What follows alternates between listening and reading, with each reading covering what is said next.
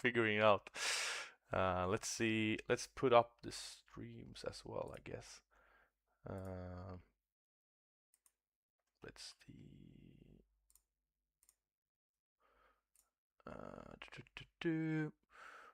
Let me just see if I can put up the. Okay. It's working, I guess. Okay, cool. And let's see on YouTube as well. Let's see. Let me just see if I can put up the. Yes, I think it's working. I think it's working. Okay, let's see. Can I get all chat? Nice. Okay. Cool. I think it's working. Let me just do an announcement as well on here.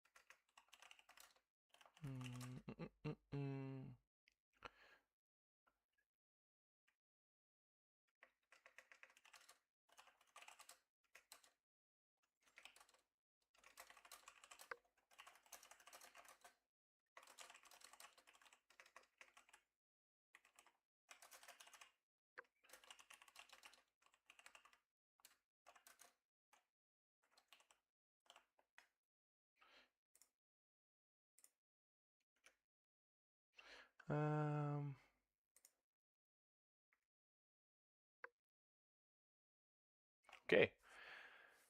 Good. Then we have that done. Okay, everyone. Hello, how are you doing today? I am going to do some reaction videos today, actually. Or video. I'm going to react to some content. I was going to do with, yeah, just in this industry, basically, like PC building, new products, talk about it, give my inputs and thoughts. I have not watched any of the videos myself before, so it's the first time I'm watching them as well. So it's going to be interesting. Yeah, and just give my input on different topics. And yeah, feel free to give any like inputs or questions whatsoever, and I will reply to them. I think the chat is working. I'm not 100% sure. I'm not usually actually streaming on my PC, which is the first time, or like second time maybe. So yeah, I think it's working at least. Okay, let me actually pull up. I think I should be able to test, right? Let's see if it enters the chat or not. Yes. Okay. Good. It seems to work at least. From that side, and then yeah, perfect. Okay, cool. So yeah, let's hop into the video, I guess, and yeah, let's see what we can do. I think I should have everything set up correctly at least. So this video is about Optimum, who is doing a special build. I don't know a lot about it. It was recommended by Linus. So yeah, we're going to look on it and just see where the video goes, I guess. Yeah, he often do very cool, very cinematic stuff. I haven't watched him a lot. I have seen some videos popping up. Hello, Racing. How you doing, man? How you doing? Does the sound and everything looks okay here? It's first time I was actually streaming from my PC, so that is new for me at least. Let's see, I will do that maybe like this is better because I have the chat on that. Whoops, on that window. Let's see.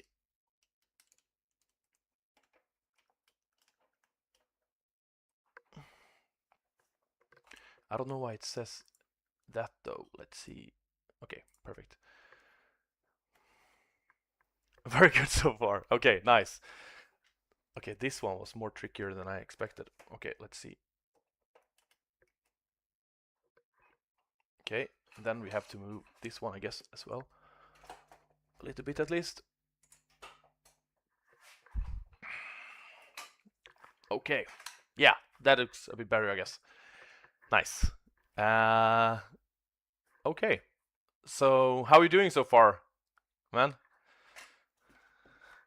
You're better with your... Was it your arm, or what was the problem again? I don't remember exactly what...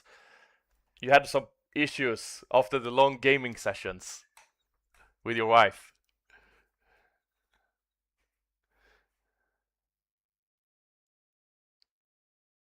We got the same mix. I hope it is good. Yeah, right now I'm actually using this one, so it's probably not as good as the other one we have, both of us. But I think it's going to be good enough, at least. I hope. Arm is still frozen. Damn. Is there a way to better though? Okay, that's good. It's moving in the right direction at least. Moving in the right direction.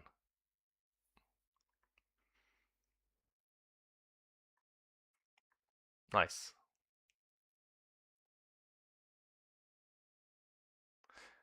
Okay, so let's start a video and see what video is about, I guess.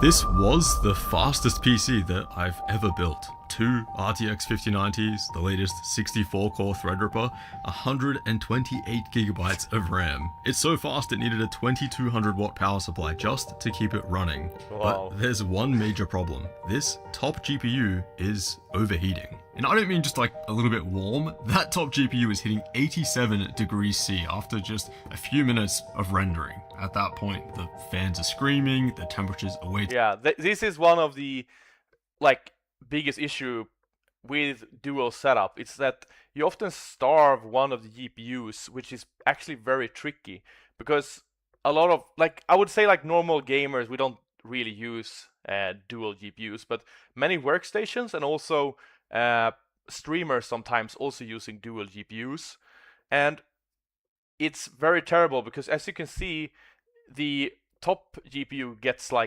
basically no air, and the air it gets is basically from the other card, so it's using hot air in that GPU, and because it's so close as well, it's really hot air compared to if you had more distance. So this is actually something that I also thought about a lot with the industry, that we have them operating this way. I know that there is some server cards. They have the intake on the side of the card instead, and the exhaust on this direction. So it doesn't go, what can I say, bottom up, and then instead it's traveling that way. So for this is actually better. Yes, exactly. Good for rendering, not for games. Yeah, if you're streaming, you can sometimes have a dedicated one for your streaming setup, and then one for the game itself. Depending on what you're running, but like you said, most gamers don't use the dual ones. But it's still pretty cool. I would say. Too hot, and I'm actually losing a bit of performance from that GPU as well. Basically, I have no option but to try.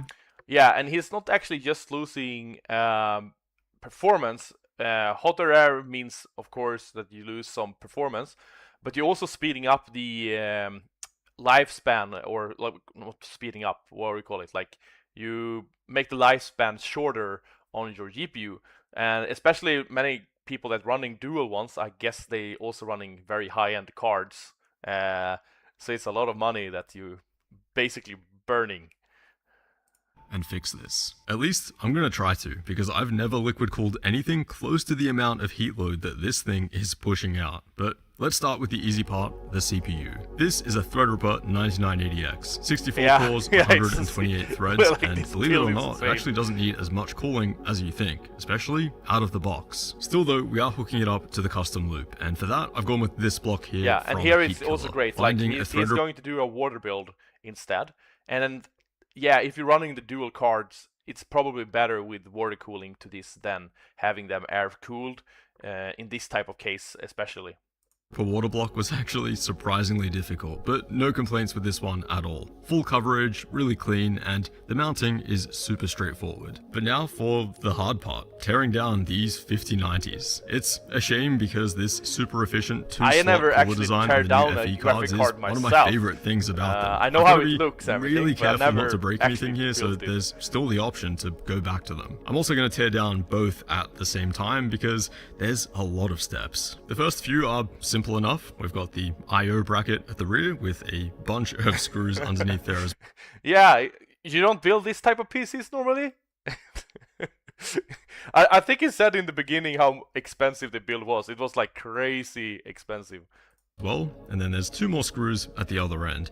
Then there's this hourglass piece on the backplate that's held in with magnets. I wedged a little plastic scraper tool in there, which seemed to work pretty well. Then we've got four more screws here, which lock in those two side parts on the backplate, and this is where it gets really weird. The PCIe connector on the Founders Edition GPUs are actually a separate piece. It's connected here with What? 6 more screws and its own little retention bracket. I'm being very careful with this part because, yeah, you don't want to break this. You're probably thinking that this is insane over-engineering for a GPU by now, but it gets even crazier. After that, we've got Wow, I 4 didn't more know it was screws so holding in many the main part of the parts to backplate, even which we take it lift apart. off and reveal the insanely dense back portion of the PCB. Then we get to one of the more tedious parts, these tiny cables. One of them is this tiny 2-pin cable with Oh my a God. sliding latch, and then there are 2 more ribbon cables with latches that need to be carefully lifted up. Yeah, if you have I a wouldn't- small tool like, I wouldn't like a dare to do toothpick, it myself. that will make this a lot easier. Then With there's this type this of part cards. right here. This is actually the connector for the rear I/O. All of your 4K ray traced frames are sent right through this thing here, Yeah, the which assembly is is just alien, so yeah. insane. From there, we've got the 4 main screws Yeah, clamping like, the GPU it's down to too the much heatsink, money and for me I was super touch. careful here. And I barely I know did as well, one like, I'm full not screw the turn most at a handy time just to make sure it releases person, as so- evenly as possible. Yeah. Even the retention bracket is just straight up nuts when you really take a look at it, because NVIDIA don't use any springs for mounting, it's just the pure tension that you get from this pre-bent bracket. And that's it. We can now lift up the main ingredient of what makes an RTX 5090. I knew this thing was small and dense, but holding it in person and seeing how close all of the components are together, man, it is just And something not more, else. yeah, I mean, exactly. the GPU itself is massive, the GDDR7 memory this is stacked also so pretty closely amazing, it's like, practically how overlapping. big the cards and don't actually forget, this are board also because of includes all of the dense cooling power and circuitry as everything well. on There's them. basically no room for anything else. Making the circuit board this small is one of the main reasons the cooling is so good on the 5090 FE. Air can push right through the heatsink and right past the circuit board completely unobstructed. Liquid metal is also one of those reasons, allowing for a higher thermal conductivity to the heatsink. We'll be reapplying this with something fresh in just a minute. And there's actually one more thing. We still need that I/O cable if we want to make a complete GPU. These are the last steps to completely disassembling this card. A really nice Removing the card, fans, like, wrestling with really the nice heatsink looking. and the annoying clips that it's held in by, So and then super carefully removing that insane connector after applying a bit of heat. And that's it. That's the 5090 FE completely torn down like 8 million parts later. And then fast forward Yeah. a bit of time later, I here would they be are with so scared to have all these parts and, like, you know, where does everything go, and, you know, be able to get it good again. And it's also about, like, I don't know how sensitive they are now, but like the torquing on everything needs to be good as well, right? So it doesn't sit too loose or too hard torqued as well. Yeah. It's crazy, like crazy, but it's the so water cool. blocks installed in It's there. so Just cool. take a look at these. These are some of the nicest GPU water blocks that I've personally ever seen. For me, I this wonder if it's how workstation difficult it is to actually get, like, to be able to buy, like, directly from NVIDIA, just the, like, card itself, like the chip, and not the everything around it.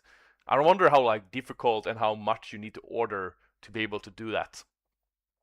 just pure performance aesthetic, absolutely annihilates the typical gaming GPU water blocks that you'll see with acrylic and RGB. Also, can you believe that this is a 5090? I mean, it's still kind of blowing my mind how small this thing is. Very compact, single slot, 234 mils in length, inlet and outlet ports at the very end.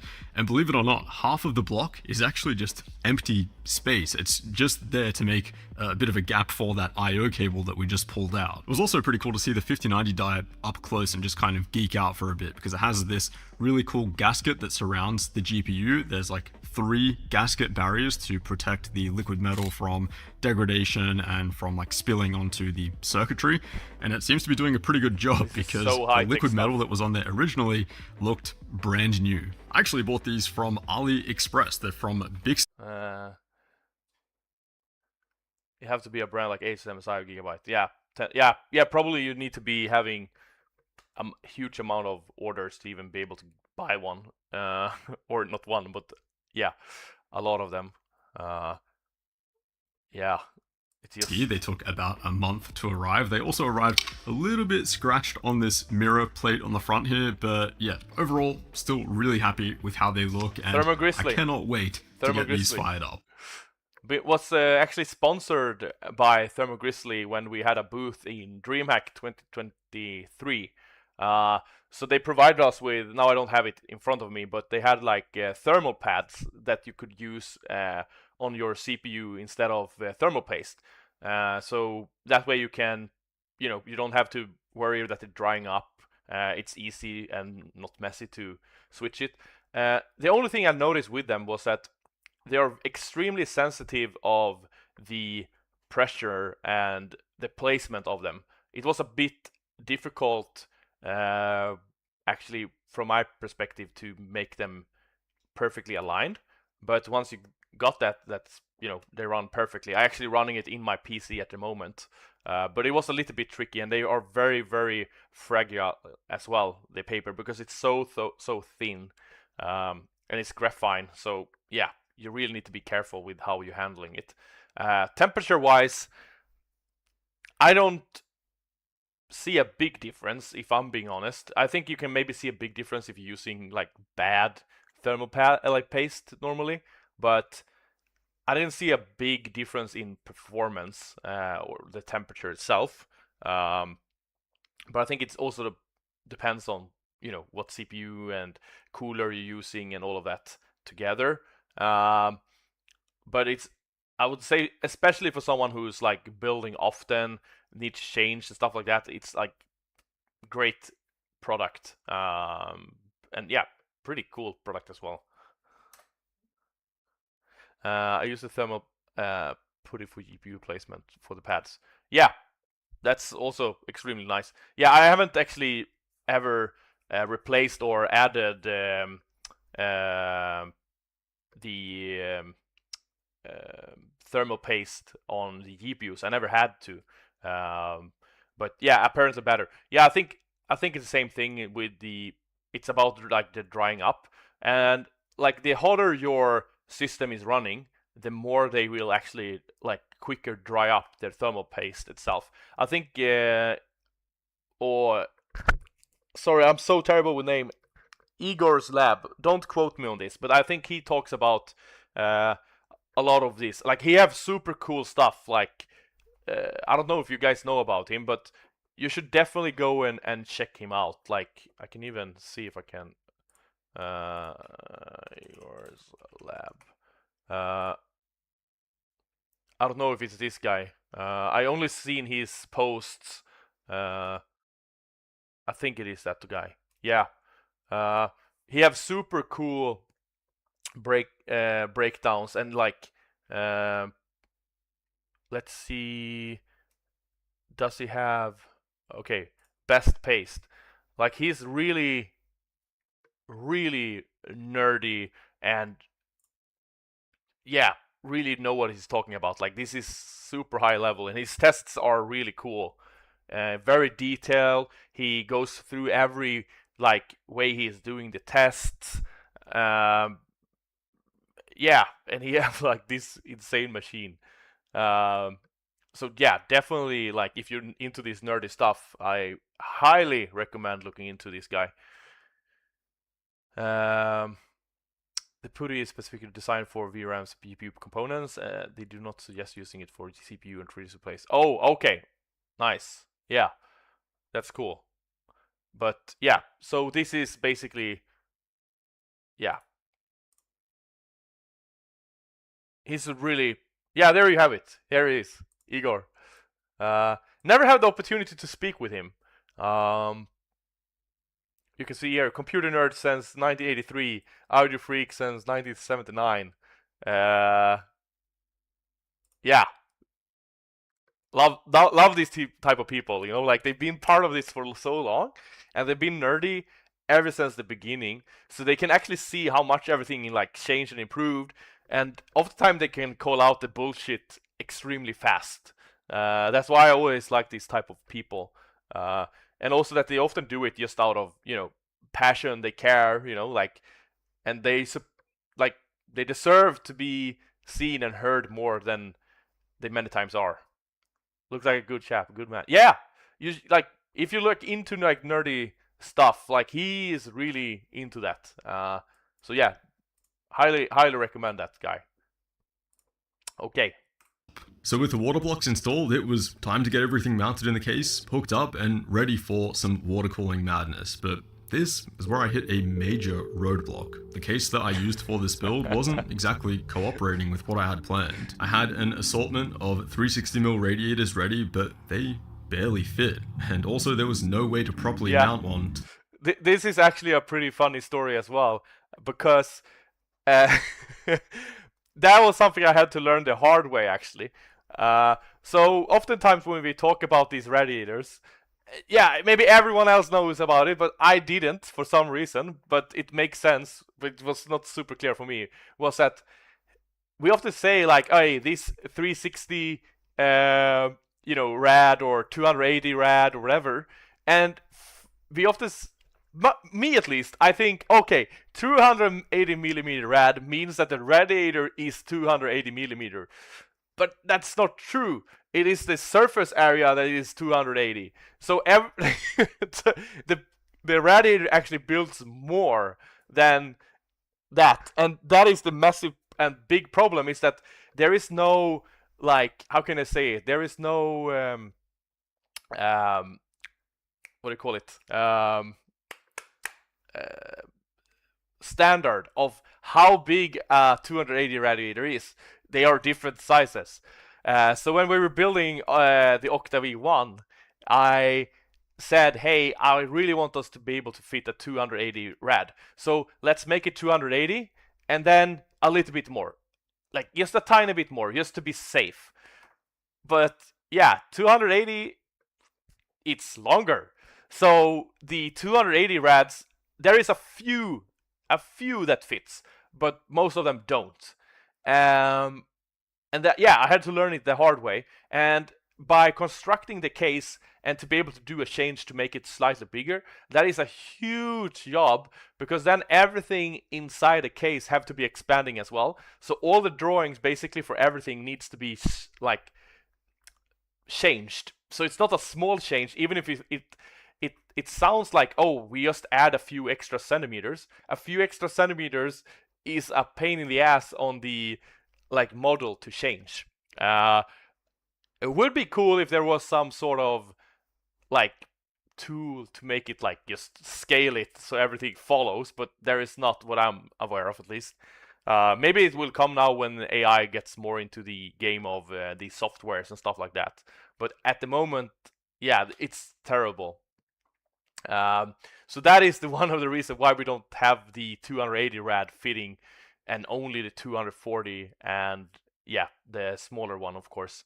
But like I said, there is a few 280 rads that actually fit, but we say it doesn't fit because it's easier that way. The case was never really built for water cooling firstly either, so it's not a huge deal for us. It was just yeah, that way. So yeah, I can understand this guy's frustration. the bottom. I had this epic plan. You know, this build was going to have a ton of cooling, it was going to look dense and insane, but that's not where things were heading. It's definitely not Vantex's fault. You know, this case is really nice if you want to build something similar to my initial air-cooled build, but extreme liquid cooling, yeah, that's not happening. So I gave up and got myself a new Apple Mac Pro.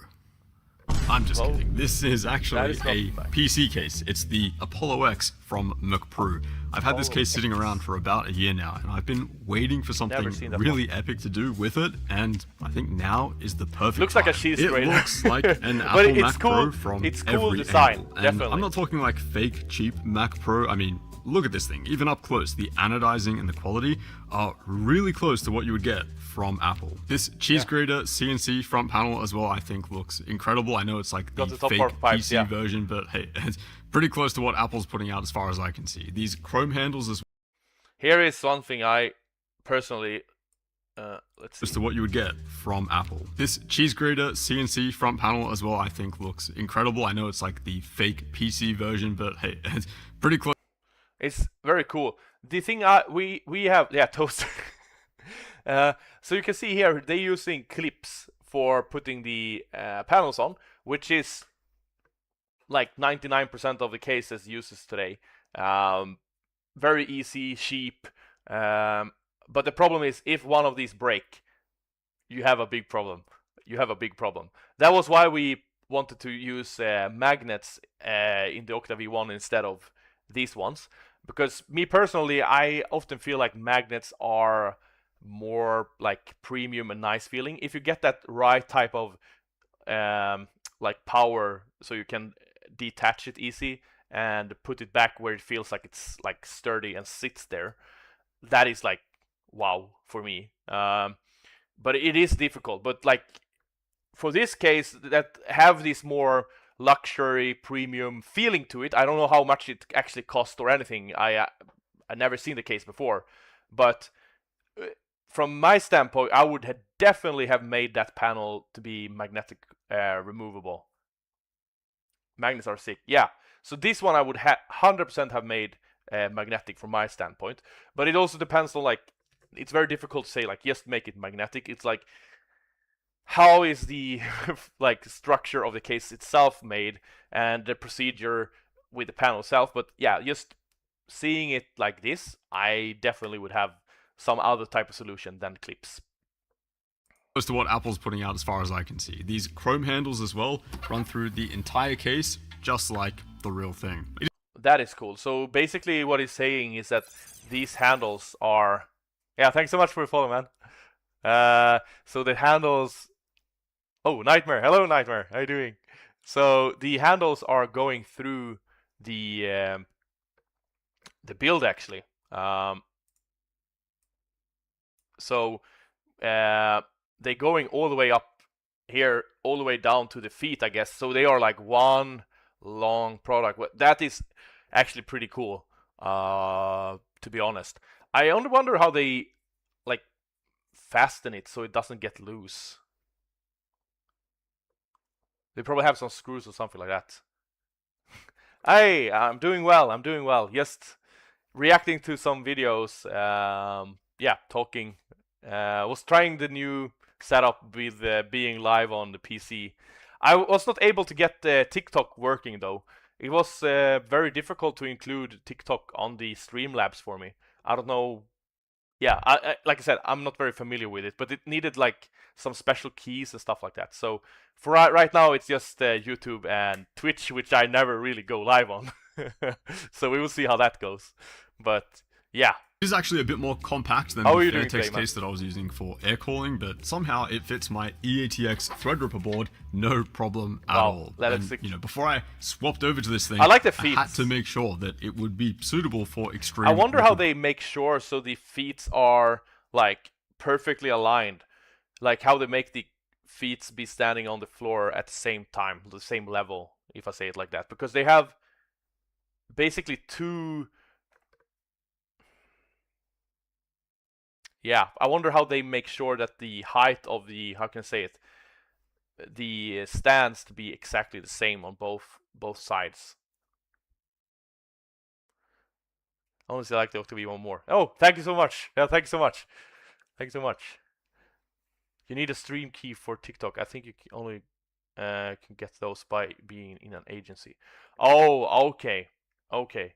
Then I have to maybe reply to these, like, I have literally over 100 messages from these agencies that always after my stream contact me and want to onboard me. I don't know what it is, you know, like I don't know what it is. I haven't even replied to those people. It feels weird, but like I said, I'm not very big into this streaming community stuff, so maybe it is something that people do. I don't know.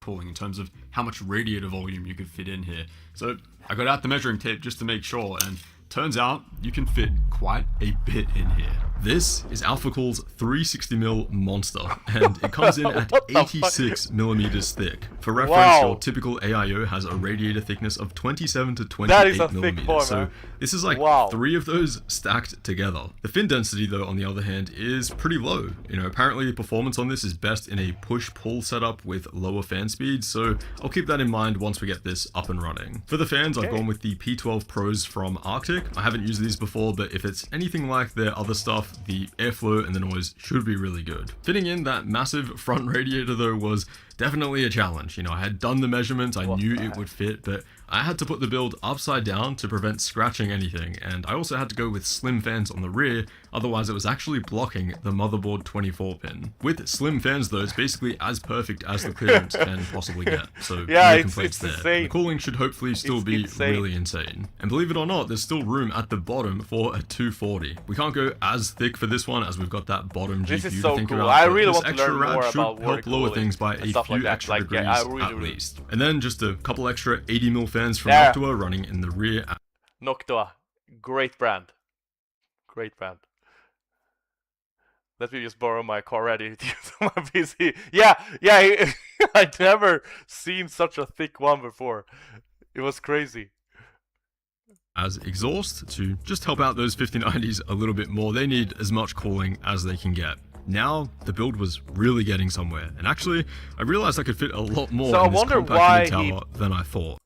Now the build was really getting somewhere, and actually I realized I could fit a lot more in this compact mid-tower than I thought. But there's one more part that we need. And it's this, the pump and reservoir. And the one I've gone with here is this insanely clean Uni 240D from Steelkey with an Apex D5 pump from AlphaCool. This is not only going to pump coolant throughout the entire loop, but it serves as a nice distribution block as well and a tank for some spare liquid. The problem though is finding somewhere to mount it. We don't exactly have much space left over. Luckily though, before I installed any of the parts, I actually 3D scanned the always felt about like water cooling builds. Like it's really cool, but it like the level between like if we take a normal builder and then like water cooling, like the gap between it, like technically and difficulties to build it, it's very big, and it's a lot of things that is put on the user to,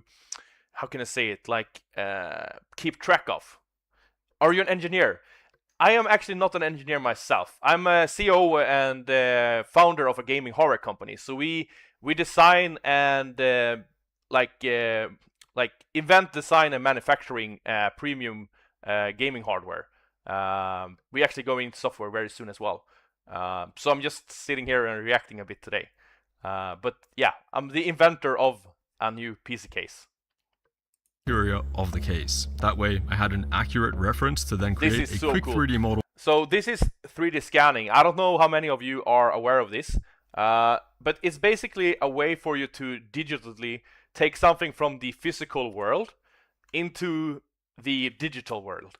And it's about like measuring stuff. So we actually done it for our case, which is very, how can I say it? It's not very common to do it in manufacturing today. We often do it like in a very small things. Engineer, pioneer, inventor, CEO, founder, game, nerdy. Yeah, yeah. There you have the summation.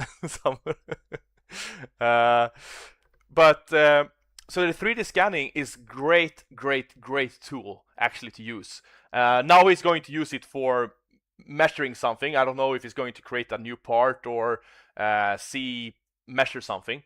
But the way we used it was that when you do the engineering and drawings, for example, when you invent a product, you do different measurements, and then you go to the manufacturer, and then you manufacture it. And the thing that you have, let's say, I can say it, the measurements you have on the CAD is not always translated to the real life. Like, you always have a difference. It's like, that's why you have something called tolerances, to be able to make sure that if the manufacturing is not being exactly the same as your drawing, then you have the like play field that it can be a little bit wrong. And that is often where most companies stops. But then there is some companies who push it a little bit further. So after they have manufactured, they actually take the parts, they 3D scanning the parts, so they get them digitally. So now they can compare the digital first copy with the real life digital copy. So now you can see how big difference is it between the real life and the CAD, and do we see any problems arising in the manufacturing? Because sometimes the manufacturing can go wrong, but you don't see it with your own eye.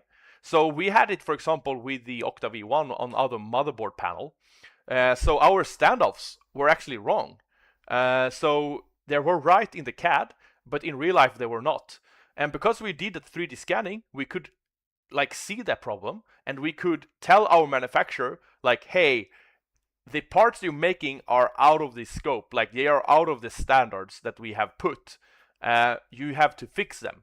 If we hadn't done that, they would have been passed in the quality spectrum because we can't see it with our eyes. But now, because we could do the 3D scanning, we are allowed to actually compare the parts.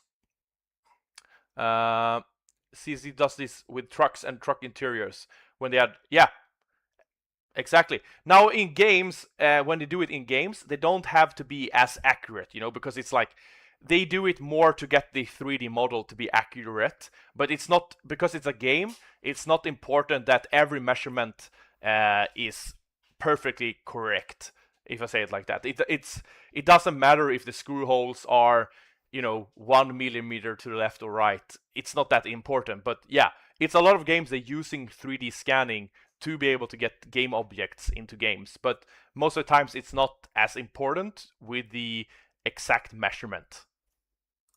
That way I had an accurate reference to then create a quick 3D model in Fusion and then work on some custom mounting for this pump and res. I've actually done this exact thing a number of times in way smaller builds too, but this one was really tricky. The only empty space left in this entire build is in front of the motherboard, and this thing just barely fits between the front and rear fans. There's basically 5 millimeters of clearance on either side. Making things worse, the mounting points on this pump res are behind it, so I can't exactly just, you know, fit it in and screw it in. I need to make something that was hidden and clean and also toolless and secure. After about an hour of playing around, I came up with this. It's a sliding rail kind of design with a little notch on the other side, so it kind of locks itself in, but if you really want to release it, you can just by applying enough force. At least, that's how I imagine it to work. I ended up 3D printing this in resin on the Formlabs Form 4 because it ended up actually being a bit faster than filament when I looked at the print files, and also because the tolerances for these sliding parts need to be basically perfect. And it actually worked. The rail slides in and self-locks just how I imagined. I did have to reprint this though, just to get the mounts lined up perfectly and also to thicken up the ones on the pump res side. But yeah, now it sits really nicely in that top part of the build. And the best part is, if I need to pull it out to access the RAM or the CPU, I can do that really easily without a single tool. The only thing left to do was to drop in those 5090s, hook up the tubing, fill it up with coolant, and finally see if everything had worked. Hello, how you doing, man? How you doing?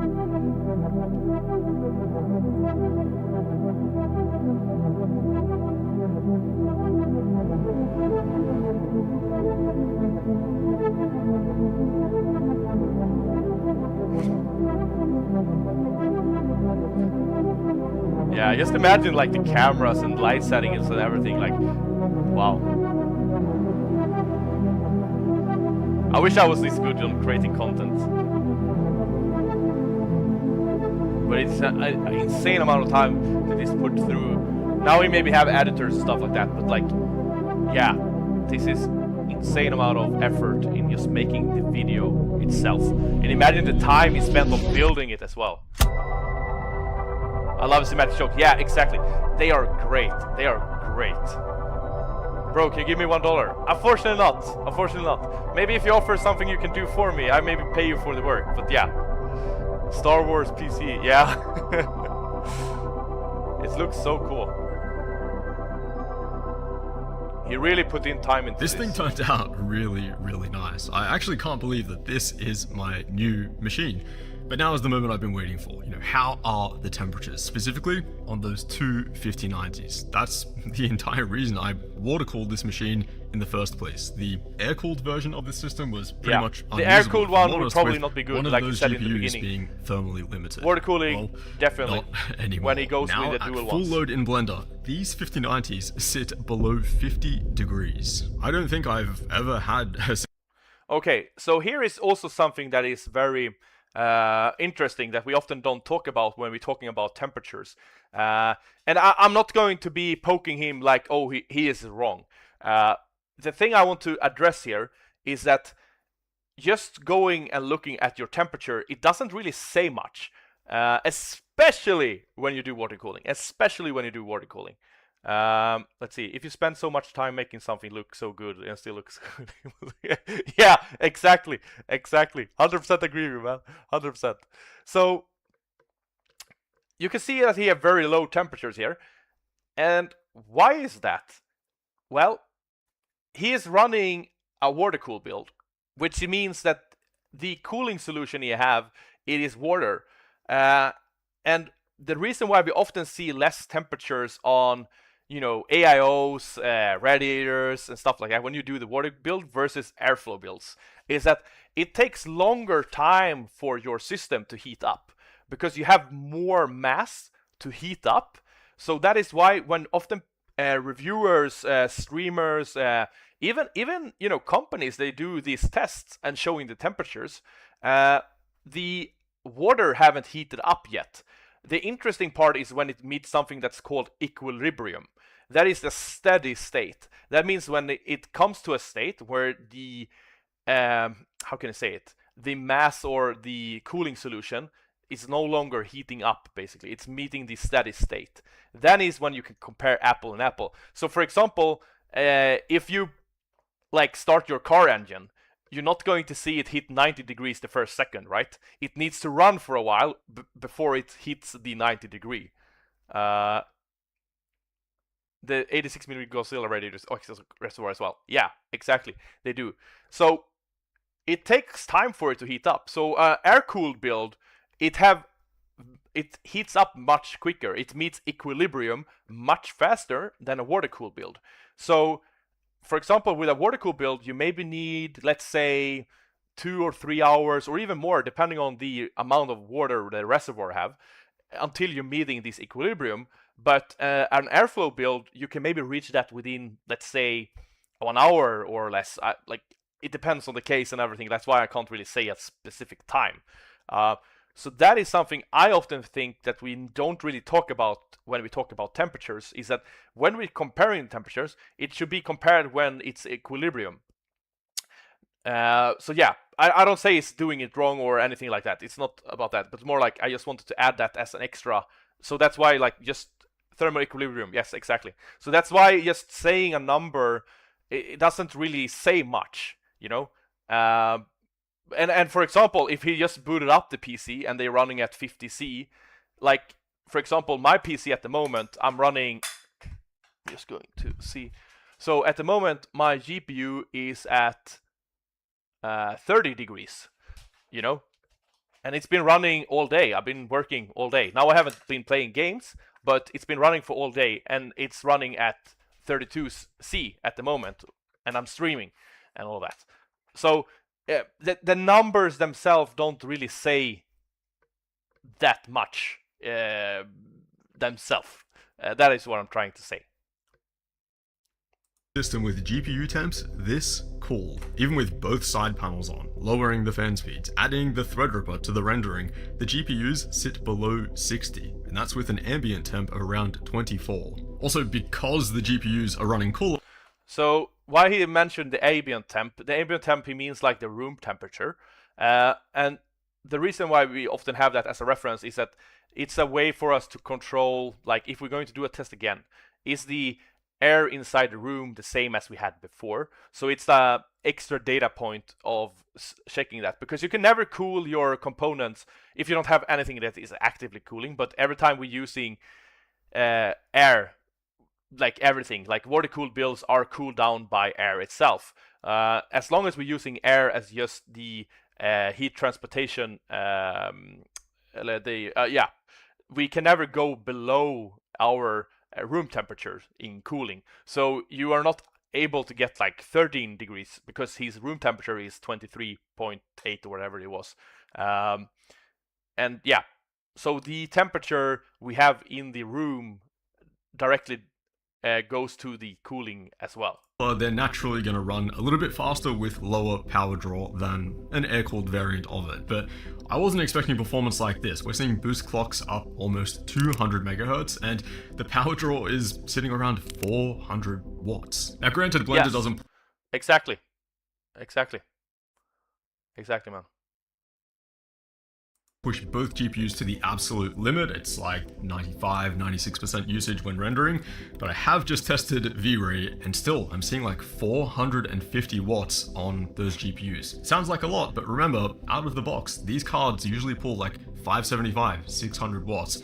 So yeah, the power reduction and the performance increase just from liquid cooling, I mean, it's a cheat code. And I am actually really glad I went with this case. It is extremely convincing as an Apple Mac Pro, but then you take the side panel off and it looks like something from a different planet. Yeah, the performance of this, by the way, compared to a fully spec'd Mac Pro is in a completely different dimension. Apple is still really lagging behind when it comes to GPU compute on the enthusiast end. So, you know, MacBooks, Mac Minis, I personally love those, but for this stuff, rendering, gaming, just exactly. Yeah, that is what I meant with the active cooling stuff. But yeah, it's extremely rare that you have that. Horsepower, it's not even close. So yeah, I cannot wait to put this thing to some very good use. Extremely cool build. I wonder if he's going to actually build it, like use it himself or not. But let's go back to really nice. But yeah, really good, cool build. Like he put a lot of effort. You could definitely see that. Looks amazing. Yeah, I don't know what to say more. Like, yeah, super nice. Imagine running the night train through the pipe. Yeah, I don't know how that would like work, to be honest. But yeah. I was thinking about having, I don't know, like the next video to be maybe looking at this Steam machine. I don't know if we're going to have like Linus Tech Tips or something like that, pull it up. Could be interesting to have a look at that as well. Let's see, Steam machine review. So let's watch that one because I wanted to actually have a look on that as well. It's been a lot of talking about this product, which is 100% understandable. I think it's a interesting concept. Condensation would be a problem. Yeah, it probably would. But if you have a it will probably be still a problem, I guess. So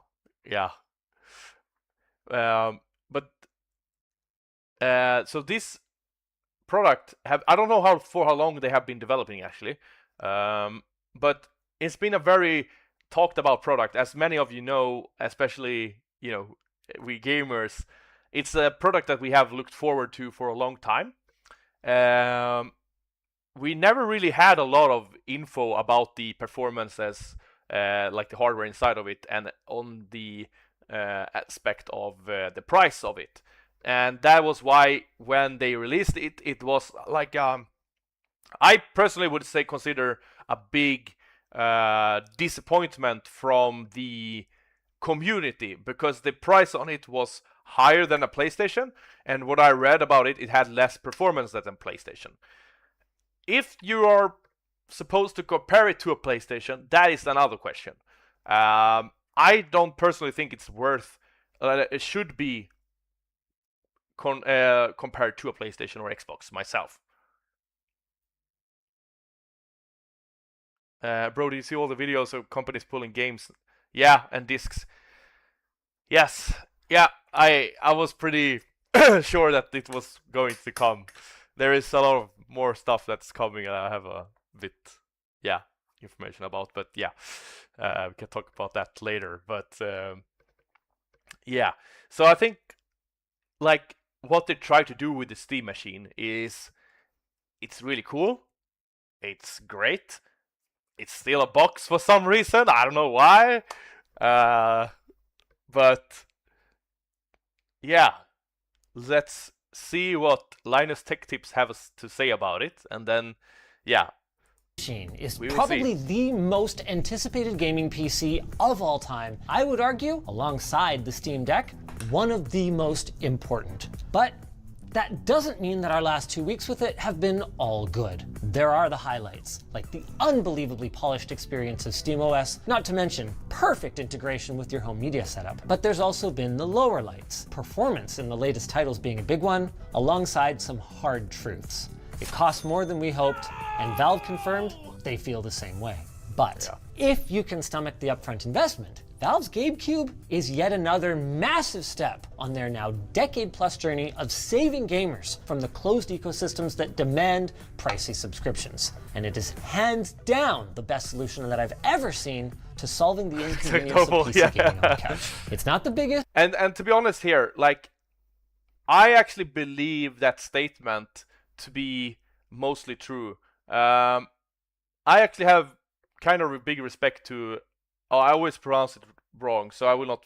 Let's say Steam, because I have very difficult saying Valve. Yeah. Anyway, you know what company I'm talking about.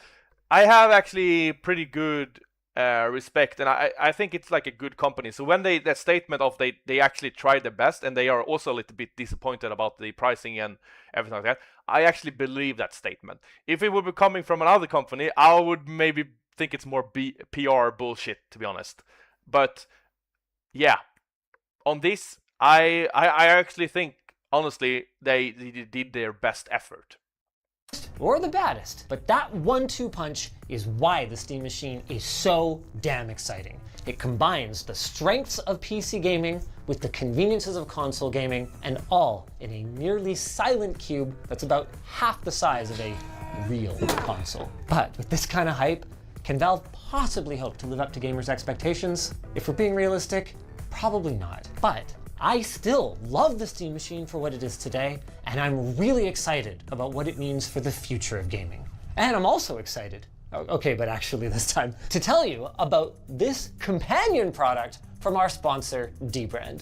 Their robot sent over this companion cube case for the Steam Machine. We'll look at it in a bit more detail later, but pre-orders are live now, so go to shortlinus.com to reserve yours. I mean, even if you don't want a Steam Machine, this thing would look so good on your shelf.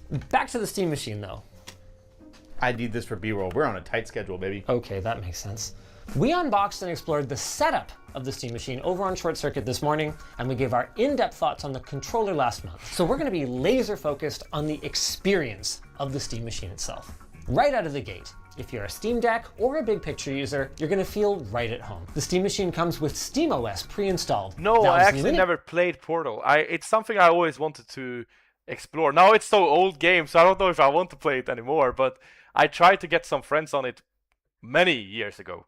But yeah, I have actually not played it. Based operating system that they've spent over 10 years optimizing for gaming. Why did it take so long?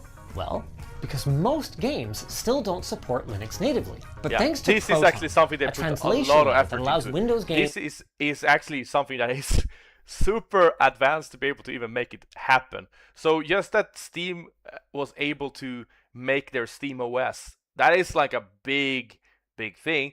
And me personally, I really like the approach of it, because like most of us know, like Windows, like, you know, all eloge and effort to Windows, of course, but for when we're playing games, we often just want to play games. We want to like our resources to go to the gaming and not to something else. Like many times it's just like, that's why PlayStation, Xbox, etc. consoles have been very, how can I say it, optimized to even run on lower performance hardware and still get you good performance.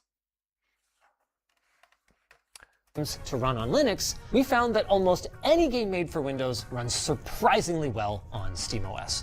No command line, no driver conflicts, just press the button. And this is also something I believe that now when Steam is pushing their SteamOS, because before we have to think about it like this. Like if you're a game developer, there is not really been a big reason for you to actually make your game suitable for Linux, because the amount of user there is very few, and it's never been a OS for gaming really. So there is not a lot of games that have been possible to run on Linux before, and that is the main reason for it. The same as iOS is that there aren't as many gamers on iOS, but now when we have this switch going with these, I believe that is going to maybe open up more possibilities for game developers to actually look into making the game running on Linux better. But now the Steam OS also handling, they do most of the work, but it would be better if the game developers from start did create the game to be able to fit Linux as well, of course. But it always comes down to the extra, I don't know how much extra work it actually is for. There is probably extra work to make the game running on Linux. So don't get me wrong, like it's, probably not like just check a button. It's, setting stuff up, but it's very interesting concept, and it's something that they provide that no one else at the moment can really provide, actually. I've seen like some sort of like side projects or whatever you're going to call it that have tried doing this for a long time, but it's super advanced and it requires some really genius people to pull this off, especially in this level that they have done here. One of the Steam Deck's greatest strengths, and that remains true here. And even if somehow you don't like SteamOS, well, great news. Valve takes a very open approach to their hardware. Or should I say, your hardware, the way it should be. So the Steam Machine allows you to install any OS you want, even Windows. It's just that if you did so, you would lose out on some of its best features. Yeah, this is something where it comes down to something that is difficult in product development. And it's about openness or close. So often I picture like if you have different companies. So let's say Apple, I would consider them as a closed type of company. Their ecosystem is closed. It's only for their own stuff, basically. They have been opening up more over the years compared to before. Before, everything was like, you had to have Apple stuff. You couldn't put Apple's products on others' products. You had to have Apple products run Apple softwares. And the great thing about it is that when you have it, you're really controlling the user experience. You're making sure that the product just works. That's why when you have your iPhone and you have your like AirPods, they directly, every time they connect perfectly. Your Magic Mouse, your, everything that is Apple instantly work. There is no need for, updating a driver, there's, a mismatch. Like everything, it works smoothly, it's optimized. You're controlling the user experience fully. Then on the openness of things, which is great, like you get, like let the users have the possibility to do anything or more in that sense. And it's a very nice philosophy, which we also trying to apply on Olicus. But the problem with it is that how do I make sure that the users have the best experiences when using the products?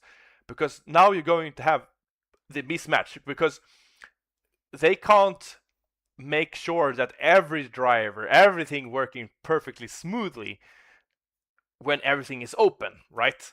That's why we have, like, if you think about it, like you're buying like a weird off-brand thing to your computer, like your Windows machine, and the drivers are terrible. Now me as a user, I have a terrible experience using the product, right?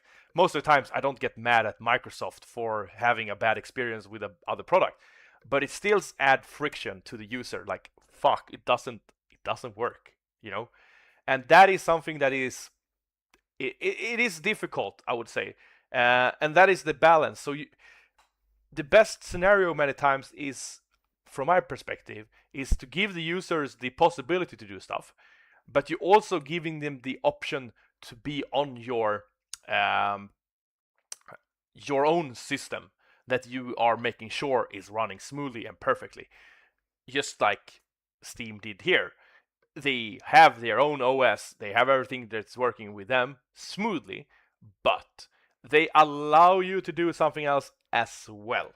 So now the frictions is not going to be, oh, Windows is not really working fully functional. It's more going to be, you know, you as a user, you don't make it run smoothly as possible. But of course, that's not always the perspective of the user, and that comes down to, again, like, how is the user viewing this issue? And if the user have issues with an Windows installation, are they going to contact Microsoft, or are they going to contact Steam, like Valve, on this? You know, the user just want their problem to be fixed. And that is also something that can create friction and problem for a brand over a longer period of time. That the users maybe feel like, hey, this is an issue that Steam should fix. So they calling Steam, and Steam says, hey, we are not the provider of Windows, that you have to call Microsoft. And when you call Microsoft, Microsoft will say, yeah, we don't support installations on Steam machines. And what happens now as a user? You have nowhere to turn, right? You as a customer and user, you have nowhere to turn yourself and ask for help. Like, no one is going to provide you the help. And now everything sucks. So now you could fire bullets at Microsoft or Steam or both of them, and if you order yourself, but it's not going to be a nice experience for you, at least. But I like the concept, I really do, and that's something that I aligning with, and that we're trying to build in our company as well. Like, we want the openness, but we also put the Olicus systems so that it's working fully. But we also make sure that other people can do stuff with other products as well. I'm just going to quickly check one thing.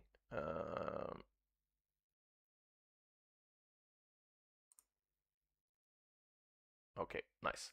So yeah, let's continue. Like a personal favorite of mine, the ability to suspend your software and resume at the push of a button, just like a console. Seriously, thank you, Valve. Okay, we did find that there were some times that resuming a game would take a little longer than we'd like, but most of the time it was really quick. I'm talking like 5 seconds, which is a huge edge over booting up your PC, loading your launcher, and starting a game. We did notice that sometimes the SteamOS UI would become laggy while a game is suspended, but realistically, we're dealing with pre-release software here, and with how much Valve has refined SteamOS on the deck over the last few years, which is much less powerful hardware, I can say confidently that they're going to get that sorted. The other big one for me is HDMI CEC. It doesn't have the best marketing behind it, and it doesn't have a sexy name.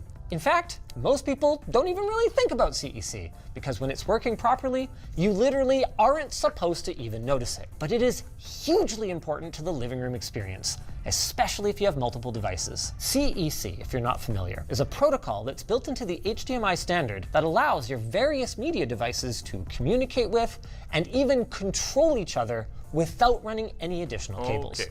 The most common uses for it are allowing your soundbar volume to be controlled by your TV remote, or having your Android media box and AV receiver power each other on and off in sync. Now, most PCs straight up do not support it. This is both a hardware and a software problem, and there's no hint of a solution on the horizon. So achieving any kind of seamless operation involves like janky IR receiver boxes and or complicated home theater automations.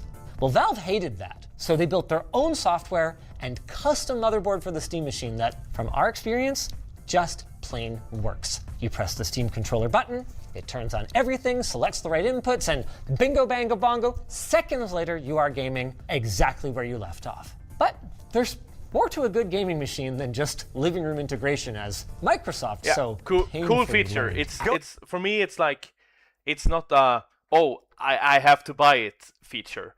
It's a cool extra value to the product itself, and that is also something that comes down when you develop product. Is that a lot of the products themselves are not really something that makes the user how can I say it?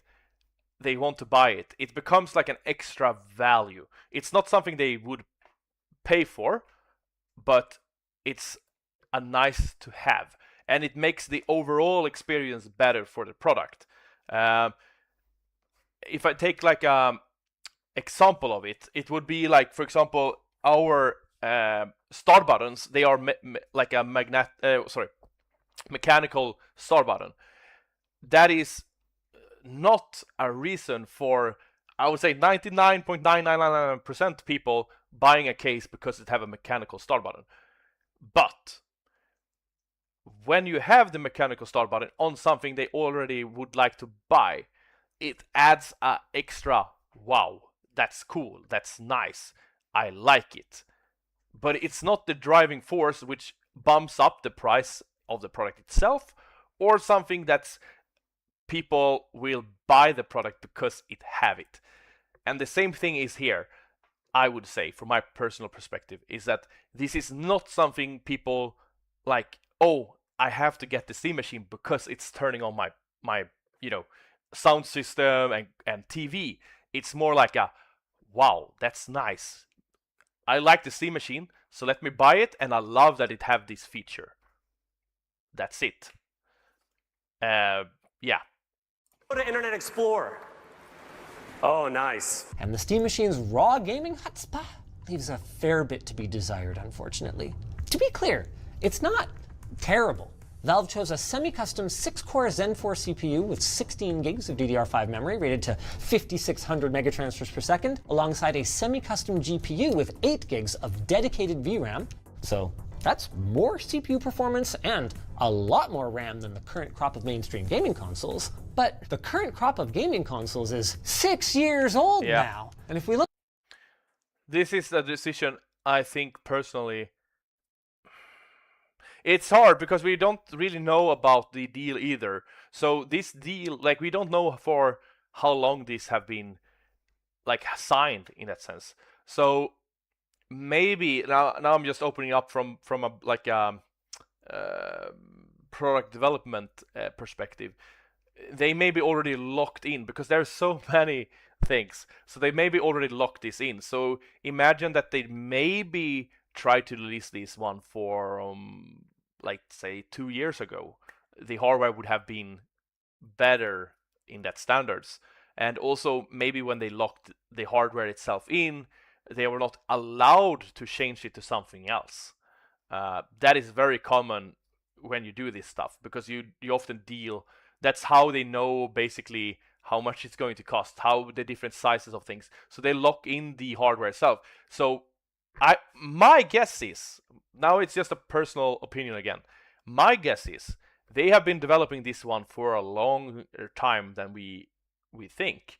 And they had to lock in the different hardwares pretty quickly, because when they developed everything, they needed to know exactly what hardware was going to get into it, approximate what the price was for it, and then they start developing everything around it. And that, I believe, is why we see these specs to be on the lower end of the spectrum. Because I also believe that they truly try to push this PC or console, whatever you want to call it, to be matching the performance and price of a console, but have the possibility of running your Steam games like a PC. That is my personal thought on it. Like, I truly believe that they tried to make that happen, but I think, like many projects, it took a bit longer than expected. The price increases made it really difficult for them. So they didn't have a lot of power to switch something, like swap something. And yeah, and we don't really know how hard coded the well, not me at least, like how hard coded is the components to these as well. Like I don't know how well, I know you can switch the components, but like how well is it actually operating if you're switching out every component to something else? Because maybe when they coded it, they more optimized and hard coded it for exactly those components. You're maybe able to put in more RAM or storage, change the CPU even and GPU, but what is the downside of it? Is there any downside? I don't know. I haven't done the research for it, but just something to bring up. Closely at the specs for these chips, they look more semi than custom, with a strong resemblance to laptop chips from 2023. Now, according to Valve, that's not a problem for most buyers. The Steam Machine should outperform approximately 70% of the gaming PCs that are out there in the wild. And if the Steam Deck is anything to go by, developers will squeeze blood from a stone, optimizing for a popular hardware. And this is also something that is very interesting about Steam, is that you probably, all of you have gotten this like, hey, can we scan your system to see what hardware you have? So they have a lot of data on what the users actually have. The problem, I believe, is that they have the data on what type of computers we have. But my biggest question is, I don't say that they haven't done it, but they say it's outperforming 70% of the hardware that people uses, right? But have they checked what type of games these people are playing as well? So the Steam Machine, they often show that you can run like Cyberpunk, etc., right? But is that 70% that it have better performance, that do those users actually running those type of high level games? Because that is how they should, and I hope they did, that is how they should have framed it, is about the type of games that we are seeing our users to play on these consoles. How many percent of them, what hardware do they have? Then you get the right spectrum, not the overall, here is all users that are connected to Steam and what they're running.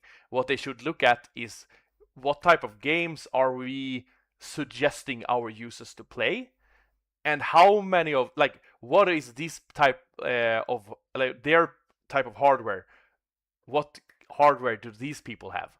That is the range they should look at. I don't know if they have, but from my perspective, that is the data they should have looked at least. Like, yeah, the users, what type of games are they playing, what hardware do they have today? Not all users, the users they're trying to approach.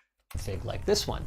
But with all of that said, I still feel pretty strongly that these are not the kinds of parts that I would expect in a 4K gaming machine, even with the asterisk of FSR I don't think it's going to upscaling. run. But I 4K. could be wrong, right? So let's take a look at the numbers. Right out of the gate, Well, it the can Linux maybe port run of it, Shadow of but- the Tomb Raider absolutely crushed Valve's target, hitting over 120 FPS at 4K. Not bad, but that is an 8-year-old game, and sadly, the rest of our suite ended up sitting with average frame rates between 40 to 50 FPS. In fairness to Valve, some of these games were probably running at settings that are a little ambitious for the humble Steam machine, and you could absolutely turn Cyberpunk, for instance, down a little bit and get a more fluid experience, but that wasn't the case for all of them. Doom: The Dark Ages, for instance, was already cranked nearly as...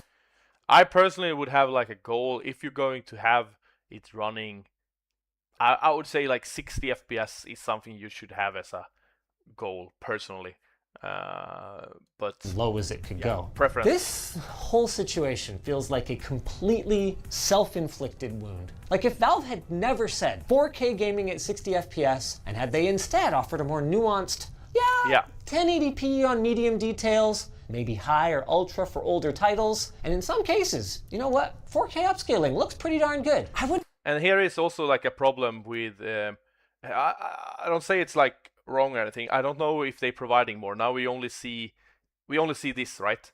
But it will be interesting to see exactly their claim, and then exactly how they did the test as well. Like exactly what settings did they use, exactly like all of these things, because then it becomes more transparent. And I kind of agree with Linus here as well. Like he says, like, oh, they shouldn't say, you know, 4K 60 FPS. Yeah, it's maybe a little bit too much marketed push actually, but it also depends on how you're framing it. So let's say with the Octa V1, for example, we have done airflow testing with third parties, like research labs and the leading ones in Europe in airflow simulation and stuff like that.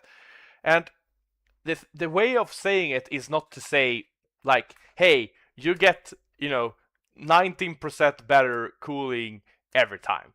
No, but you can refer to the test itself. So you can say like up to 90% cooler as the marketing or brand, whatever, talking. But then you also have to explain to them that, you know, you're referring to a test itself. That is okay from my perspective, because everyone knows everything going to run differently at any different location. So it's not a lie. But I think like the transparency of how the tests have been done, what it's about, and all of that, I think that is something that is important, personally. For older titles, and in some cases, you know what, 4K upscaling looks pretty darn good. I wouldn't even have to be talking about this. But now I have to go spelunking for what the heck Valve was talking about. And it seems like, for newer titles, what they meant was low settings with FSR set as low as ultra performance, which means we are upscaling from a mere 720p base resolution all the way to 4K Ultra HD. Okay. At these settings, all right, sure. All 5 of our games did hit averages that are comfortably above 60 FPS, but at these settings, all 5 of our games also looked pretty ugly. And there's more bad news. Even with 28 ray tracing cores, RT is pretty much a non-starter on this thing. This is true both for games where it's an option, like Cyberpunk, where we saw an average of 15 FPS at 1080p Ultra, and especially true for games that force its usage, like Indiana Jones or Doom: The Dark Ages, where only one configuration we tested managed to consistently stay above 60 FPS. And that was the handheld one, right? Yep. Yikes. To be clear, it's not the end of the world today, but whether you love ray tracing or hate it, there will be more titles in the future that will require hardware support for it, and the Steam Machine just plain doesn't have the horses. Once again, I'd love to be proven wrong here. Valve did contact us hours before recording this to say they are aiming to patch it, but guys, it's a 7600M GPU. There is no path that I can trace that will lead to acceptable performance on this hardware, especially in light of your unqualified... Yeah, they can maybe optimize a little bit, I guess, but not in the broader... Like, they won't be able to magically make it double the performance or something like that. They can maybe make some minor things, but yeah, I don't see it either as the... Like, oh, it's completely different. Claims of 4K 60 FPS, which still wouldn't be a huge problem if it wasn't for the big white elephant in the room, the PlayStation 5. On paper, the Steam Machine and the PS5 trade blows. Okay. But in real life, I'm sorry, Valve, but it just doesn't quite seem to work out that way. Now, I do have a disclaimer here. The PS5 doesn't support any kind of frame time analysis, so any numbers we give you guys are going to be kind of rough and tumble ad hoc. We explain the methodology, by the way, of both this test and the rest in our accompanying labs article. We'll have that link down below. But anyway, in God of War Ragnarok, the base PS5, which upscales from 1440p to 4K, was chilling around 75 to 78 FPS. Meanwhile, in the same scene, the Steam Machine, with mostly medium settings and FSR set to quality, landed in the 60 to 63 range. This isn't the end of the world. We actually found that upscaling was hampering our performance more than we expected, and at 1440p native, we were able to break 70 FPS, even with our details turned up. But what it isn't is a win. With that said, choosing the right games and enabling variable refresh rate is going to help to mitigate some choppiness, and you can absolutely have a really solid gaming experience on this box. Also, as these things go out in the wild, I do expect Valve's Verified for Steam Machine program to incentivize developers. Now, something I don't know actually, but it would be interesting to see if like there is like a, how can I say it, like a default setting that should be the most optimized from like Steam's perspective with the game you have. That would be also interesting because like from a user perspective, I think this is going to be extremely messy if you have to at every game go in and change the settings so it's running the best on your Steam machine. That for me feels like not as a nice experience. But yeah, I guess they maybe have it. To optimize for this hardware specifically. It's just that you got to keep your expectations in check. It's not magically going to get way faster.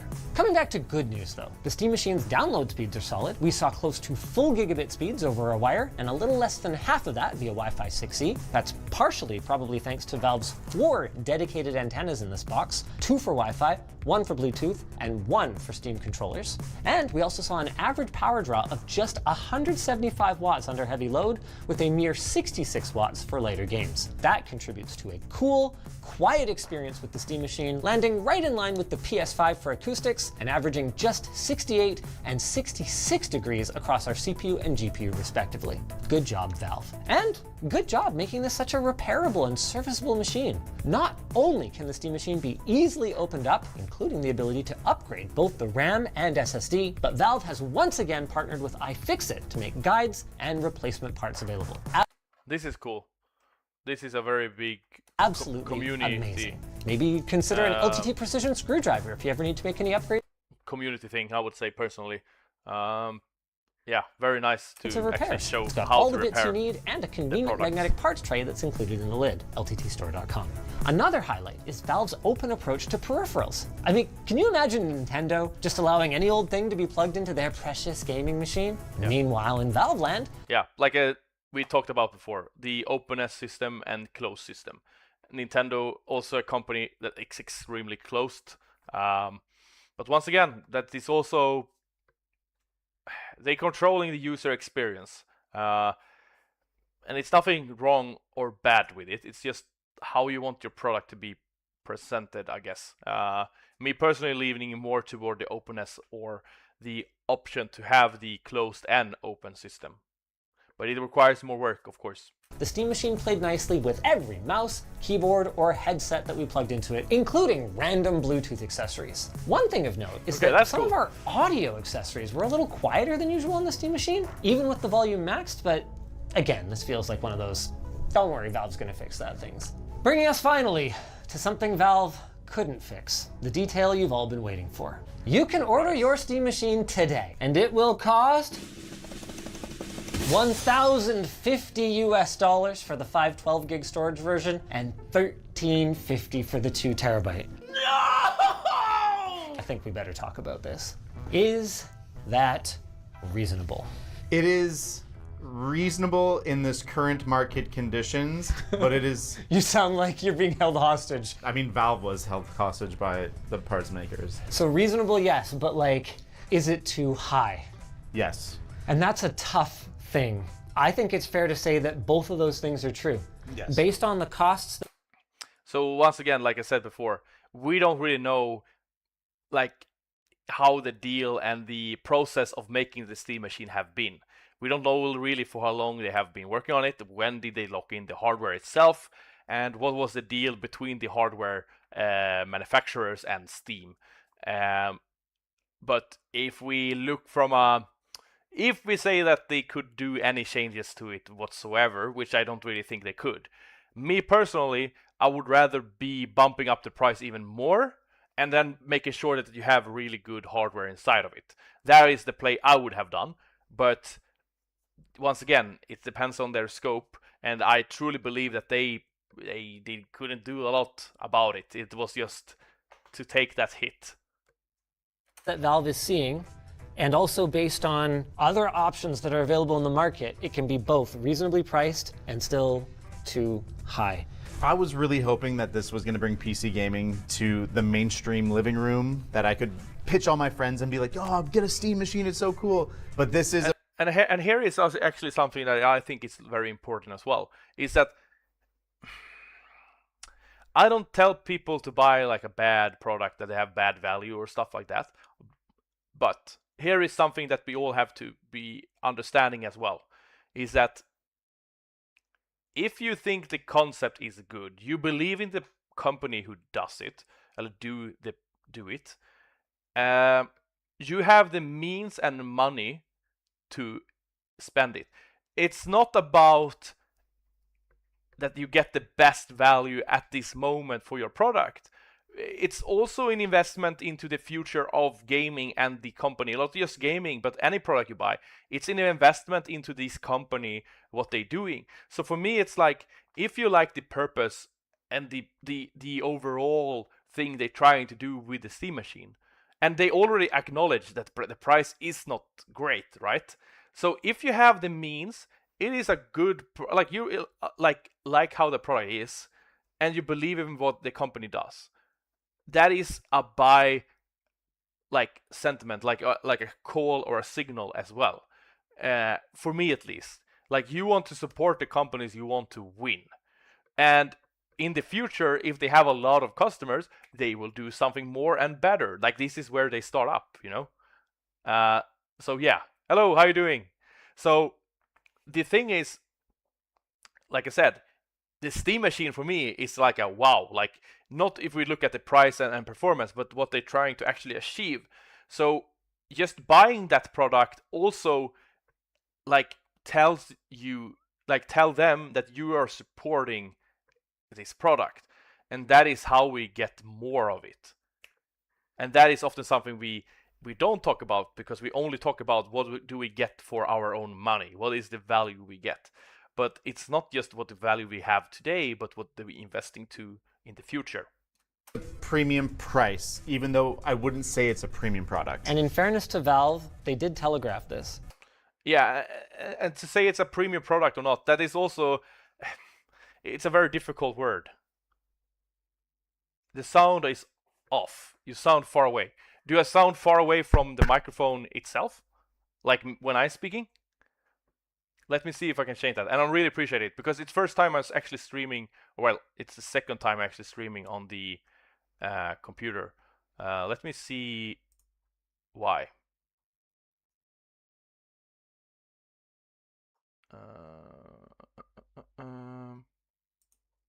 If it's on my end or not.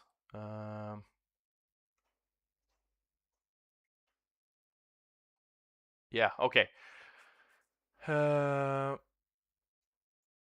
Echoing. Oh, really? That's not nice. I wonder if it's have maybe properties. Does it sound better now?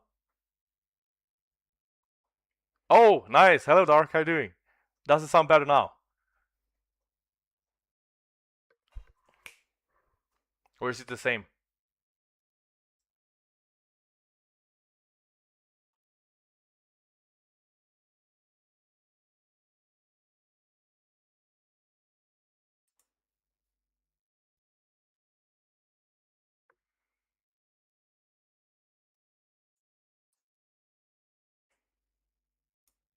A bit.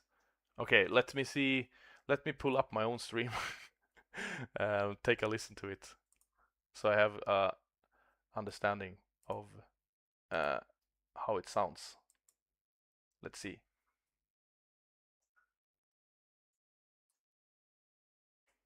Let's see. A bit. Okay, let me see. Let me pull up my own stream. It doesn't sound weird for me, so I have a understanding of how it sounds. Let's see. It doesn't sound weird for me. Let's see. A bit. Okay, let me see. Let me pull up my own stream. It doesn't sound weird for me, so I have a understanding of. Yeah, I don't hear anything personally. Inception. Yeah, I don't know. I don't know. How you doing, man? How you doing today? I'm just reacting to a bit different videos. So it's my second video now I'm reacting to, a little bit about hardware and stuff like that. So it's soon finished. I'm looking at the Steam machine at the moment. They were explicit when I came down there for the reveal that it was not going to be subsidized by the 30% cut that they're going to take on games, because they have no guarantee that people are actually going to run SteamOS on this or buy any games. And the PS5 is... Sounds different in stream and mic somehow. Yeah, I don't know. The GameCube. such a Yeah, giant, even exactly. bigger elephant in the room than I even said But is before. it okay?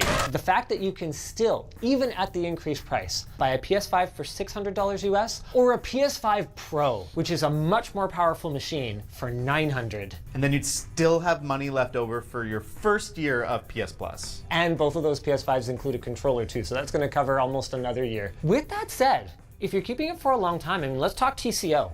That's a term that not everybody's familiar with outside of like business or the data center. It's total cost of ownership. It often gets said that on the PC side, pricing of games is a huge boon compared to consoles, but you actually opened my eyes to the PlayStation Store having a lot of deals. There was a few weeks ago where there wasn't a sale going on and people freaked out. So I think there's sort of a myth around Steam sales being way better than console, but I think we've balanced out. That being said, you can play online games for free on a Steam machine, and on a PlayStation, you're going to be spending $110 a year. That is brutal. A lot of money. That's a game and a half. Another big benefit, though, I mean, we touched on this, but accessory support. Nintendo's not the only one that keeps things locked down with respect to plugging things into their consoles. I mean, for years, entire brands that make gaming headsets, their only reason for existing at all was that they managed to get the license to produce compatible Xbox gaming headsets. Shout out Turtle Beach. They were awful audio quality, like, had no reason for existing other than licensing. Even controllers, we're living through a renaissance in the PC space, but to find something good for the PlayStation 5 that has back paddles for less than $200, so impossible. Yeah, we're actually, shout out David's upcoming video. We're doing a modding video on the stock DualSense to add paddles to it. So excited. Gonna be pretty freaking cool. I don't even know if I care about bringing this up, but there is one thing the PS5 does that the Steam machine for now doesn't, and that's VR. Yeah, I'm not a big VR guy. I don't think most PlayStation gamers are right now. No, they have like... Yeah, 12 VR, games. if it can run that or not, it's not a huge deal, I would say. I don't think there will ever be another PSVR. No. I mean, the other white elephant in the room is the custom PC you build in a white case. Literally tomorrow, we have a video coming out where we build a PC for the price of the Steam machine to compare performance. I think we're going to see better value. I think we're going to see... Yeah, 100% they're going to see better value here. That is like, yeah. Yeah, no brainer.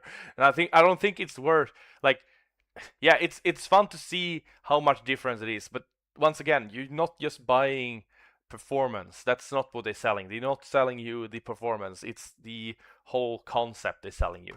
So it shouldn't be at the same value as raw performance. better upgradability and serviceability. We're going to see better performance. We're gonna have to talk about it tomorrow. I know I shouldn't be that surprised, but the performance really was a downer for me. I think if they hadn't made the 4K 60 promise, it would be a little less painful. Or if they had left the door open for Steam Machine Pro. Like if I knew there was going to be something based on a 9070 coming, that would be the legitimate 4K machine, then I think we'd be having a really different conversation. Or eGPU support, maybe some way to upgrade more than just the RAM and SSD. Okay, we've spent a lot of time harping on the price, but what would be the right price? What's the no hesitation I'd buy one tomorrow? The cube here is 4.5K.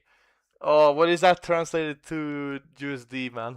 I have so difficult to have that, have that numbers. Tomorrow price. Me, or I recommend to people? You recommend. 800 bucks, I think, is reasonable. It's slightly worse performance than a console, but it has so much more openness and features that I think balances out that value. Yeah, I mean, we barely even touched on the fact that you can use it as a full-fledged desktop PC. Like, they have done a lot of work, not just on the big picture gaming aspect of SteamOS. I'm actually planning to, once we get the real Steam machine back from labs, throw it in my backpack and use it as my daily driver machine for a month. Oh, that's pretty fun. Yeah.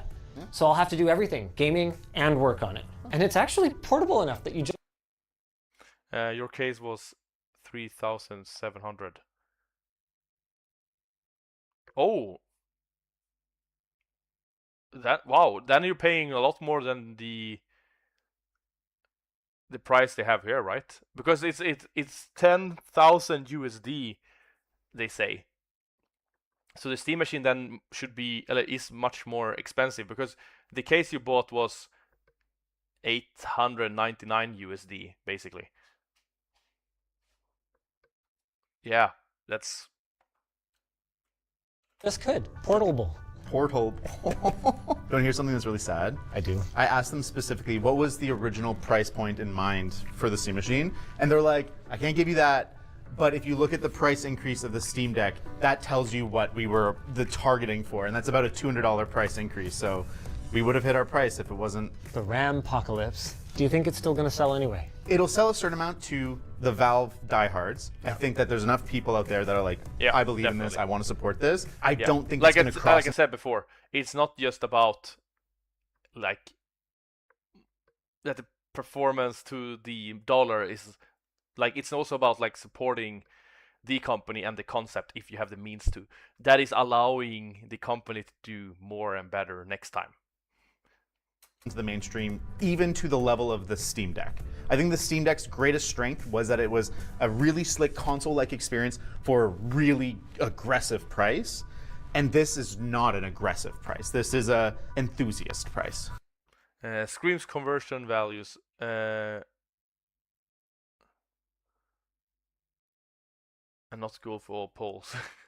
I hate the Yeah. words you're saying, but I think I accept them. For now, if RAM pricing were to normalize, I suspect mostly good guy Valve would make adjustments to the pricing. I can just also understand their perspective that they can't just operate this thing at a loss. And Do you think scalpers are still gonna jump all over this thing?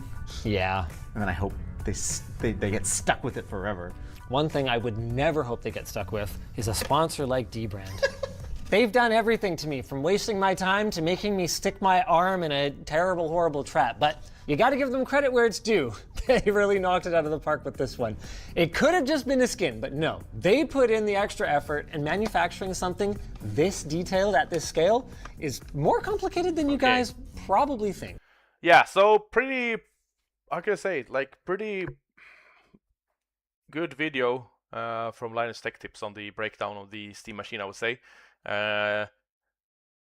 Pretty many honest opinions, which I like when you do a review, so it's not just positive.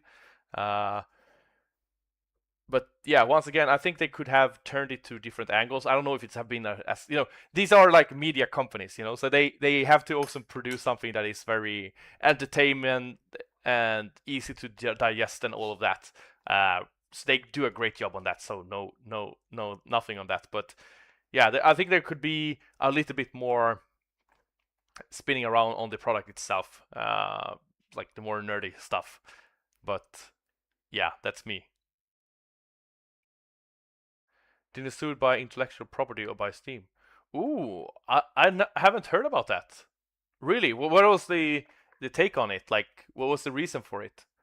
Like, they did the video itself, or was it something else?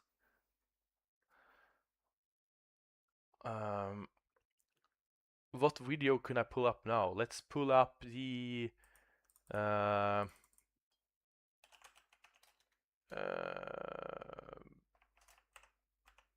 this one.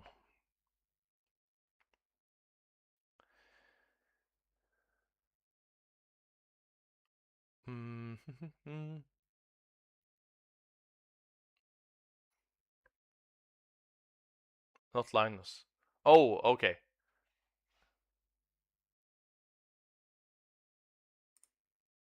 This is going to be a case that changes the way that Maybe I should stay away from this video, actually. No, I should stay away from this video because I'm not going to have yeah, let's take something else. Let's take something else.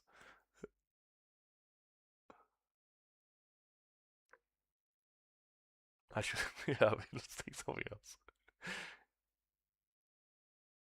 Dear Bauer do a review on it. Ah, the lads to make the companion case. Yeah, I can see that. Yeah, I can see that happening. Yeah, that's probably true. That's probably true. Let's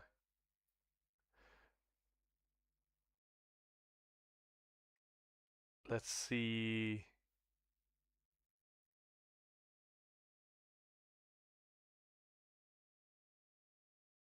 Yeah, let's watch this one. Or maybe even this. Hi and welcome back to a new video. On my table we have the Corsair 5400 that we first saw this year at Computex, and Corsair announced this as their first triple chamber case. I'm not sure if they announced it as the first triple chamber case ever, and if this is the case. I also saw a triple chamber case that was shown at Computex from Deepcool. In general, the concept is that you are disconnecting the AIO airflow from the rest. So in nowadays cases, you have a lot of hot air that is dumped into the case by the GPU. And if you have the AIO sitting on top, You want me to look up that video? I can do that if you want to. I can do that if you want to.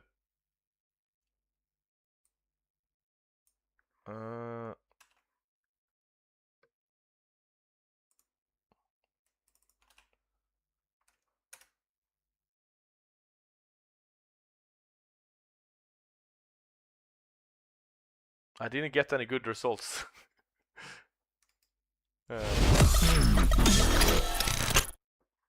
Why didn't I get? Did you do like that then?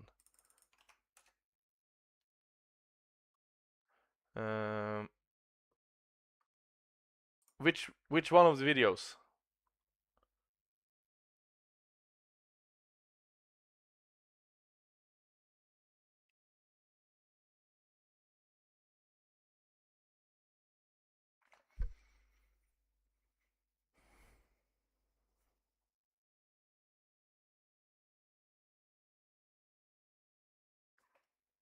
Going to see your story.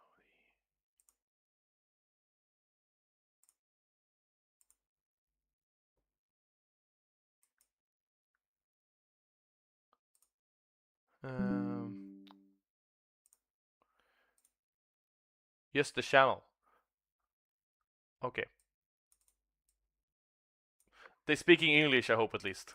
So I don't have to translate it to... Yeah, they do. I know these guys. And then... And look from there. Okay. So they have a... Okay. Videos...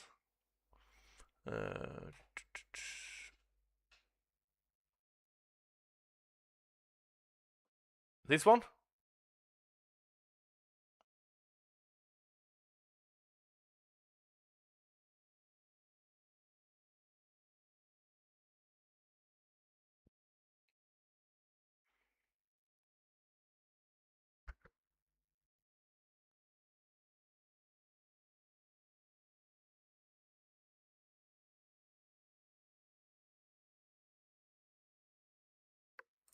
I guess this one. Every year, the world's largest tech manufacturers gather in Taipei to compare phalluses at an event called Computex. And this year, I decided to attend in order to accomplish 4 goals. 1. Steal as many things as I can so that I can afford to bring Lupe with me next year.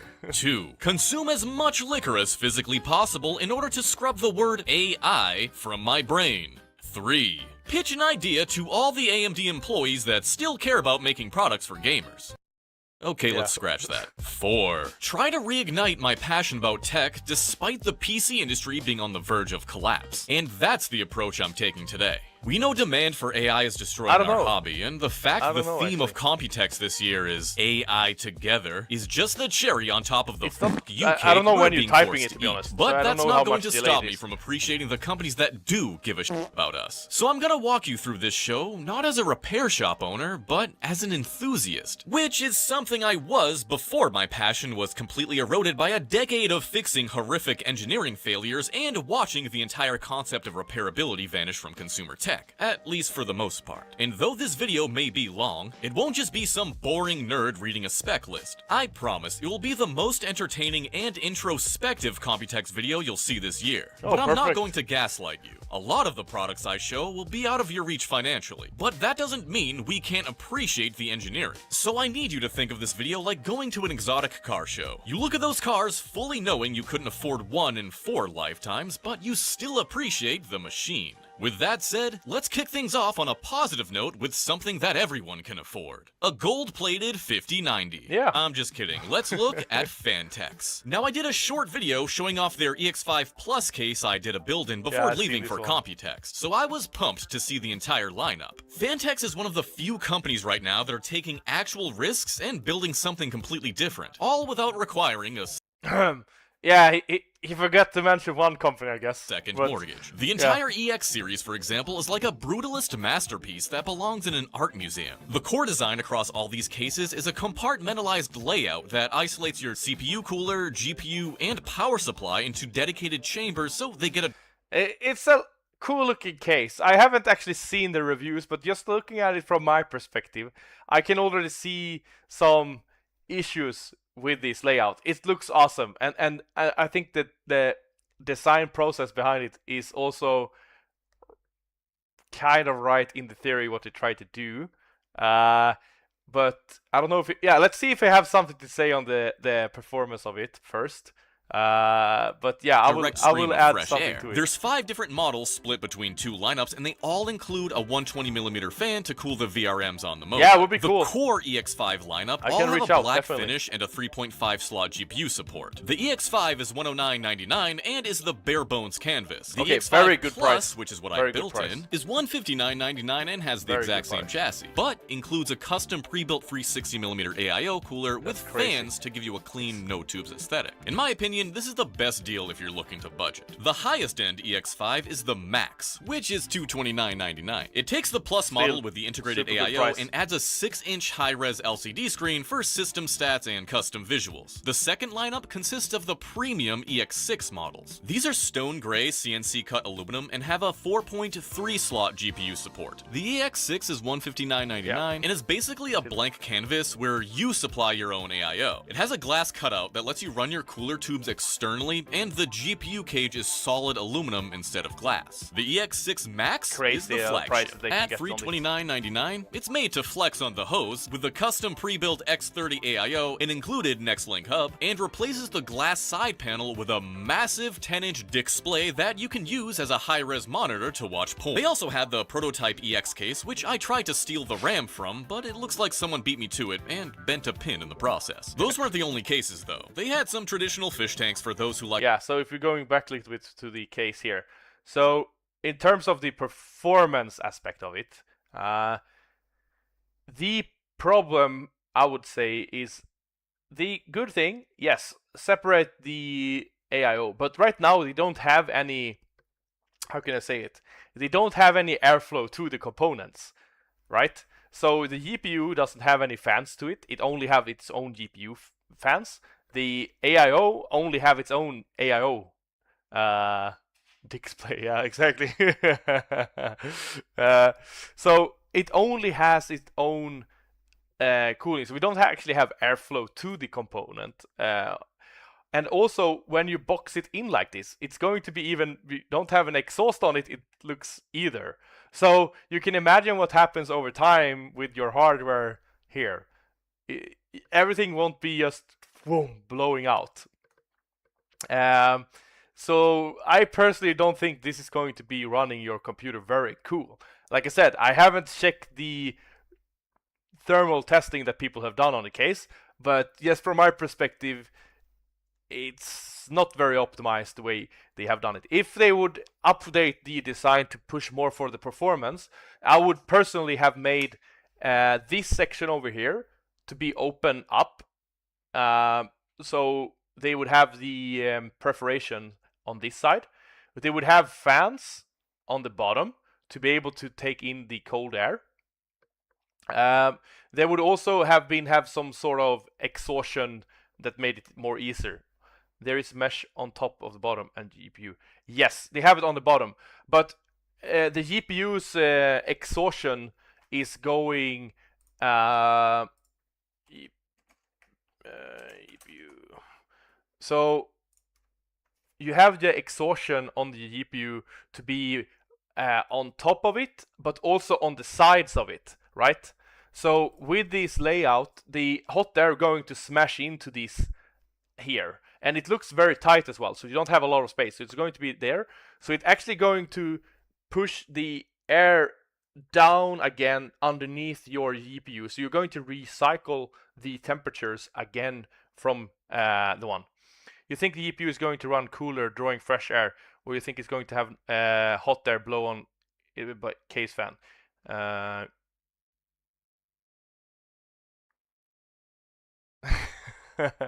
I appreciate it, the thought process behind it. But you have to look at it in the way where we don't have any airflow coming to the case, like the component themselves. They actually just using their own fans in this way. So right now the GPU is acting as the only force that's bringing the air in, right? And when you have the perforation sitting in there, we don't have the airflow going to the component itself.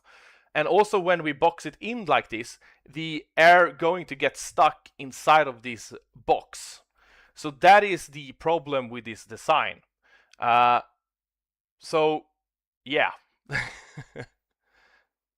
You think if he's going to...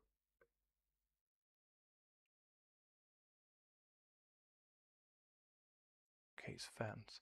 In this one, you don't have a case fan actually. You're only having the fans from the components themselves. So we don't actually have any fans to handle anything. It's only the hardware itself that's having the power, or whatever you're going to call it, to move it around, like the airflow.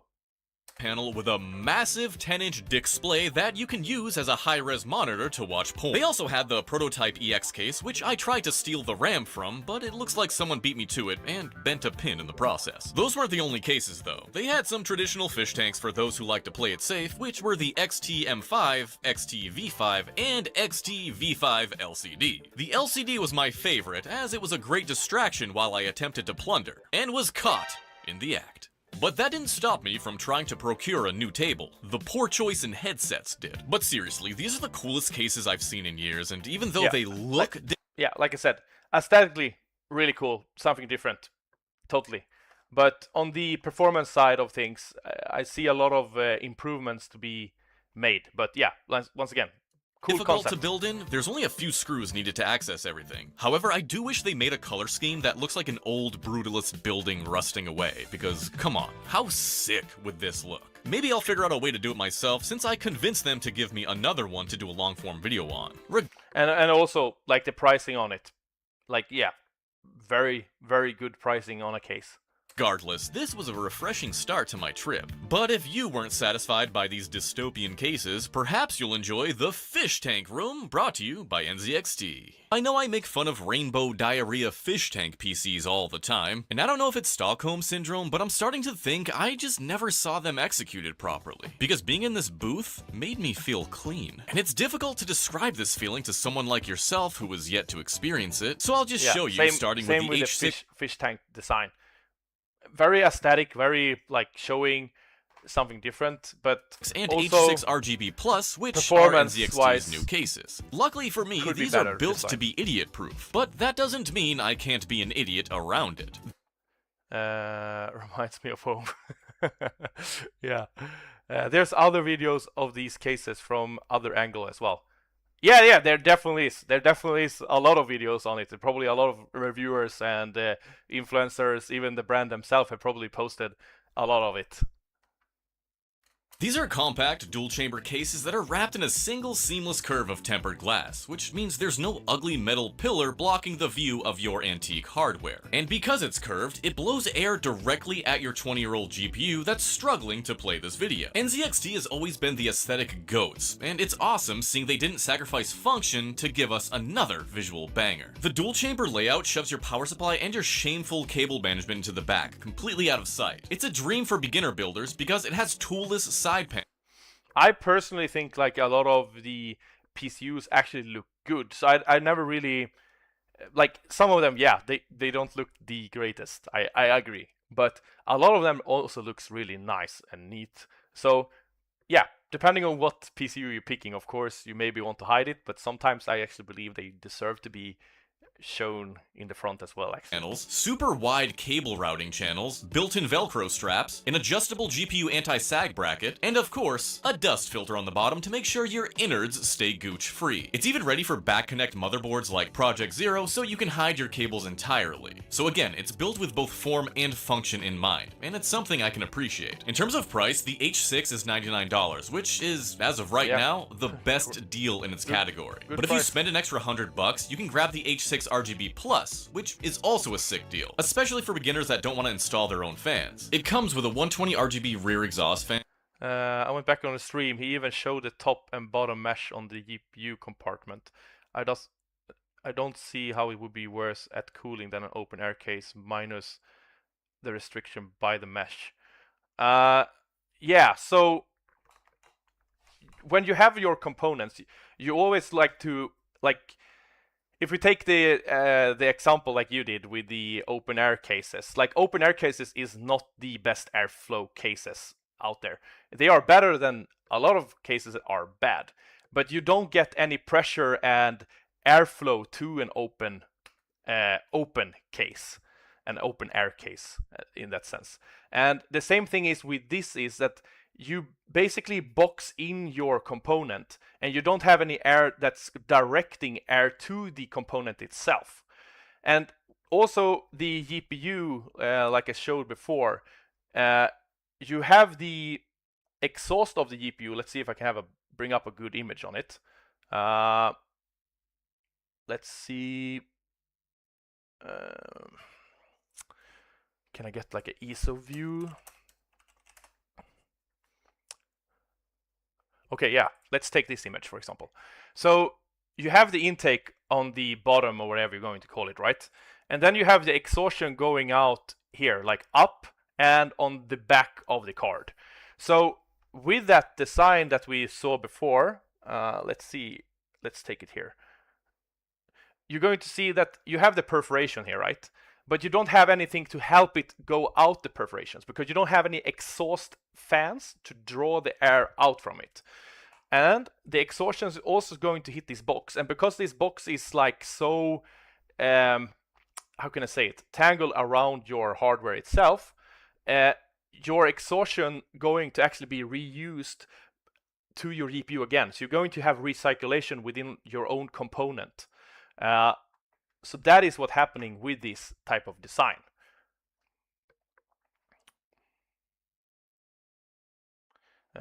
Where were we?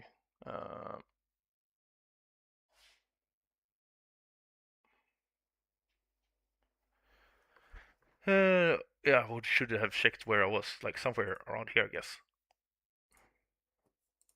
Like absolute garbage. So if you've been wanting to build an NZXT What the case, heck is going on? these are the ones to grab. My only question is, should I do a waifu Lupe build using all this? Let me know in the comments. But on to Not exhaustion. Exhaust. Yeah, sorry. My English is not perfect, but I think you understood what I'm trying to say. Yeah.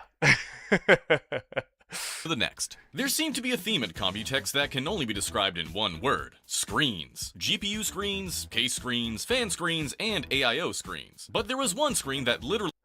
This is also something that's pretty cool. So, I actually have a funny story about it. Like, the screens, you know, that we have on the PCs, we actually were the first company who, well, maybe someone else developed it, but it was not shown at least. We developed and had a screen on our PC way back before any other model was out there, was of my own knowledge at least. And we took the computer, like the PC case, to one of the biggest retailers here in Sweden. And I showed it off. And there were one senior guy and then one junior guy that have been, you know, they just work with PC cases basically. And they looked at the PC and was like, what are you trying to do? And I was like, what are you referring to? No, like the screen. Why do you have a screen there? And I was like, that is super cool. And it's like, if you look at the modding community, they have done it for so many years. Everyone loves it. And I just wanted to do a dedicated place for the screen itself. And they were like, no, it's like, if the industry wanted it, we would already selling it. The big companies would have done it. Don't try to be anyone. And then just 1 year after that, Height and Jonspo released their cases with a monitor / screen. And now the whole market have exploded with screens on the PC cases. So many times it's not just the experts, like they don't know everything about the industry. So if you're building something and you believe in something, just go with it. Hey, I'm not buying one either way. I'm just playing devil's advocate. Not the worst case design I've seen. No, it's not. It's not the worst design I've ever seen. That was not my point. I'm just trying to point out these things I see personally. And it's refreshing to see a case that isn't just square or rectangle. Yes, I totally agree. That is why I'm, building my company, because I couldn't settle for a square or a rectangle. I would still consider it to be kind of rectangular-ish design, actually, myself. But yeah, that is why we invented a piece of case that is shaped by how they are removing, instead of just put it in a rectangular box. And like, we didn't push it for the aesthetics. We only let it be shaped by how the air is moving. And that is why our case have the shape it has. Screw them, guys. Yeah, I know. I will actually not reach out to them. Actually, I didn't have a good experience, if I'm being honest. So yeah, hopefully I don't have to pick them. But yeah, that is just my overall feeling, I guess. Made me stop in my tracks and start recording. The Hollow, made by a company called Trikes that was founded in 2023 This is cool, though. and focuses This screen is like, it's just on cool. cases and AIOs. And this is the world's first holographic liquid cooler. Trikes uses tricks to project a floating 3D hologram right over your CPU. There's a screen here and a piece of glass here. Imagine me, Dark, to be there. Floating in your PC.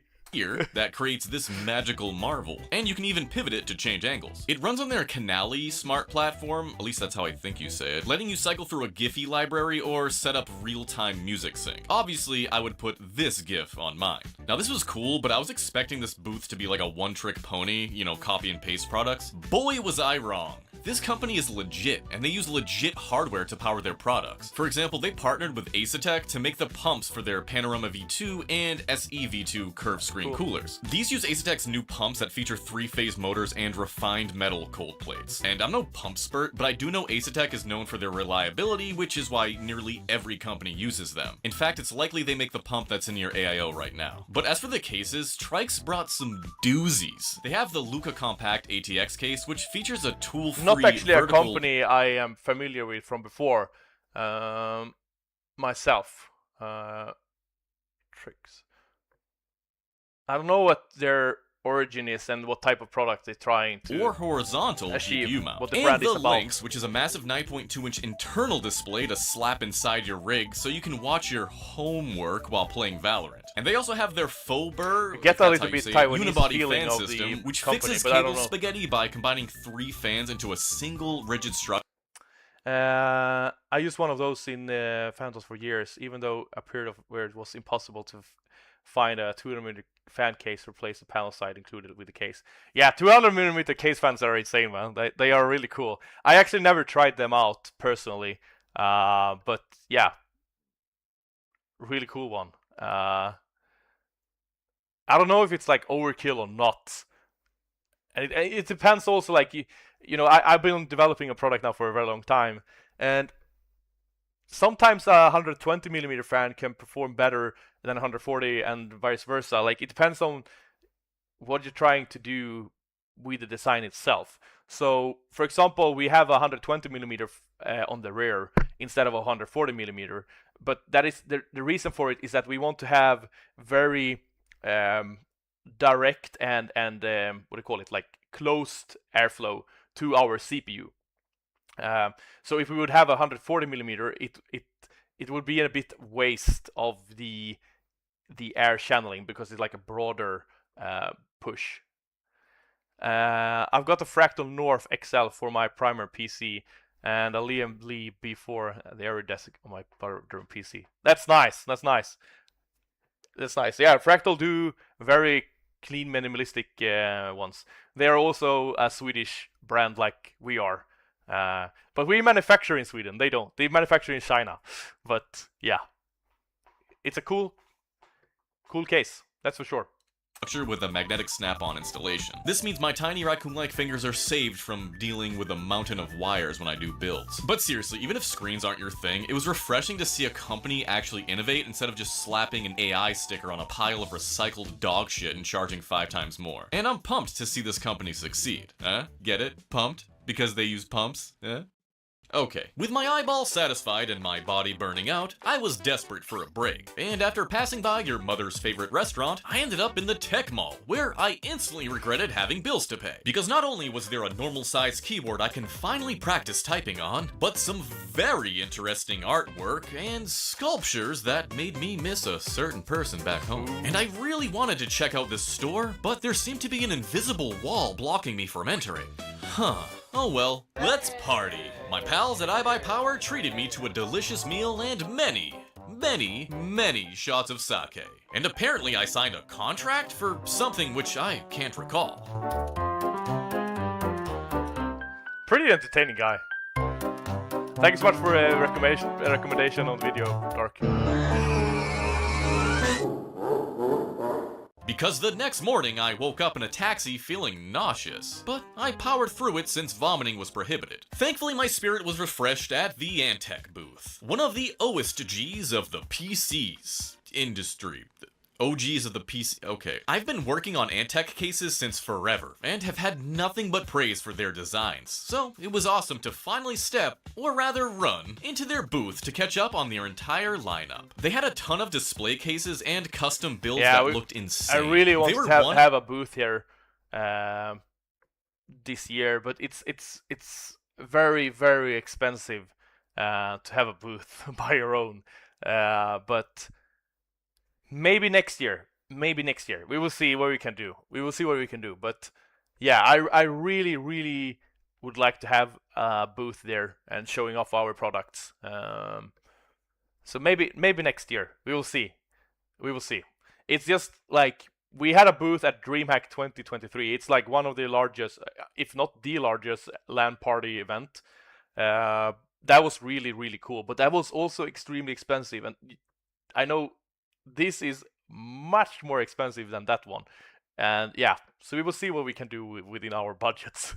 Of like a handful of booths I saw that were actually showing off builds instead of AI server equipment. But Antec makes everything. There were AIOs, laptop coolers, keyboards that felt... My guess is like a small booth at this event probably cost you like $40,000 minimum. So yeah. And then you have to have all the things, so you have to have, hotel, you have to, like, everything around it. Like, there is so much to do. So the cost is probably going to go up a lot. I know even some of the bigger brands, they don't even have booth here anymore. They just rent like a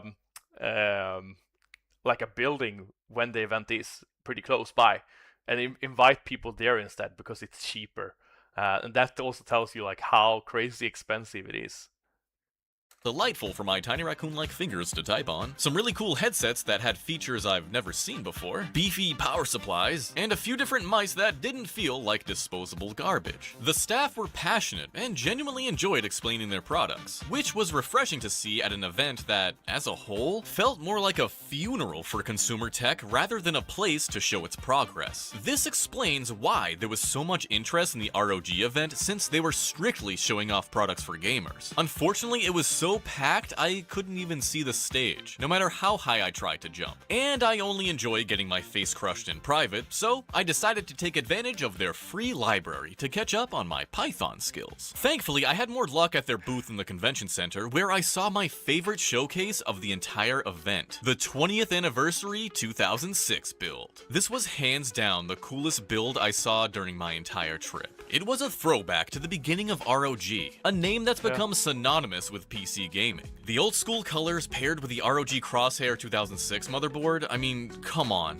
It's beautiful. It's wonder what also this a costs. depressing reminder of what we'll probably never have again. And if we do get it, no one can afford it. For example, this motherboard is $800, and I wanted it Yeah. so bad, I even resorted to begging outside their booth. And I didn't even bother asking how much this 20th anniversary build was. But, I mean, just look at it. The gold-plated 5090 has a fucking screen, and the new NUC has a 5090. My wallet is on fire, while my loins are moist. What a position to be in. Thankfully, it cost nothing to enjoy the showcase of ROG's history, and I was lucky enough to be invited to the ASUS headquarters with a few other notable creators you might recognize to take part in a few presentations outlining their roadmap and requests for feedback regarding future product decisions. Now, at a time where the biggest companies in the industry are pretending we don't exist, I'm very grateful to ASUS for providing this level of transparency and direct engagement with the biggest voices in the community. Because after talking with the ROG designers while they unveiled some new products, including a mousepad that doesn't have seams on the edges to scratch up against your wrist, This was a travel video, so it's less unhinged his regular content. There's usually at least one blow up though. Well, good that I didn't pick those then. But yeah, it's pretty funny content. Like I like when they, doing their own touch on things. And not everyone trying to be, Linus Tech Tips or Gamer Nexus or Yatus, like everyone have their own touch to it. I like it. I like it. That's the type of people I like to work with as well. But yeah. and a few different keyboards including their new 20th anniversary lineup, it's clear these employees are enthusiasts that are passionate about their products. Almost as passionate as I am about stealing this absolutely gorgeous 20th anniversary mouse. But they deserve to be proud, and if you needed any further evidence of that, they surprised us with an entire exhibit of ROG history, which was by far the That laptop, I don't know if exactly that one. That was my first laptop I could afford to pay myself when I was young. It was based on the, I don't remember the model name of it, but it was based on the Stealth Plane, the American one. That for me was my introduction to ROG, actually. So yeah. This guy used to get a lot of plugs from Louis Rossmann when Louis was still repair work in New York. And that was how I found his channel. That's cool. That's cool. To be honest with you, I'm super bad with names. Like I'm really, really bad with names. So I maybe know who this Louis Rossmann is, but yeah, by name I don't get. Like I don't never forget like a face or stuff like that. But names, like letters, that is a big problem for me. highlight of my entire trip. I can't stress this enough. This was like a dream come true. Let me Google it. Let me Google it, and I will tell you if I know about it or not. Okay. Yes. Yeah.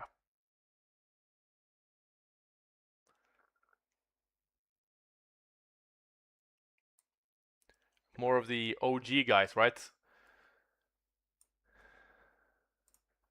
True. I could have spent an entire week in this room just geeking out over these antiques. From the legendary 10-foot wide ROG case That case is crazy. to the massive chonker that I use as my first shop laptop. It was a trip down memory lane of all the amazing. Oh, that's cool. That's cool. Yeah, we actually designed our case, like every part about our case is fully modular. So we're using screws and nuts instead of rivets. So every part about our case can actually be repairable, upgraded and changed over time. So we're calling our products actually evolution manufactured, which means that the product doesn't need to be what it is today. Like it can become more than it is right now. So I'm really big fan of the repair framework, for example, laptops. I really like that approach to give the power to the users themselves and make it easy for them to modify, upgrade, and repair something. So yeah, really, really good. products we've been blessed with the past 20 years, even if they weren't all perfect. And I'm sorry to say it again, but as cool as all this was, I couldn't help but feel sad. Because these are the products most of us started with on our PC gaming journey. Like I said. We're looking at the devices that gave us our best gaming memories, and if the industry continues on its current path, future generations won't have this. They'll be stuck streaming games from Nvidia's teat using a MacBook Neo connected to Starlink. They won't experience how rewarding it felt to get 5 more FPS by changing a setting in BIOS. There will just be no more enthusiasm about PCs, and that sucks. Because that type of enthusiasm is what motivates designers like... Yes, I agree, and this is one of the big reasons why I started this company. To actually bring back the passion and like the joy, or whatever you're going to call it, to gaming, because like gaming was an industry that was born out of the like boredom, or how can I say it, we didn't feel like we matched the office stuff. Like everything was made for office things first, but gamers wanted a way to express themselves, to be more than an office thing. They wanted to say, hey, I am a gamer, I care, like I'm part of something. And that was how our industry was born. It was not really born out of the business perspective itself. It was actually born out of like true, honest passion, nerdiness. And all the business people, they laughed at our industry for so long, literally. And as soon as there become money in this industry, they were like, hey, we would like to be part of this. So they started to buy these companies, or buy big percentage of the shares, and now they are basically controlling our industry. If you look at most of the gaming brands today, they are not run by gamers. Their board is not gamers. Like they don't care about, from my opinion, pushing innovation. Innovation is something that costs money. It's a risk. They rather run it like a normal company. But our industry was never built on it. And that is what I'm trying to put back, like innovation, making the best product possible and pushing everything as much as you can. That was why I invented this company. And that's why when I work with people, the people I work with, I make sure that they have the same values, because that is what I believe is how great products are born.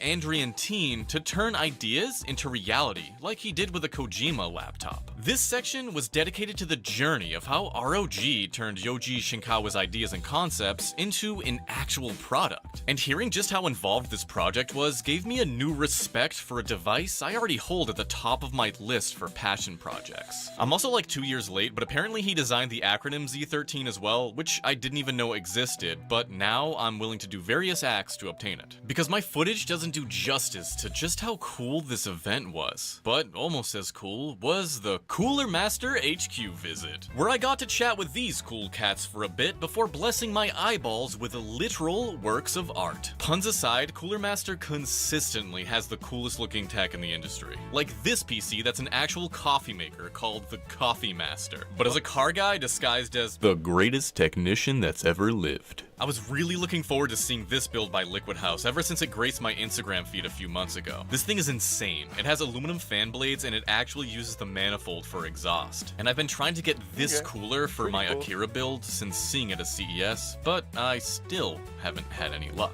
Touring the HQ was interesting though, since we got to see all the different products in the pipeline, including an active heatsink to cool your invisible DDR5 stick, and an AIO so big it belongs in a 97 Honda Civic. But speaking of repairable things, it's time to visit my good friends at Framework, where I can recharge my technician battery. Because it gets draining seeing so much disposable tech on the show floor. If only they had the mindset of Framework, where computers can be cool and repairable. I'm also here to ensure everything is locked down. You know, just in case some raccoon-fingered degenerate from Boston tries to steal the most repairable, upgradable, modular devices in all of Computex. And it seems the CEO has passed the test. around. But I'm gonna need a few months to analyze the data for the rest of the team. Now that I have 4 stars, I headed to the Intel suite to lay low for a bit, where I found them showcasing their new Arc G3 chip and a few handhelds. This new chip is built on the Panther Lake architecture, and Intel claims it's over 40% faster than the Z2 Extreme when running at max power. Whether that's true, we'll find out in benchmarks later on, but what's crazy is that, amongst some other black magic, Intel is doing these optimizations using software to route juice to the graphics instead of the CPU when it's demanded. And they even claim they can hit the same frame rate as the AMD chip while using half the power, which would mean way more battery life. Okay. I was able to compare That's all cool. 3 of these and definitely it's saw true. the difference in performance, so there's no doubt Intel brought some heat here.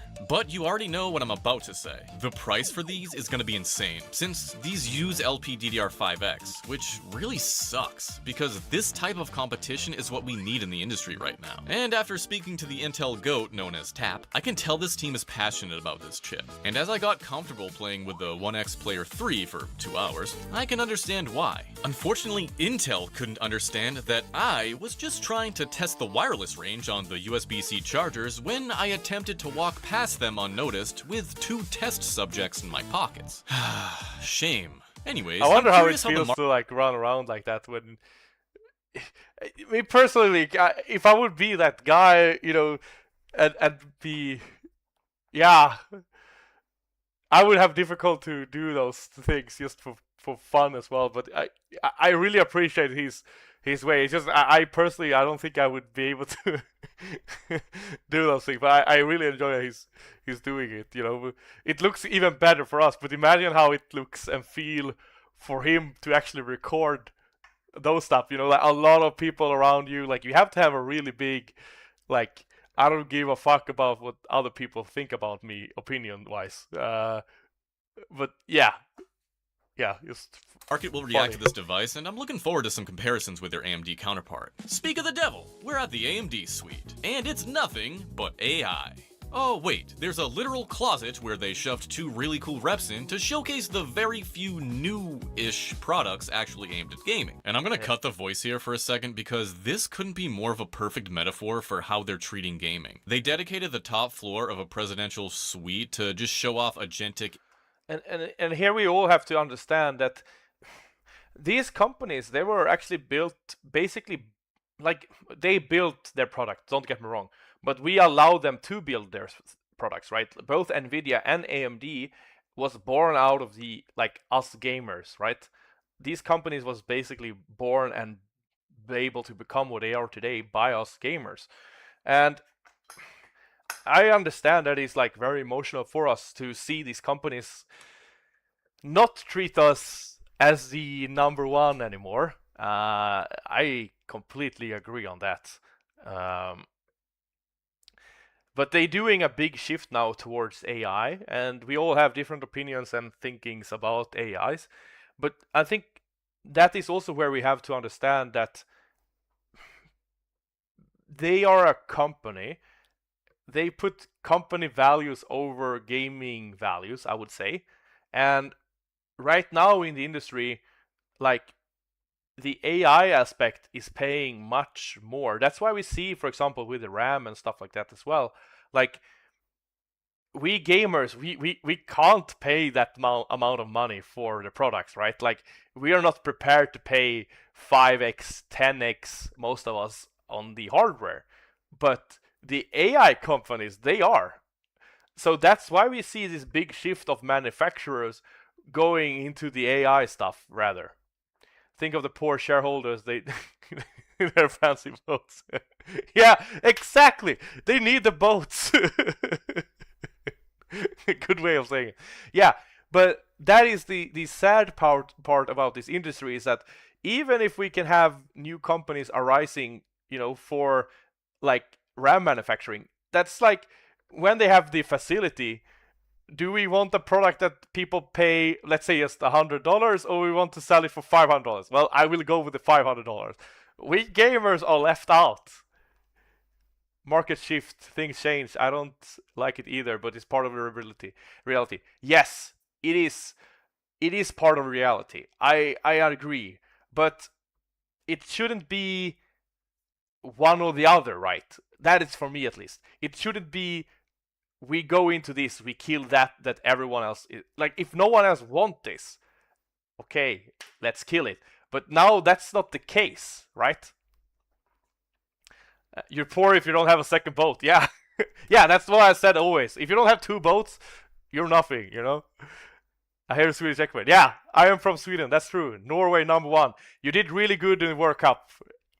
I normally don't enjoy watching football, to be honest, but you did very well this World Cup. I had to build a new PC this year, and the only thing that more depressing with the prices was the fact that Eviga out of the game. Yeah, I can hear you on that. The prices were also, yeah. I built one just before the RAM was increasing, actually, on the office PC. But yeah, we got robbed. Yeah. Yeah. It would be cool to see. Yeah, I saw the match, man. I saw the, yeah. I really wished for you guys. I really did. I put all my prayers and all my Viking, you know, spells and all of that. But yeah, it was not enough. Also, I saw the writing on the wall back in 2019, and I brought a ton of AMD and Nvidia stock. Yeah. Yeah, that was a good call, man. That was a good call. That means a lot, brother. Yeah. No, I really wished for it. I even had a live stream on TikTok when you were playing against Brazil. I was unfortunately, I had to do the live stream. Well, I really enjoyed doing the live stream, so I'm not going to say unfortunate, but I couldn't be there watching the game. And there was one guy who joined the stream, and he was like, "Do you think Brazil or Norway are going to win?" And I was like, "I hope for Norway. I'm voting for Norway." And he was like, "You're fucking mad. You're delusional, you know, and stuff like that." And I told him, "You know what? You should never underestimate a Viking. You saw how they go for the Englishman back in the Viking era." And he was like, never going to happen." And I was like, let's see what the world brings, right? And they won, you know? So it was a big win for me. Norway, Sweden will always have a team together. They hate that. Yeah, Danish people, you know? I got AMD and Nvidia when it was like 50-60 on share. That's awesome. I bought Nvidia already in... way back, but I sold off everything and invested into my company, actually. So I don't own any stocks today, more in my own company. I put all my savings into this. Neymar acting like he was big shot losing. Yeah. Chef's kiss, exactly. It was. It truly was. Yeah. Yeah, Gamers Workshop is also a great one today. Is it the Neymar video?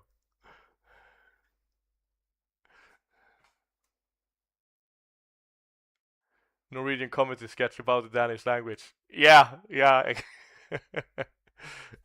We have a lot of those here as well. Let's just see.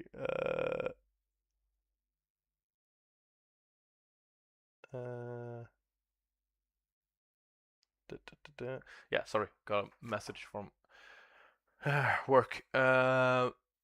Okay. Let's see. It's a classic. Yeah, we have a lot of those jokes as well. We joke a lot about your Norwegian guys as well. I don't know if you're familiar with the different stories we have with Norwegian people, but yeah.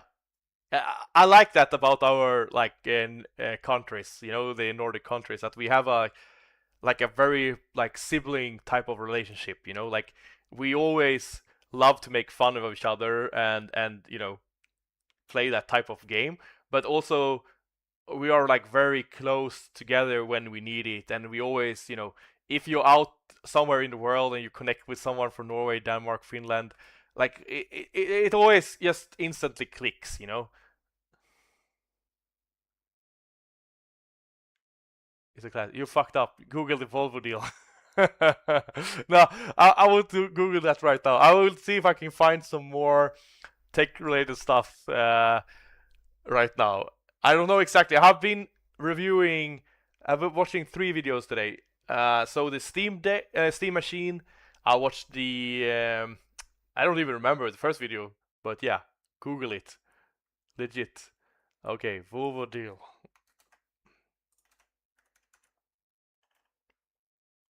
Uh,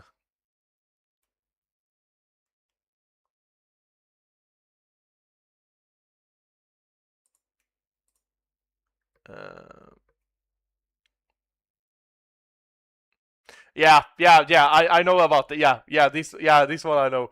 I think we had the opportunity like 3 times, as a country to fix it. I couldn't comment earlier when you were mentioning products that you could upgrade, repair. But my one note is to that: a lot of products that do offer that price themselves out of most consumer budgets. Yeah, it's the same with our case. I would probably say, like, we are not in the price of the, like, I can say, like, average case or whatever.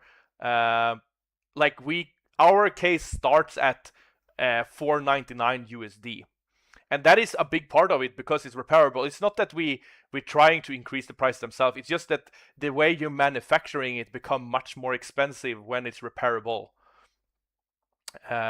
Just compare framework laptop price with a similar spec laptop from other manufacturers, and modular repairability comes with as a premium. Yes, exactly. It does. And to be honest, I can only speak for myself, but we hate that happens. Like, I really, really do hate that I have to put that price there. But it's just part of the, how can I say? There is a reason why it costs more, I would say. Hello, how are you doing? Swedish kebab pizza peak. Yeah, Swedish kebab pizza is peak. Yeah, you can't get it right. Yeah, we can maybe send you some people that can help you bring up the Swedish kebab pizza. But yeah, that's the best pizza. It's my favorite, definitely. So if we take up, for example, like our case, for example. So let me put it in English, like USA, United States. So you can get a better price perspective on it, at least. So our case, like, our first is $499 USD, and we have done everything possible we can on the pricing, and it's not possible to make it cheaper for us. And the Prime version is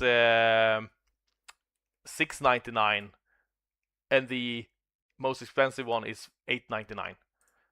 So it is very difficult when you're trying to do something different, and we need a banana for scale. So this is a big mid-tower case, if that is a good preference for you. I will see if I can add like an image later with a banana, I think. But so we can bring it up here instead on the main website.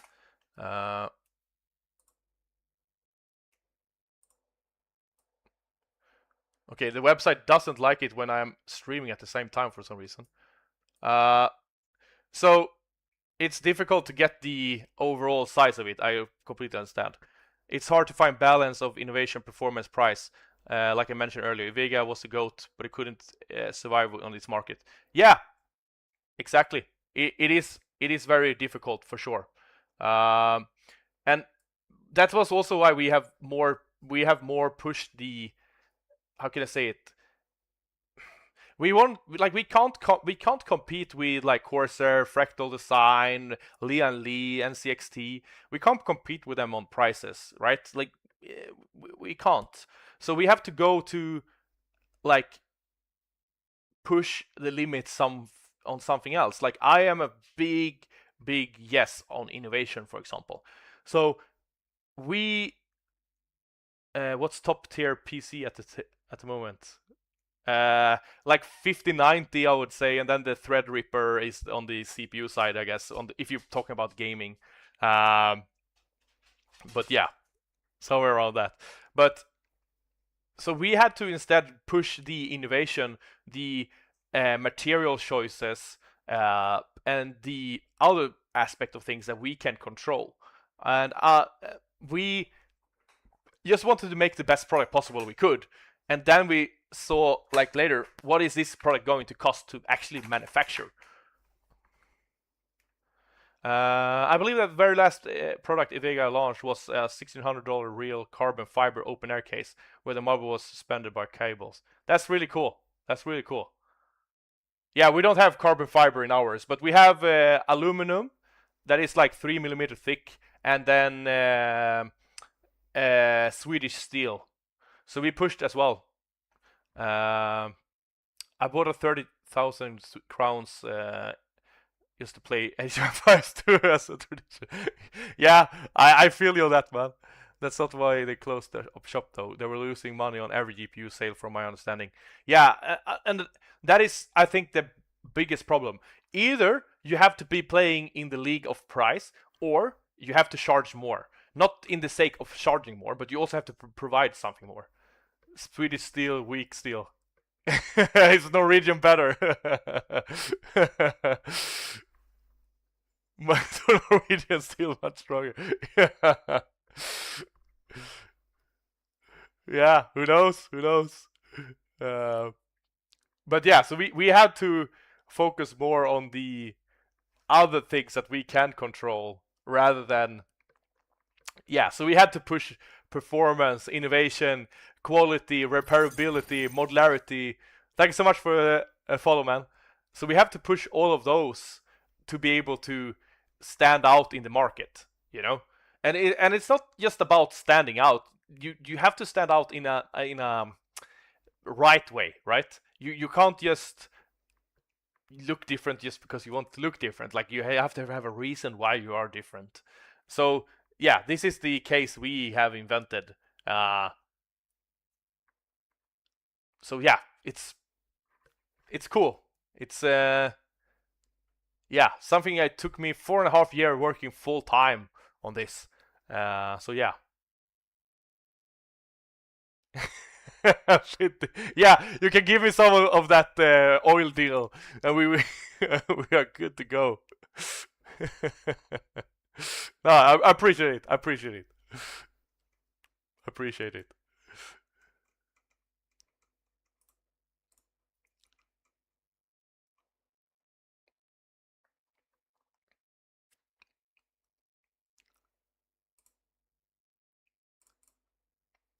Yeah, so also like the customization of it. Like you can see here, we can do any type of printings on the case. So this is our own art, but we can also do like any type of printing you want on the case, like your favorite game, anime, your cat, a picture of me doing this, you know. Anything is possible. So that is what we try to push. Norway and Sweden will always team up to hate on Denmark. Yeah, we will, definitely. And then the Finnish guys are the sibling that is like a little bit weird, but you love.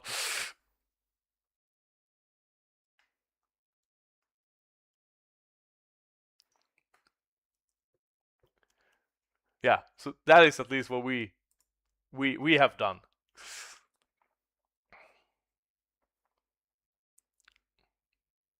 Yeah, Finnish guy stands in the corner. Yeah, exactly. Timeout. Yeah.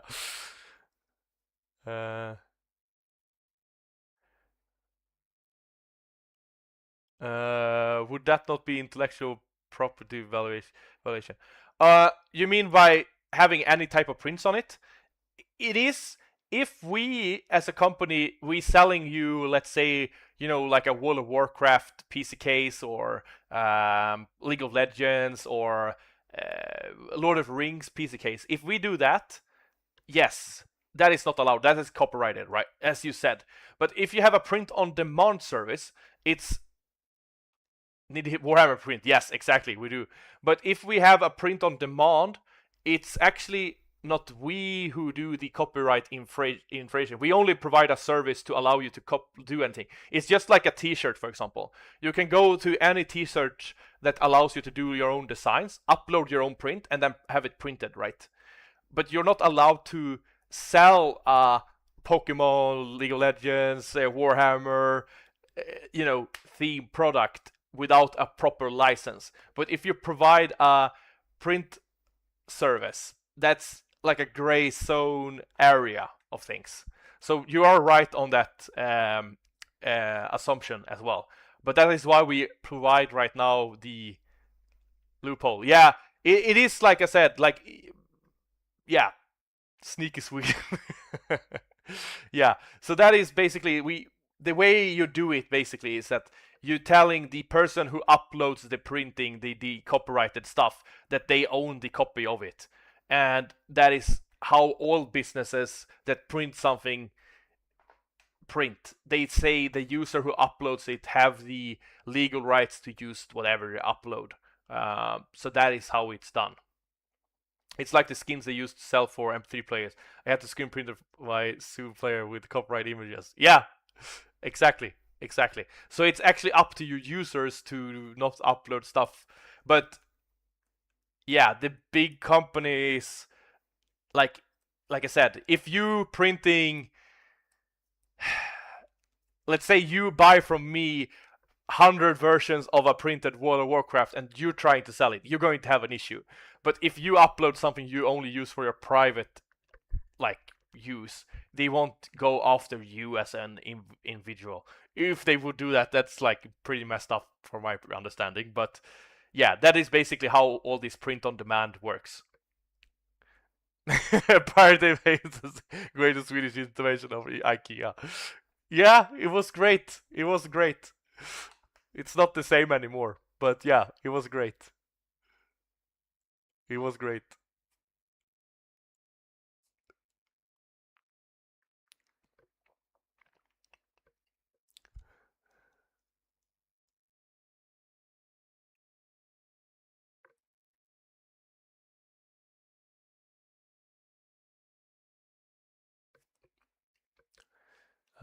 Yeah, but we're doing UV printing, so it becomes it's not a sticker or anything. It's almost part of the material itself. It's super high quality printing, and it's actually I didn't know how good the print was going to be before we tried it out, and I was even wow, it's better than I expected, the quality. So not to promote this in any way, but if you have anything else you're buying somewhere else with UV printing, it's a great quality. Blame the user. Yeah, I will throw you overboard.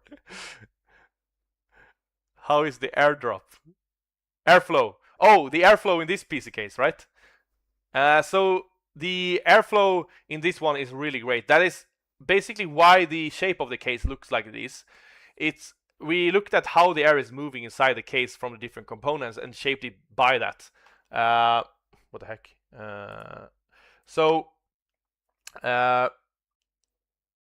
We can take this video over here, for example. We allow the air shape the case instead of forcing it. So we actually done 2 independent tests. One with RISE, which is one of the Europe's leading research facilities, on a physical test. And then we also have done a CFD with one of Europe's leading airflow simulating companies in Europe. So on that CFD test, you can see on the image over here on the left, this is Corsair 7000D, and this is our case. So it's a heat map of how the case is in the simulation operating. So you can see it over here, there is a big difference with the heating. And here you also have, we're averaging 19% cooler than the Corsair 7000D with that type of setup we had. Kind of like currency, you can't alter currency to increase the transfer value, but there is no law against melting down all pennies into copper. Yeah, exactly like that. You know your loopholes. I'm imagining our airflow test like a car at the moment. Lol. Yeah. So these tests were extremely expensive, if I have to be honest. We paid over 5,000 euros for each test. So it was a very, very expensive tests for us to do, but it was very worth it, I would say. It taught us a lot about our products and why it performs the way it does. So that is very interesting from that perspective. So yeah, our case is performance and what do you call it? Performance and reason built, if I say it like that. It like the way it looks is solely on the like performance functionality, that was the word I was looking for. Functionality designed. It's not aesthetically designed first. Many cases of products we use today are first aesthetic, and then they see what they can do with the performance after that. But our philosophy is to make something the best we can first, and then we look at the aesthetics. Because aesthetics is something that is like like a painting. Some people like a painting, some don't. But performance is performance. Functionality is functionality. That is nothing to really like argue in the same way of. It's not as abstract, if I say it like that. But yeah, great question.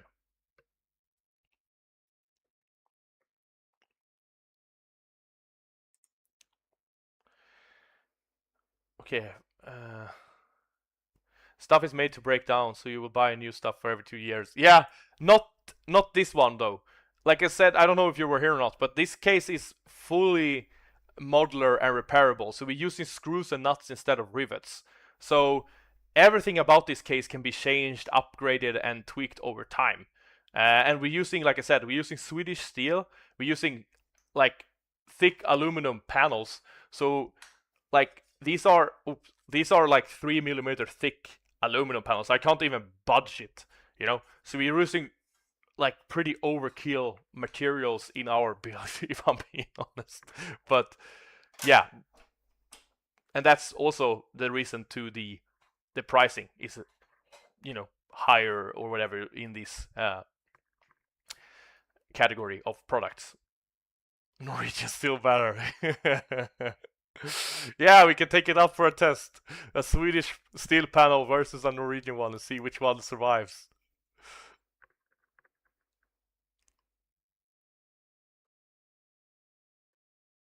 I've been going for 3 hours. That's crazy. But it's fun. It's fun.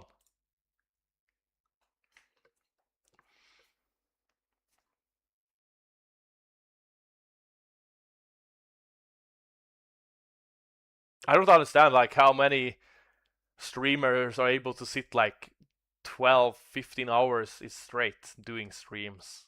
Like that is, yeah, it's a big challenge to be honest. Like, but I also think it depends on like how interactive you are as well with your audience. If you just like, zooming in, playing the game, for example, or watching a movie or whatsoever, then it becomes much easier. You say it's modular repairable, but that's not your average PC case. So what's parts of it? So what are the parts available going to be like? Great question, man. Great question. And I can't fully answer the question to you because I can't reveal everything right now. But when I say modular repairable, like I said, every part about it is possible to be repaired, to be ordered separately. So you like every little like things to it, like even the frame, like literally everything, not just like the outer panels or something like that. Literally every part about it, you just have nuts and screws. So there is no rivets, no permanent solution. Even the start button and the USB, like the I/O inputs, even those are easy for you to access, to change and do. So everything about it is possible. And with modular, we often talk about, like right now, it's more up to the modding community where they can do their own parts to whatever. We don't supply any real. We have a touchscreen to the case as well, as you can see here. So that is the switching you can do right now that we are having ourselves. But everything can be made to be fit. For example, NVIDIA have made some GPUs that are more modular and repairable, but good luck with replacement PCI blades. Yeah, exactly. yeah, but like I said, every part about this is repairable.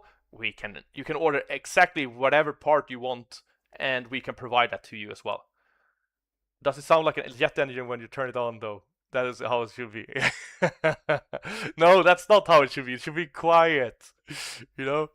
And yeah, it's quiet, so it's not a jet engine. But we have a mechanical start button, so it feels like you're powering on something powerful, though. That I can say.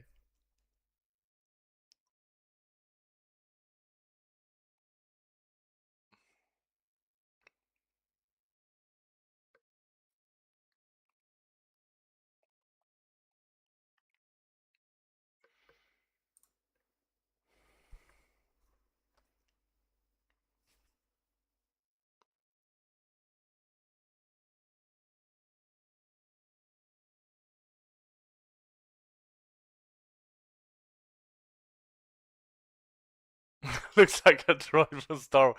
Yeah, we actually have a lot of people that thought it looked like a Star Wars stuff. It's pretty funny though. Yeah, I can see it though. I can see it. I can definitely see it.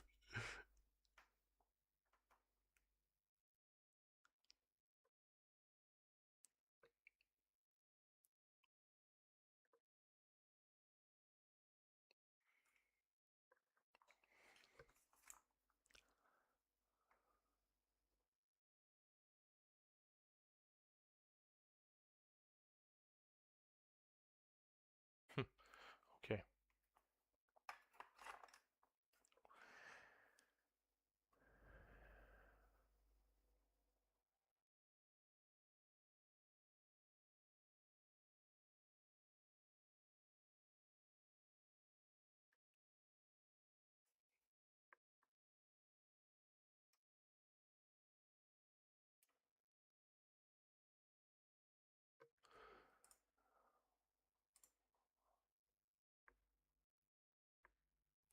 I'm a big firearm guy.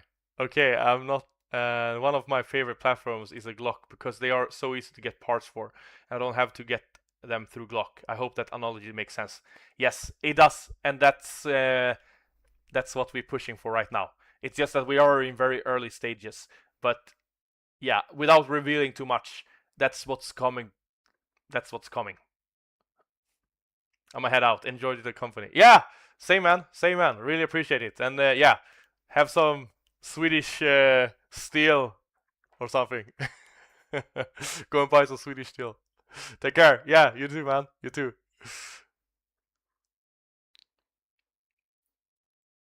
So you're a Glock, or you're American by anyway.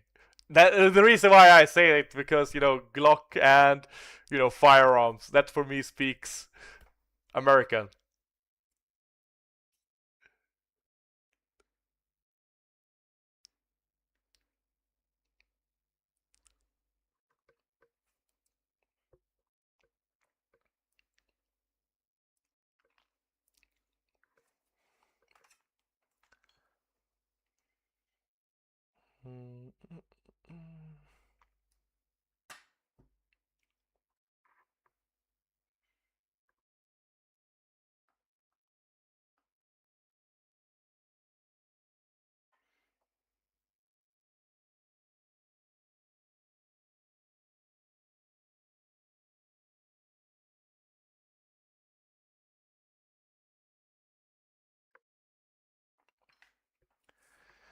Okay, let's see what we should pull up now.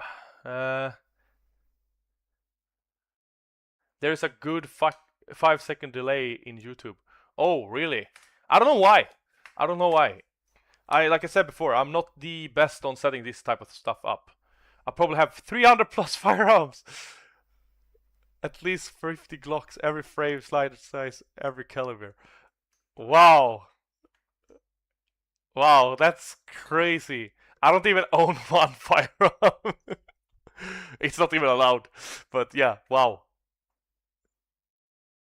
That's crazy.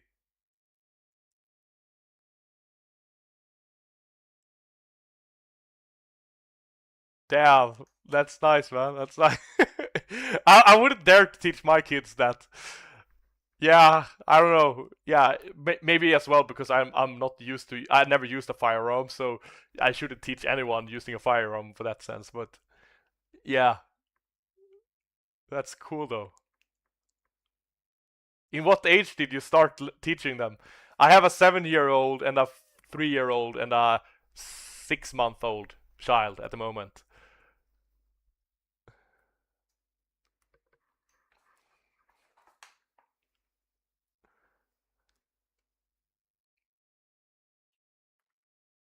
That's crazy.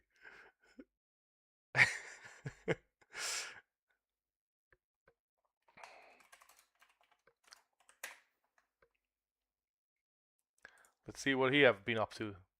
I haven't checked it out. Malware. That's true. That's true. That's very true. The more they know, the more. Yeah, I usually start around 3. Wow, 3 years old. That sounds very young though, but wow. Yeah, different racing, I guess, but damn. Yeah, my daughter that is 3, I would I would not give her a gun if I'm being honest. She's yeah, very unafraid of stuff and very right now she's a lot in her like fantasy world and stuff like that. So we were at the zoo the other day and she was starting to climb on the fence to the bears. So I had to pull her down and she was like, "What?" My son, on the other hand, he is the opposite. Give this child a gun. Yeah, no, no. I don't think they can really reasoning the outcome of something if something bad happens really at that age, but that's just me. Uh,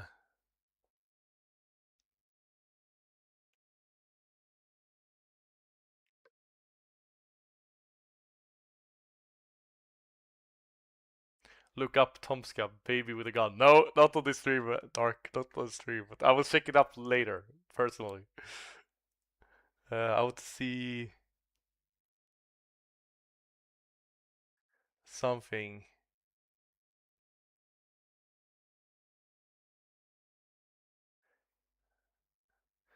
Wow, a lot of non-hardware related things. It's safe for work. Okay. Is it even in the Twitch standard of things? I will trust you on this, Dark. I will trust you on this.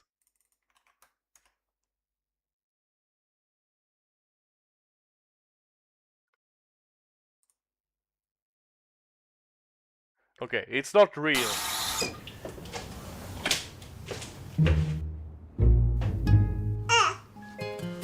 That's a baby with a gun. It's a baby with a gun. I'm calling the police. They hung up. It's a baby with a gun. Comforting. That's just sugar. Oh, it's a baby with a gun. Baby with a gun! What the heck is this? Who sent you? Was it Brian? I'll buy him a new title. Does my life insurance cover babies with guns? Oh, really?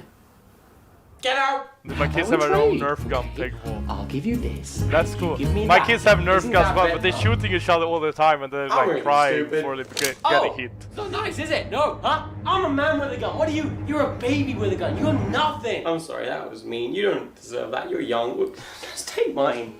Oh, no, it's a baby with 2 guns. Where's the baby? There's the baby. Why don't you leave?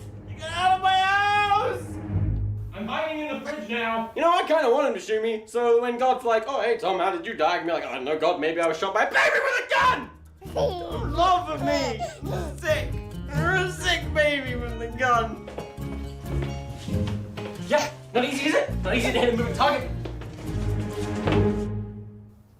You have to leave.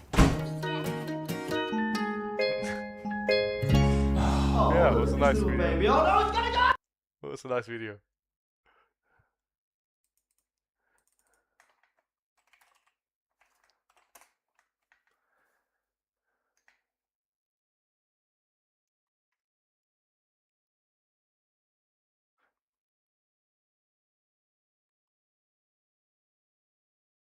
It's a baby with a gun. Yeah, exactly.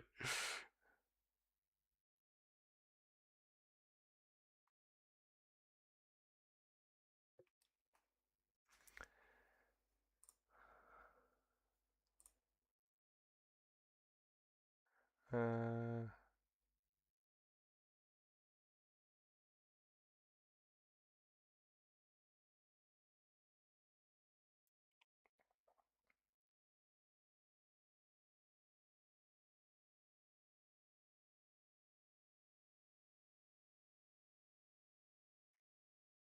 oh, here we have a breakdown even with it on the case that we This talked case is about pretty before. cool. This is the Fantex EX6, and it's completely Let's see what Gamer chambered Nexus out, has to say basically. about So it there's a then. video card chamber where the video card's just sitting floating. There's no external shell or anything that's missing. This is how the case is designed to be. And we actually, the whole back half of this video, we're going to talk about some of the engineering challenges that Fantex faced making this, which is some really interesting insight on the I don't know. factory I'm production very side terrible with names, and you know. the tooling, Maybe if things I like see that. It moves the air here away. So it picture of it also all. it has two functions actually. It cools the VRM and the RAM directly, but it also forms like a thermal wall. I mean a wind, how you say it, an airflow wall Yeah.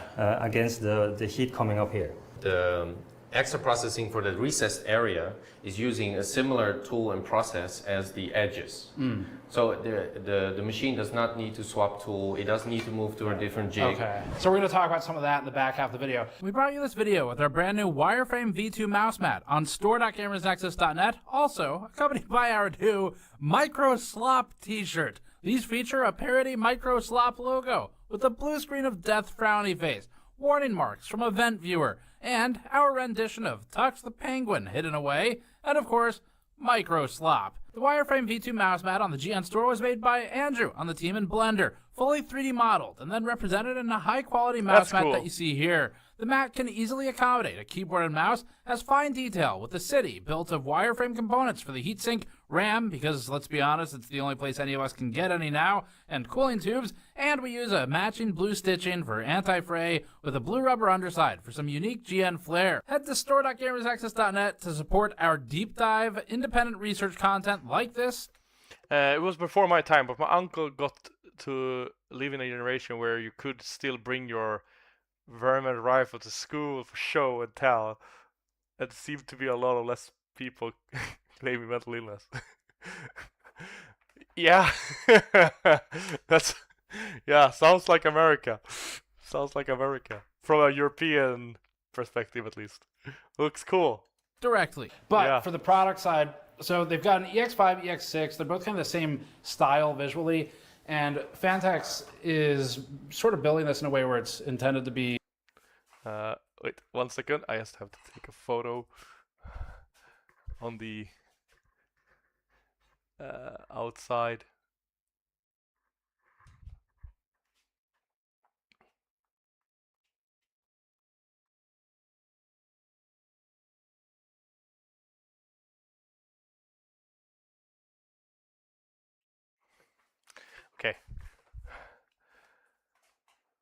Okay. Performance focused. So the GPU is going to pull its air through the ventilation, the mesh on the bottom, just using its own fans. And then with the mesh on the top in this particular model, the flow through support comes out here. AIOs can mount on the side here. And then they've And here also, I don't know if, I think the design on this one over here is going to be the AIO, right? So as you can see, the exhaust from the GPU goes here. That means some of that hot air going to get into the AIO as well. segmented out the CPU into its own chamber. So depending on which case it is, it's either kind of a full glass, a screen, or glass with a hole in it for screens to come out of. And what was interesting talking with Fantex about the engineering side is you'll see that fan in the back. That is not a mistake, even though that's where the back of the motherboard is.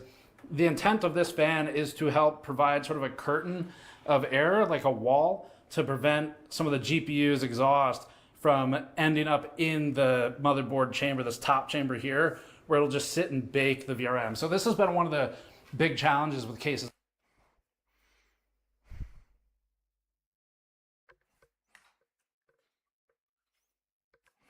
Wait, I just have to listen to it again. Here, where it'll just sit and bake the VRM. So this is in the wall to prevent some of the GPU's exhaust from ending up in the mother. Ah, okay, so it's not fully... Okay, then I get it. Okay, so the case is the... Okay, so it's not fully closed. That's why the air goes in behind. Okay, so they have the openings here. They don't have it shut. So the opening is still inside of here. So the air is going through. So they have this fan to be able to get that air out. Board chamber, this top chamber here, where it'll just sit and bake the VRM. So this has been one of the big challenges with cases like... Wait. Like this, back when Lian Li debuted the SUP-01, the SUP-01, one of our sort of key early criticisms was that the VRM could run kind of hot, just because they smash it all down as small as possible, targets an AIO rather than any air, and you can end up with a lack of air movement. So Fantex, in trying to prevent this problem of the VRM overheating... Yeah, I see it. It's just that it won't full, like, it will improve it, yes, but won't be 100%ish. But yes, put a fan on the back side of the board. It's a good solution to their problem. That should significantly help VRM temperatures. You're blowing air right on the back where the MOSFETs are mounted on the reverse side, but then it also helps to just pressurize the chamber, basically, to prevent exhaust air from the GPU from coming into the chamber. So a lot of cool stuff with this. GPU fins these days are typically oriented vertically, which in a layout like this would mean they're going perpendicular to the motherboard. And so you're gonna have exhaust going down into the board and exhaust coming out towards, in this case, the glass panel or the aluminum panel on the other. And then there's some with ventilation we'll show also. So that's your air path. Yeah, that was what I talked about before. The air is going to bounce on this section of the case. And because it's like a more closed box, it's going to start reusing that hot air again. The GPU, and basically where it's going to get out is either through this top mesh, through the PCIe holes if it's not using all of the slots, or if they're punctured, and then also through, let's go to one of the screens over here. So there's also on the 10-inch display model here, this ventilation. And so basically they're trying to make it so that these cases are cooling focused, which is interesting, but also not just kind of the standard box. So I guess if you look at case design broadly speaking, axial fans, they tend to just kind of spray. And a lot of the time the solution to cooling components in the ATX case is, well, what if we just kind of shoot it air all over the place? Yes, and this is super interesting. This is the assumption we had with all cases basically over 40 years, is that the design have been, let's put as much air as we can and shoot it basically randomly and hope that the air that is generated that is hot getting out, because we have so much air pushed in. Our direction was more looking at how do the air actually moves and how do we exhaust that. So it's not about the amount of air, it's more about controlling the air that is important actually. They're trying to chamber it in a way where it's more focused. It looks cool. It's definitely interesting. This is an aluminum panel model. The steel panel model is cheaper. It's missing some of the fine detail, like here, for example, on the chamfer ring, but price point starts at $110 for the steel model, the EX5, and this is $160. Well, not this with the screen, but the cheaper version of the EX6 and like I said, is $160. Very great price on this type of product. It goes up to $330. I haven't tried it and felt it and actually seen it in person, so I can't really say it 100%. But from the type of seeing it, at least from this perspective, it feels like a high valued product with the screen and the light bar and everything else all included. They're playing around with some panel coloring for the GPU chamber, anodizing the aluminum different colors. Really, the case to me is most interesting because it is in one way creating an artificial restriction on how you build the computer, in that you're shortening your options here for coolers, unless you do the option with the glass cutout, but you're not going to do a tower cooler in a case like this. It is, however, more kind of intentional, I guess, in what you do put in there. So I'm really curious from a thermal perspective how it performs. The fan on the back which we'll talk about in the second half of this video, I thought was kind of brilliant in that the accidental solution to the obvious problem of heat accumulating in this top compartment is rather than just using the fan to move the air, you're kind of using it to pressurize it and keep air out. So I thought that was kind of cool. But that is the EX5 and 6, though. We have a lot to talk about for the making of it. And I guess a couple more quick specs, but they're going to have options with an AIO built in. And so the 110 base EX5 goes up to 160. So it's an extra $50 to do a 360 AIO built into it.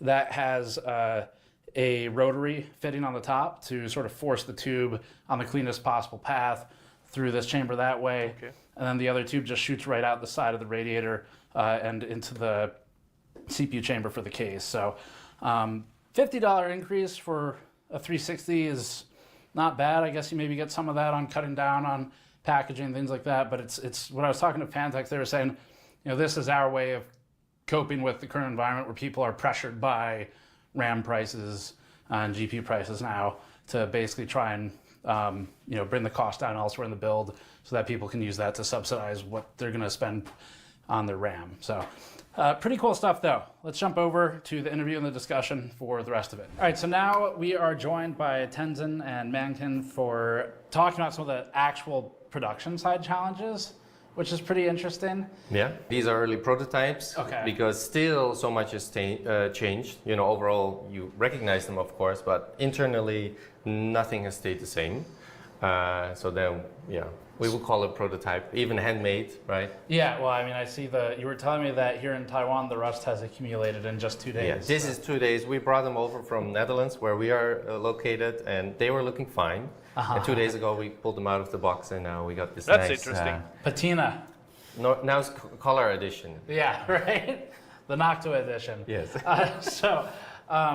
What do you, let's do a really high level, can you just quickly point out a couple of things on the case interesting that they picked they must have picked very low grade materials for their prototypes. That is also very interesting for me because for a big company it shouldn't be a very big price difference for them to make it cheaper versus expensive actually. So it's interesting that they picked that already in the prototype. Particularly difficult, or like for example, we were looking at this before we started filming, and I asked you, was this curve a huge pain in the ass to make? And you said yes. Well, it's difficult. In the end, this is the one they can make, right? It has to do a lot with the mesh, right? Mm-hmm. Because mesh, especially for this concept, is so important. So we needed to push the limit. For mesh, it needs to be as open as possible to give the GPU, for example, or the CPU as much fresh air directly to its own cooler. And that also at the same time makes it very weak, right? Because you're cutting away so much of the material. So we need to bring back that strength again, and that you can do either by increasing the thickness, which makes it basically impossible to punch, or you need to do it by shape. And then you need to find a shape that what he's saying is true, and it also have more to add to it actually. So he talking about the structure of the material. So how can I say it? The bigger the piece is, the more it's going to be difficult to have the sturdiness. You have to go up in thickness. The other way of doing it, like I said, it's about bending it. Then you are, I can say it I can't even pronounce that word. Yeah, you basically make the material become more stiff because of the bending itself. You can make holes even if you go up in thickness. This is very thin materials. You can do that, but not have the holes as close together. That is the only thing I wanted to add to that. You can make holes without issues in even thicker materials, but if he wants the structure to be still there, he needs to have a different way.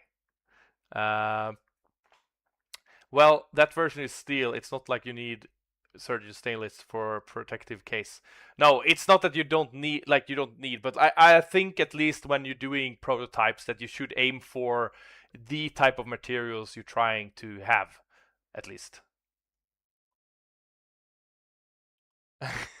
certain shapes are more rigid. Yeah, it's different shapes, but also like when you're bending a material, you also yeah, increasing that word of the the part. So for example, with our case, we did go the Auler way. We don't have any bendings. So for example, if you look at many panels, they have a lot of bendings on them, or like the motherboard panels.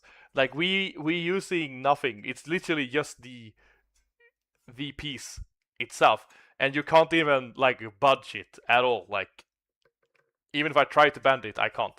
Maybe some strong man can, of course, but yeah, I can't, at least. But yeah,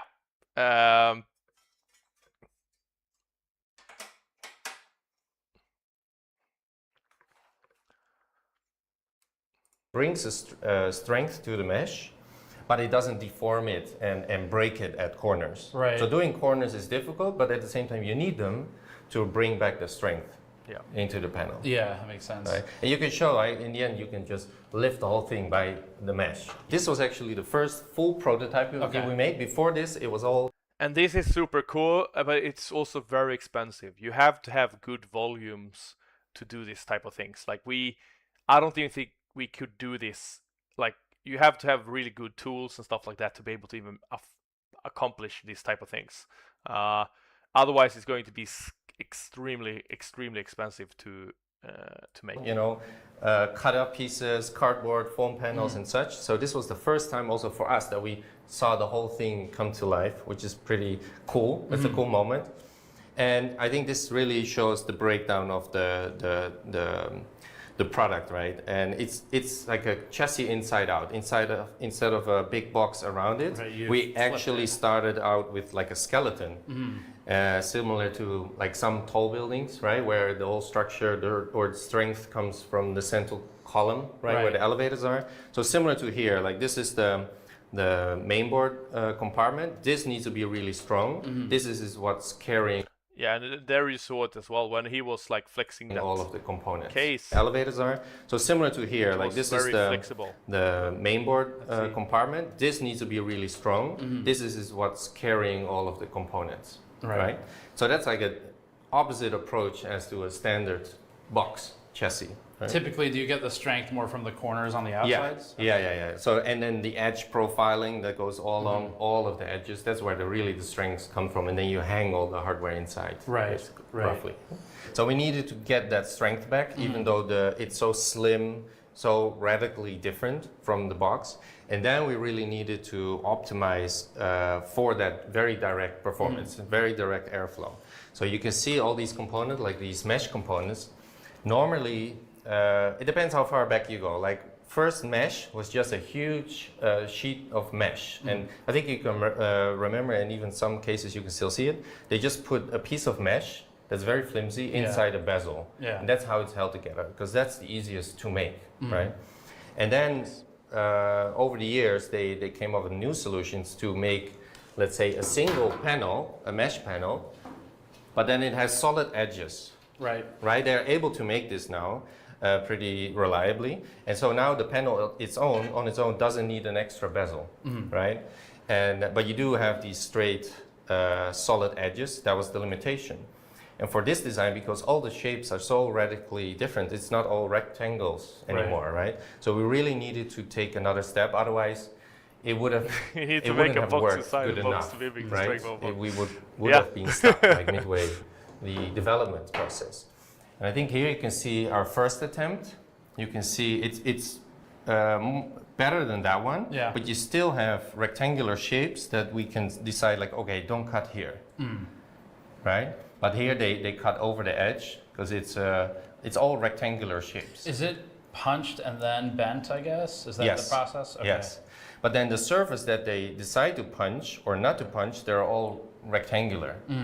And that caused some problems. So it causes too much resistance in certain areas because it's fully blocked off, right? Do you have to do it in different stages in the factory? Like in other words, do you have to, when you're punching this many holes, does it have to be done in groups? Yes. So as not to... Yes, but it's also, you have to do it spread out. So you basically can't... Yeah, they can't do like, well, they can, but it's going to be very expensive. But they can't really do each hole like separately. That's going to cost a lot and going to take insane amount of time, especially when they have huge manufacturing. I don't know how many cases they produce, but let's say 100,000 cases, probably easy. That's going to be extremely time consuming, and as we always know, time is money, friend. So they often have, for this, I don't think they have one tool that is like, I think they might have, I don't know, I'm not the expert of manufacturing, but let's say, I don't know, under 10, I would assume. Under 10 hits to make this panel. Cannot punch two holes right next to each other at the same time. It does go through a continuous process of the machine, so it kind of looks like the whole thing is punched at the same time, but it does it in many separate steps. So like it's punching like with distance in between them, punching them, right? And then as you have maybe 10 steps punched, then all of the holes are punched. Right. That's very cool. And then with this project, the difficulty is to decide exactly which hole you do want to punch and which one you don't, to optimize the airflow and to bring back the strength, right? For example, the mesh is weak because the rectangular now covers this corner, so now this corner is... Yeah, that would be one of the worst jobs ever to have. Yeah, one drill, yeah, no. Imagine also like precision. Yeah, no. Weak. Okay. Right? Yeah, so that would sense. not be strong enough to hold all of your hardware components, right? So that's something I think took half of our development time to get that to work. And I think in the end result you can see really well where I wish actually we had a lot more of these possibilities as well in my company, with the different type of materials and making of the different parts. I see so many things that could be built differently. But yeah, we do what we can, right? we get to decide exactly. We can follow any corner or rounded corner or chamfer exactly, because they are now able kind of to program the machine precisely, so decide exactly per hole which one to punch or not. Okay. Is the testing more build and assemble usability testing, or is it like thermal testing? Or mainly in this case we did a lot of thermal testing because of the different shape of the case actually. Like normally, I mean, you have a box and you can rely on the fans. You can see how much airflow goes through the fans and how much you can get into the case, right? But this is really different from what we're used to be. So especially for this case, we did a lot of thermal testing. Just to see what works, what doesn't. We had work. the idea, right, but we didn't. I mean, the idea sounded nice, but we had no idea if it really worked. Yeah, we can refer to something that has been done in the future, in the past. Right. Yeah. What was there anything you were working on here where you made a significant change because the thermal results weren't what you wanted? Yes. Okay. Any examples? More than one. More than one. Yeah. Should we open one up? We Sure. can show Yeah, some let's of do those it. details. Yeah. Well, we, as you can see, we in this case relies on direct airflow. So we instead of like in the opposite of regular cases, all the components have their own compartments. Right. Yes. So they all get that direct airflow from, like GPU got direct. Exactly. Like I said before, like different components get airflow so they can use that airflow. Direct airflow from the bottom and exhaust from the top. And we were quite happy with it, with the result of this. And then the AO got its own airflow pad. No, that's... And the PSU, of course. Yeah. Right. But then there was one problem with the motherboard here. Because, I mean, as you can see here, the GPU is... That is not 100% true. Instead of, like, in the opposite of regular cases, all the components have their own compartments. Right. So they all get that direct airflow from, like GPU got direct airflow. It doesn't really get the airflow in this case. That is the difference, because you don't have fans, so you don't actually have something that's directing the air to the component itself. It's actually just using the air that is available, so we don't actually have an air... you can't call it airflow because it's like airflow coming, of course, but you don't have direct cooling to the components. I bet you love watching this, seeing other designers process. Yes, I do. I really do. And it's very interesting to always listen to what they have to say and also understand their processes. But it's also like I've been doing now for so long, and you learn very like an insane amount of things. And yeah, it's just very different from how we talk about airflow and stuff like that. But the thing with this right now is that, like I said before as well, we don't have any air that's directing to the component. So the component itself is needed to do all the work to get the air. That is a big difference.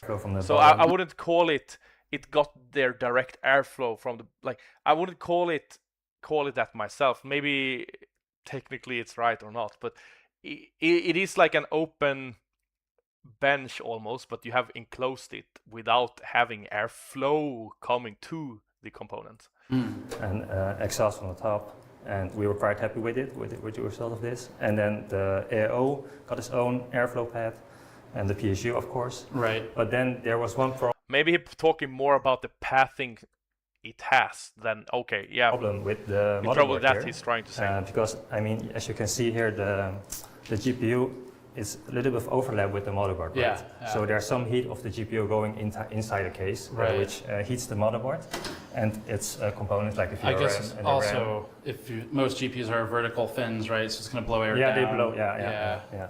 Okay. So we were happy with this setup with the airflow, but we discovered a problem here. So we needed a solution to fix this.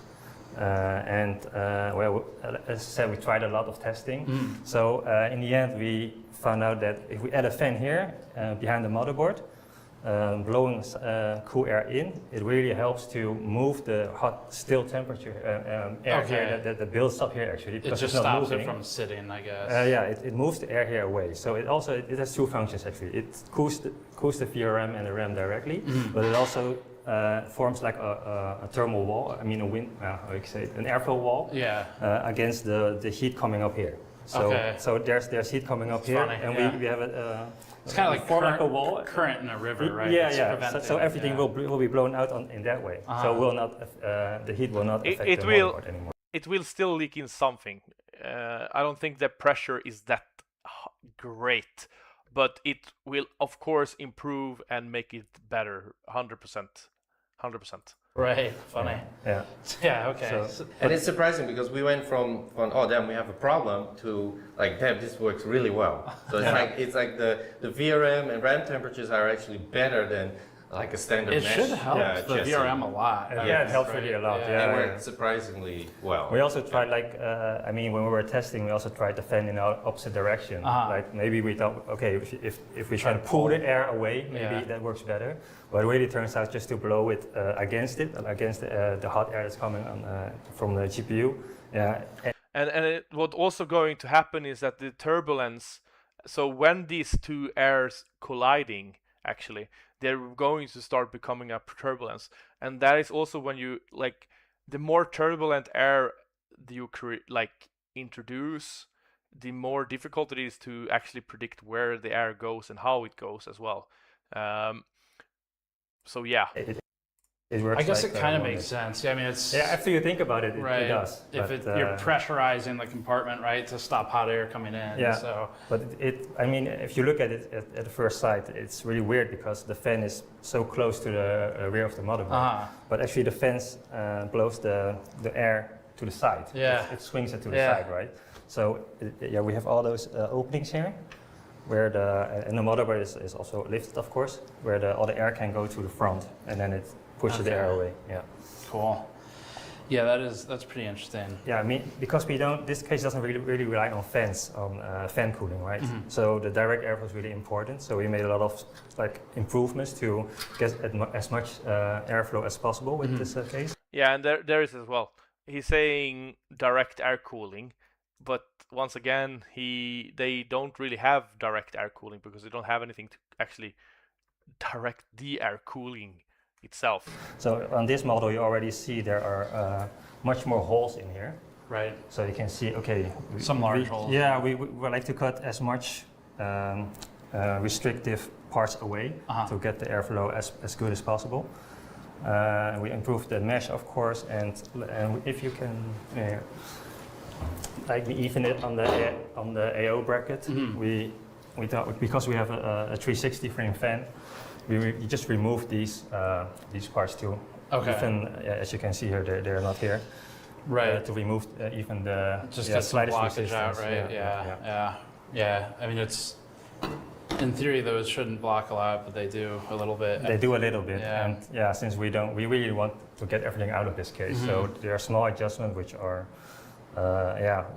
we discovered when we developed this case. We also had some surprises, right, with the mesh experiments that we did, because this is the EX6, right, and that's the EX5 prototype. Yeah. Because you would think, more is better. Yeah. So for the GPU, we thought maybe it helps, like the exhaust of the GPU is on the side, right? Yeah. So if we add mesh.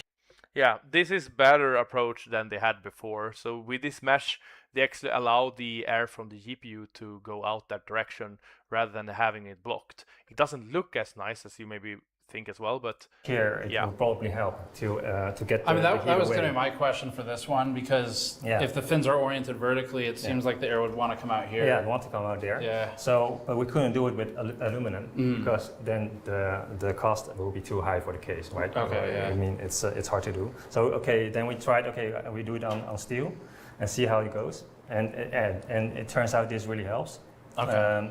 But then we still want to do it on this case, so we had to find a different solution. So that's why this part comes in. So it's like a rubber strip. Oh, okay. Yeah. Let me get this off first.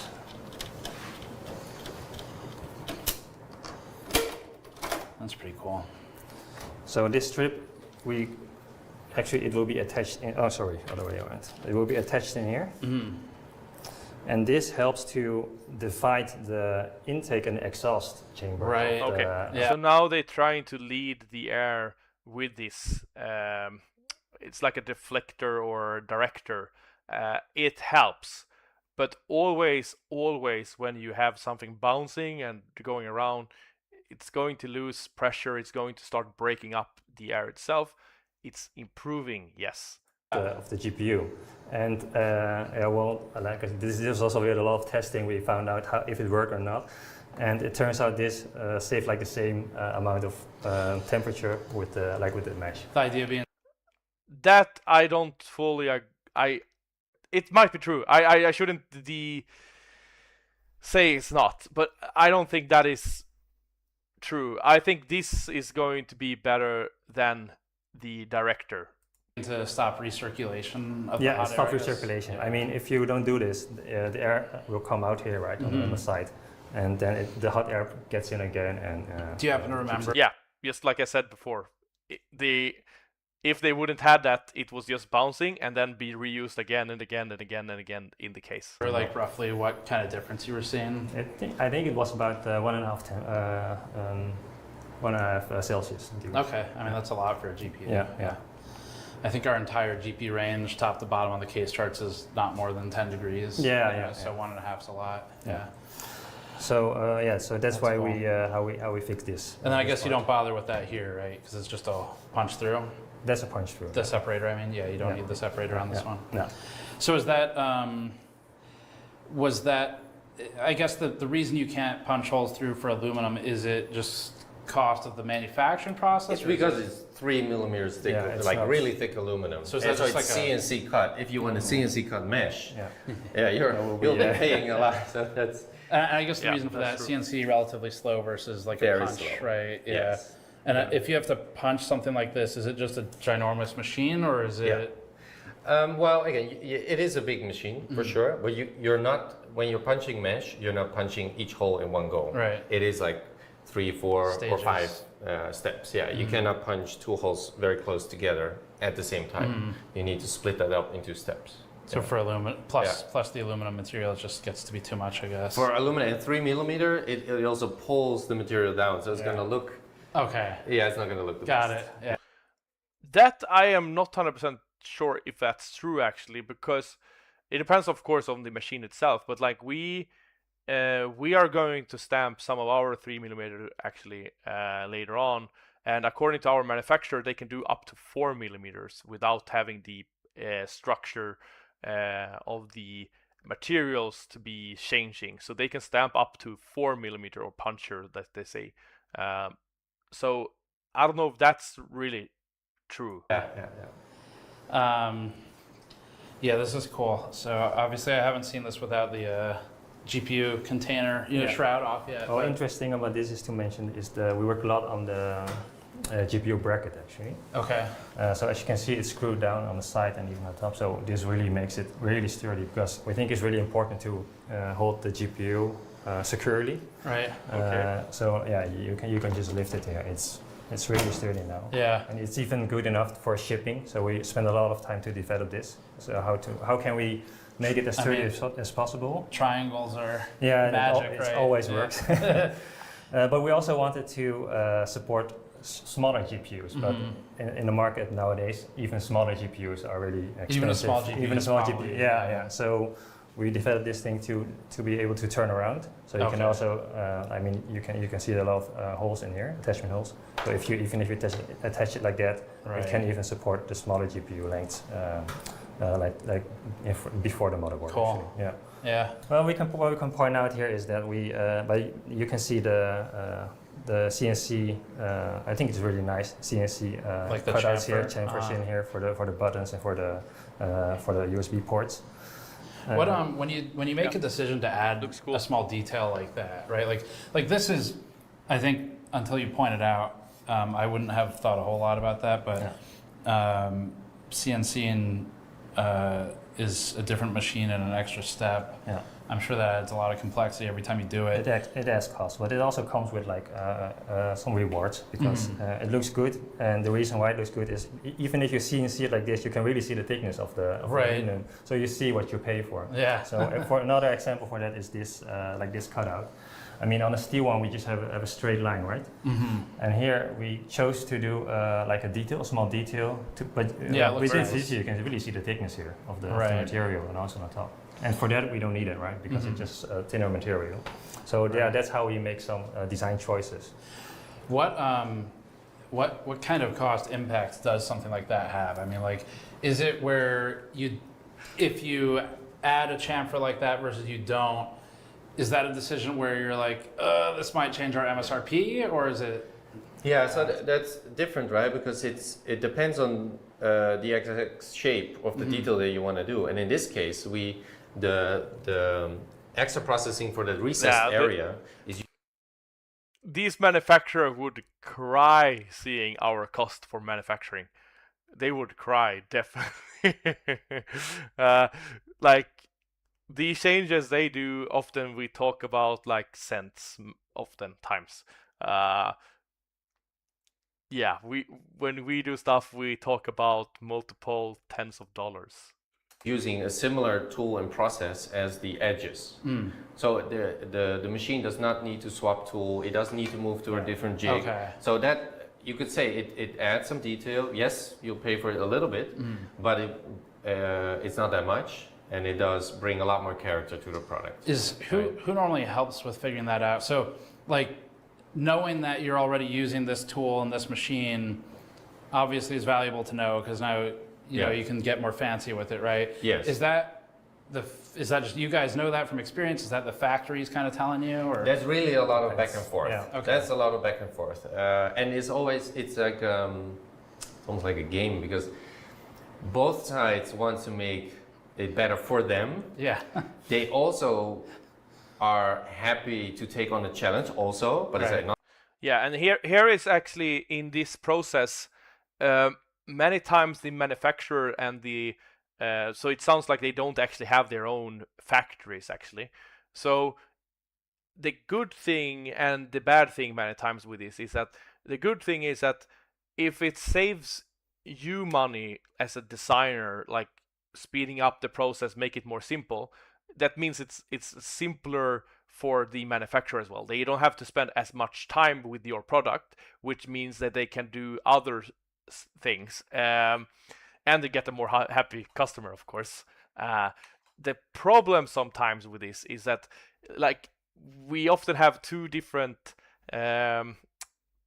goals with the manufacturing, and that can sometimes collide with each other in terms of, you know, we have different agendas about the business itself. So yeah, it's a very it's a difficult balance. I think if you own the factory yourself, it's always easier to adjust these things. But when you have a third party, it always is a little bit like you and them, unfortunately. Even if I believe it shouldn't be like that. It should be a big we just. But it is you and I feeling. Not too much challenge, because then it's going to be my headache. Right. So it's like, at the same time, it's like a pushback. So we're pushing each other to find a different way to reach something sometimes. Right. And sometimes it's the other way. It's like, no, I really I love this. I want to do this. And it can come from both sides. It can come from a supplier, the factory, from us. We're both like giving pushback and also pushing the other one to do more at the same time. Yeah. And I think this is a good example of that, right? And once you decided to use a certain tool, then everybody should think about, okay, what else can we do with it to get the most out of it as well. Yeah. Is there, if you had to point to like one thing for the case, was there any one thing that almost didn't make it into the final that was like you're kind of able to figure it out at the end or whatever? You know what I mean? Like, what are some features of this that were almost? So I would guess, now this is just a guess, so don't take it 100%, but my guess that their manufacturing cost for this case is going to be somewhere around, they said it was retail like $99, right? So my guess is their cost on this is probably like $20. Almost too challenging to go to production with.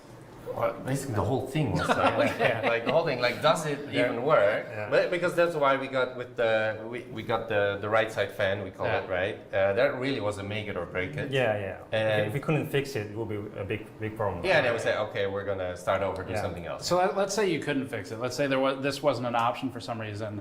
Yeah. How many months of work at that point are you abandoning? You know? That was a couple. 6, 7. Yeah. Wow. It was Okay. pretty long time already. Six months. Yeah, and this is something that a lot of people don't know either. Like, products takes a long time, especially hardware, to make. So in our industry, it's actually around 2 to 3 years from starting the project until you actually have the product on the market.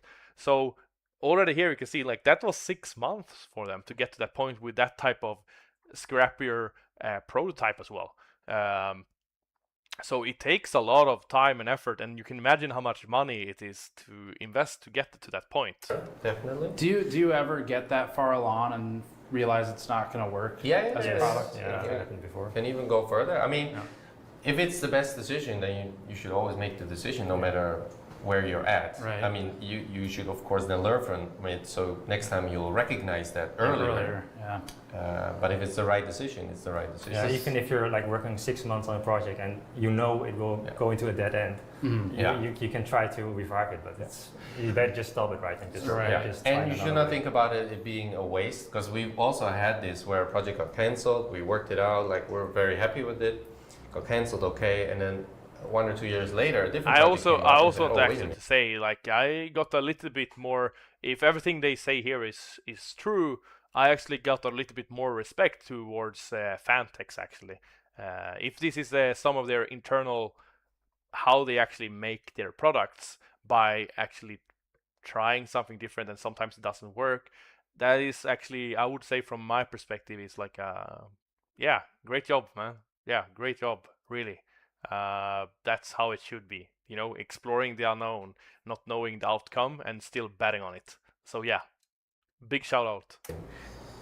That's kind of similar. So we just made some changes. I was like, here it is, and we saved like 3-4 months of development. We do that all the time on the video side, where we'll kind of abandon a project partway through. It's like, I don't know, it's not really working.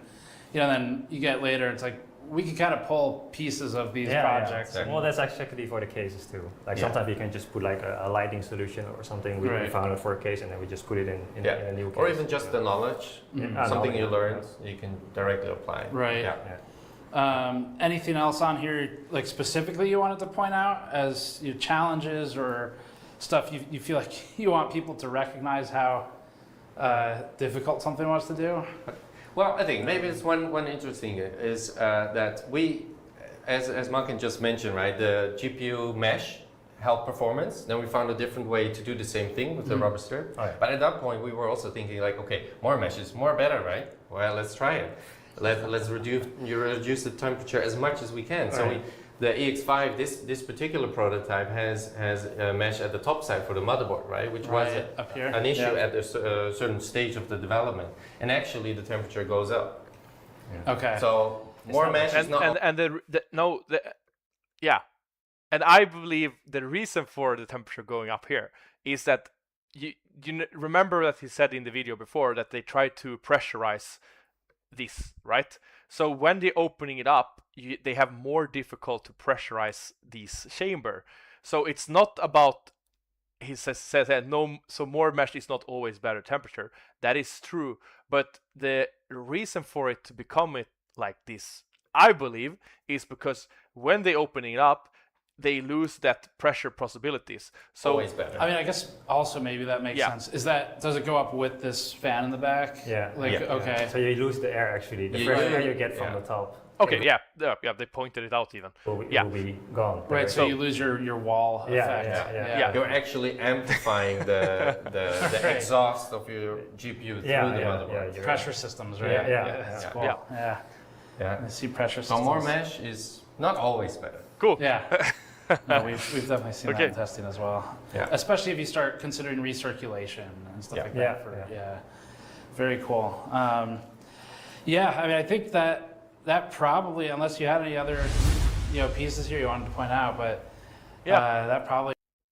Great video. Got a lot of more interesting aspect of this product actually. Learn a little bit more. You always do when you're watching these product videos. You always learn a little bit more than the eyes from the outside. And the most important thing for me many times is just hearing and listening to the people who actually made it, the reasonings they had behind it. But great video from Game Nexus as always. He asks the right question most of the time. That's why I have a very big respect and liking of him, is that he trying to understand. He gives people time to say stuff. It has a virtual effect with mesh top instead of a wall of cool air creating positive pressure. Yes, exactly. Really good video from Game Nexus. Very cool of Fantex of having. It sounded like it was two of their engineers actually being there talking. Also, the right type of people, I guess, that should be there standing talking. It was interesting to hear their problems, and I recognize a lot of it from my own experience as well. Very cool to be able to see that. I liked it. I liked it a lot. It was not like a sales pitch type of thing, which is good. Awesome. You know what? I've been here now for 4 hours.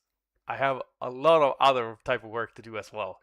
But it was really fun to do these type of reaction videos today. And I really am happy with the comments and people watching for so far. I think I'm going to do more of them later as well. But thank you so much for being here, and good luck with everything, and be safe with the guns and the kids as well, man. And I wish you the best and a great weekend as well. Steve is interviewing some marketing guy on showroom. Exactly. That was what I heard about him as well. Like he often asks for the engineers and not the marketing guys. Which the companies don't really like. because they want to have their marketing people showing and talking about the products, not the engineers. But that is how it's supposed to be. I think it should be the people who can answer the questions about the product. They don't need to answer every question, but they need to at least understand the product they're presenting.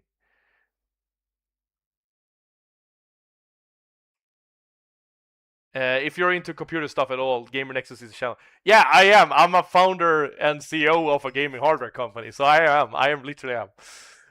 This is just my company's one, so I can definitely subscribe to him as well here. I am on my private account. I am. Been also watching him for a very long time.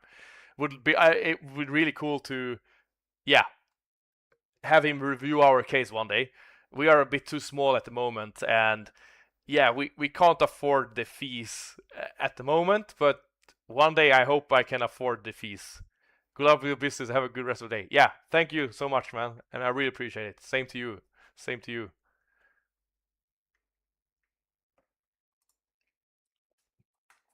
Same to you.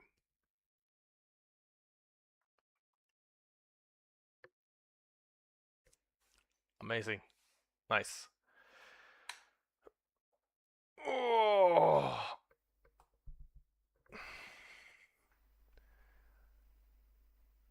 I know you. Yeah. No worries. I got it. 100%. Yeah, but yeah, it was a good video. He's amazing, and yeah, I hope that one day I have the opportunity to let him review our product. One day, I really hope for it. Yeah, but we will see. We will see what we can do. I've been reaching out to him now for over 1.5 years. So yeah, my hopes are not that high, but maybe one day. Maybe one day. We will see. We will see. I even recommend Game Nexus to my non-PC enthusiast friends who might be interested in investing in a company. I'll be like, oh, Steve, did you see a story on that company? Yeah, that would be amazing. I tried to reach out for a long time, but it's difficult. They also have so many other companies to work with, and I am just a small, very, very small plankton in a big sea, but I'm trying to do my best. Yeah, I am.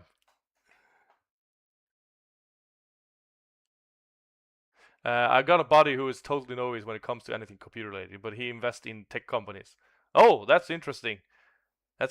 What type of tech companies? Like, and I guess because it's your friend, he's good in your perspective.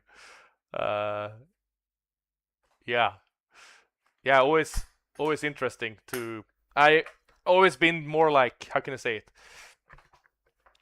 I want to work with people that's like understand and also like have a passion for doing things differently, and like I am the guy who is like I questioning everything, like I want to make stuff differently and show that it can be done better. Like that is me. That is me, I guess. But if you think he would be even a slightly interest, like let him reach out to me. Like I'm more than happy to take a meeting if he's into this type of industries. And like I said, it's not just PC cases we have in the pipeline as well.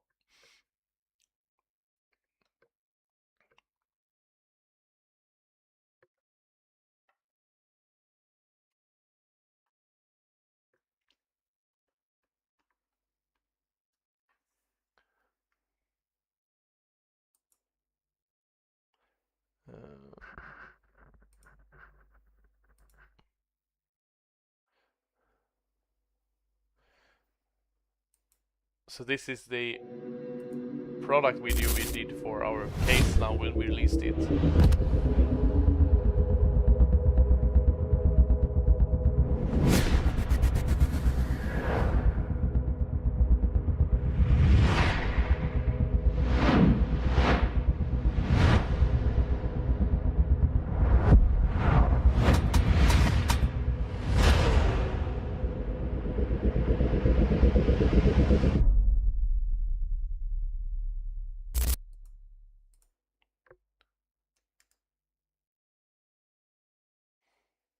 yeah, I'm not super great on social media stuff, but I'm doing my best.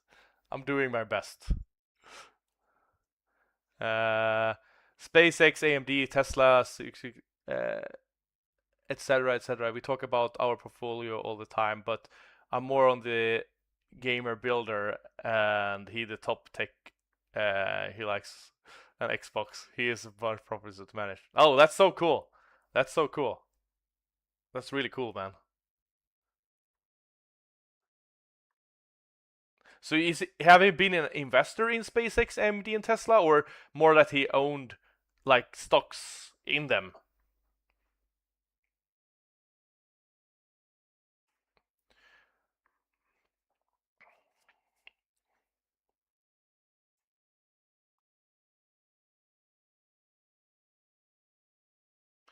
He doesn't have much time to get into the drama behind the scenes and do all the research because he's busy managing property or building stuff. Yeah, I can definitely understand that. The time is limited and we only have, what we have. We have our 24 hours and we need to spend it as good as we can, right?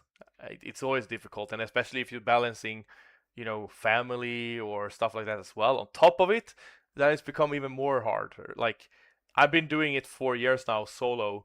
3.5 years I was solo, and I haven't had one paycheck at all for this time, and I have 3 kids, a wife. My wife is just a nurse.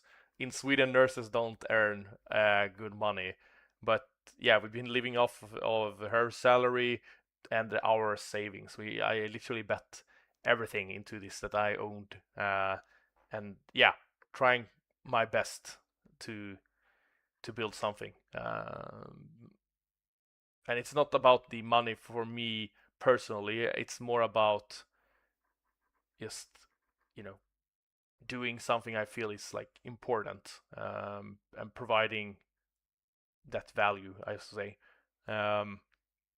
But yeah, it haven't been very easy, if I'm being honest. It's yeah. I used investor generally. I meant his stock portfolio, his major direct investment into properties, land, etc. Okay, yeah. No worries. Yeah, I just was curious. That was the only thing. That's nothing wrong with that at all. But yeah, but yeah, it's a big stress for real. But yeah, only time will tell if it's where it's going. But yeah, I will not give up until the day I can't physically go further. Like I said, if I only would have done it for the money, I would never even try to invent a new product from the start. I would just buy a white labeled product on the, from China, do some minor changes to it, and then sell it. That have been the more easier path than trying to invent something from scratch that is completely different from the things that are available today and push through it without any income. Like, yeah, that's all I can say, at least. But there is never a guarantee that it will be successful or not. That's part of the game, I guess.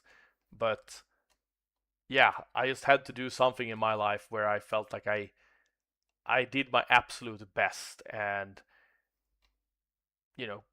really did go for the things I wanted, for once at least. Yeah, so that yeah. Yeah, no, I don't want to go down to personal or dark, but yeah, I think it's important to do things in life that you want to do, and live the way you want it to be. I think that is very important. So yeah.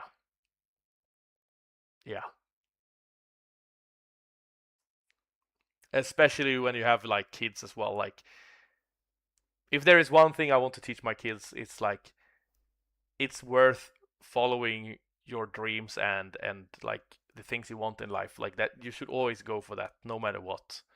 So if I can at least give my kids that, like, I would say it's a win for me. It's worth betting on stuff, even if it feels scary or wrong, or yeah, whatever, like do the things that you feel like are making you happy in this life, like following your dreams and just trying to be as good as you can and improving all the time. If I can get that to my kids, well, yeah, that's a win for me. That's a win. And that is also why when you have kids, the best way of showing it is not telling them, it's about showing, right? It's about doing and not just saying stuff. So that is also why I can't quit, because I can't teach my kid that it's okay to quit. I have to show them that you have to push no matter what. So I am not allowed to even quit, even if I, feeling wise, many days have it like I just want to throw everything else on the side. But then it comes down to that, like, no, I have to, continue. I can't give up. Like I promised myself and I promised my kids to never quit. So I can't quit, because otherwise I'm going to show them and then it's okay to quit, right? So yeah, it's something I take very seriously myself.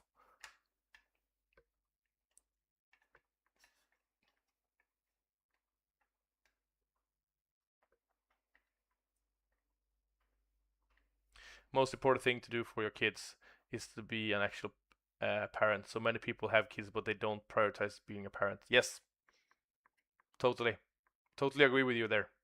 Totally agree with you there. Totally agree. It's difficult for sure, but that's life, Shouldn't be easy.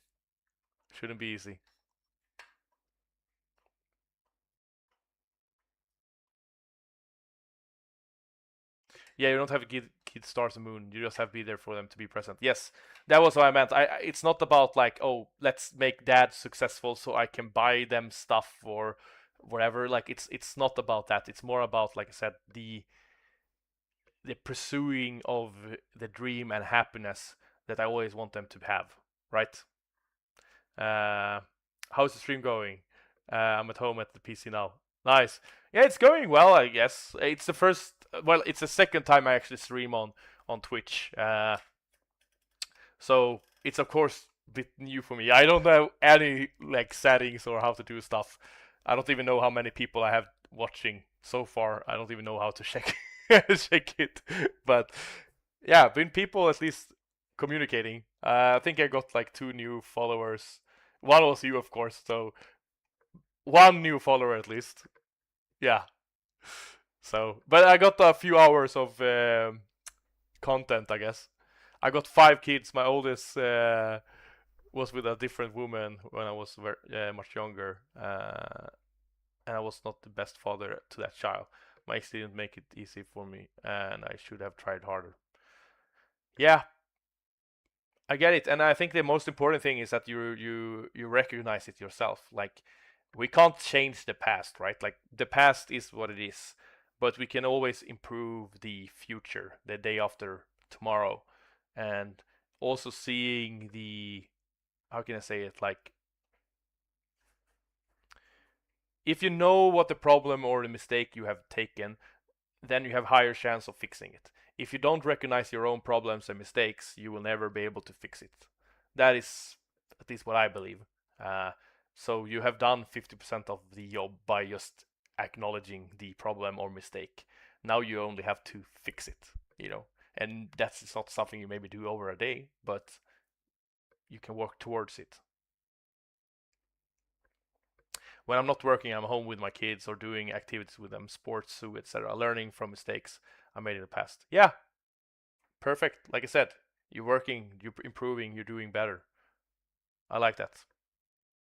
You sound like a good and honest man. Yeah, everyone's going to make mistakes. The difference is if you're going to own up to it and learn from it. Yeah, exactly, Nightmare. Exactly. A lot of people don't. They often blame the problems and mistakes on someone else instead of actually taking care of it. And that is the biggest mistake, I would say. sometimes I feel like they know that they are the mistake, but they can't accept it. But yeah, they have to realize it themselves. Like, we can tell them over and over again to highlight it, but they have to accept it. My ex took my kid and moved 2 miles away, so it really wasn't easy for me to be present in the child's life. Yeah, I get it, and it must be super hard. I can't even imagine it as myself, like a father, like having your kid taken away that far away. Like, yeah, yeah, must be terrible, to be honest. Yeah.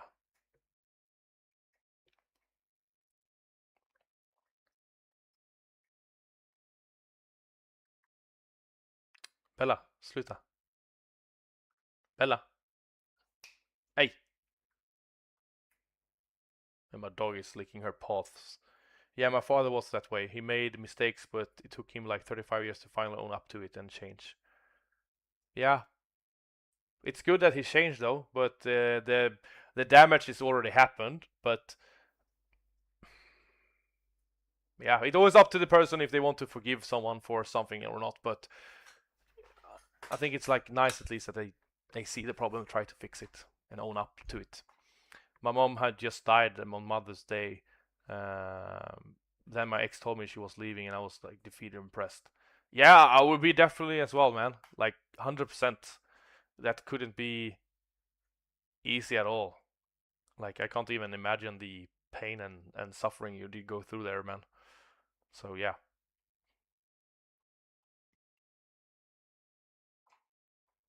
Good that you have at least maybe walked out from it.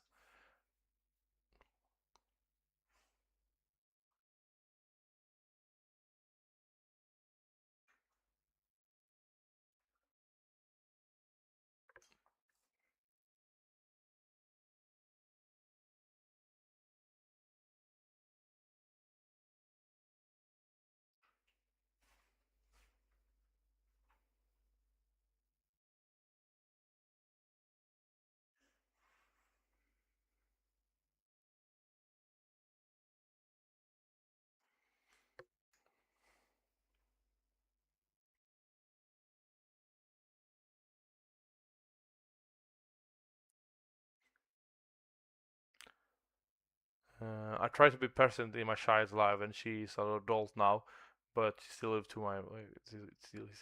Yeah, I understand it, but I think I don't know how your relationship is or anything like that, but like it's, how can I say it? Just do whatever you feel is right, and the most you can do about it, and hopefully she will notice. It's not about that you have to forgive. I would say it's more about what's, coming. Like, wounds can heal, but scars are still there, or whatever you say. Like, it's going to be still that, I believe, but that doesn't mean that you can't live with the scars, right? But yeah, it can take time to heal those type of wounds. So the only thing you can do is like trying, and hopefully the wound will heal. And that is the minimum, I would say, from a personal perspective, that I think that you should do. Like, really put into all the effort you can. That's all you can do, right? And it's up to her. I can't exactly drag her back, lol. And if she doesn't want to come see me at my expense, or respond to my message call, that's not so much I can do. No, but just imagine it for yourself a little bit. Like, if you were her, like, even if she, I don't know, like I said, like, I don't know your relationship or what, like, the friction or anything about it is, but I think deep down within her, like inside of her, just knowing that you are showing that you are there, that is maybe good enough for now. Like, she maybe is angry and or whatever, feeling wise, but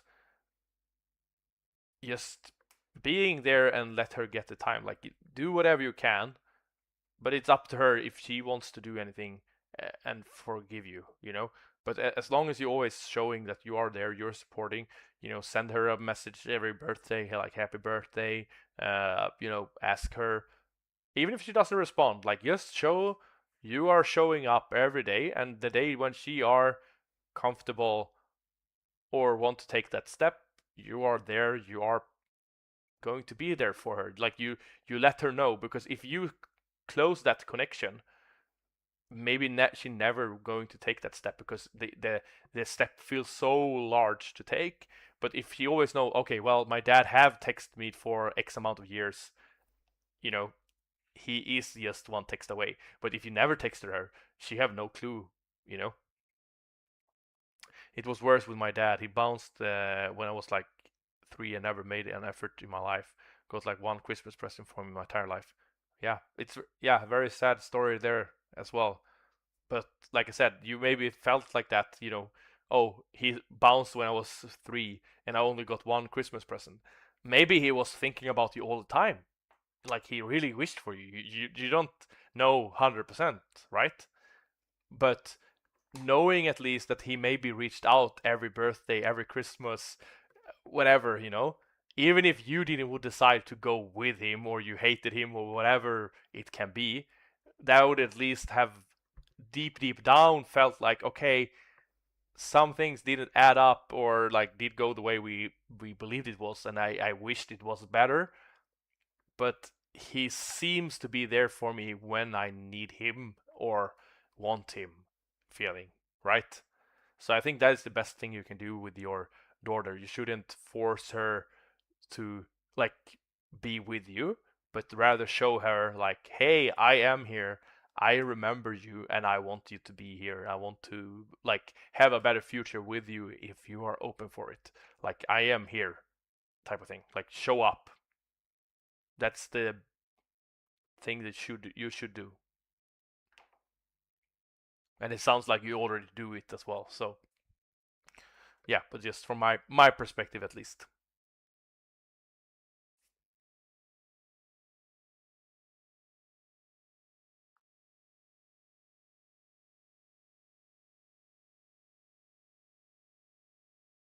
I spent the first 20 years of my life angry at him, then lost my mom and realized that he wasn't worth my emotional bandwidth. He was a stranger to me, so why feel anything for him? Yeah, that's one way of seeing it. There is no right or wrong in that way. And I get the feeling in that sense. Like I don't have that type of thing with my parents, but my grandma and grandpa was that way for me. So I understand the way you're phrasing it. So yeah.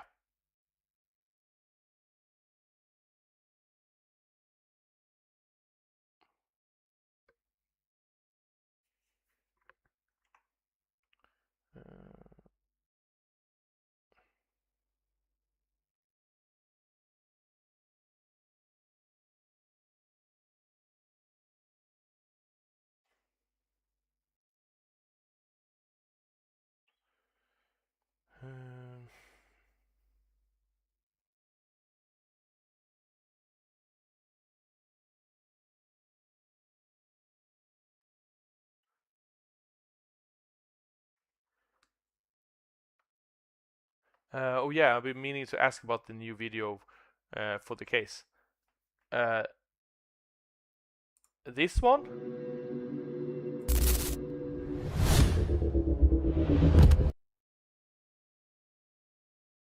Or are we talking about a different one?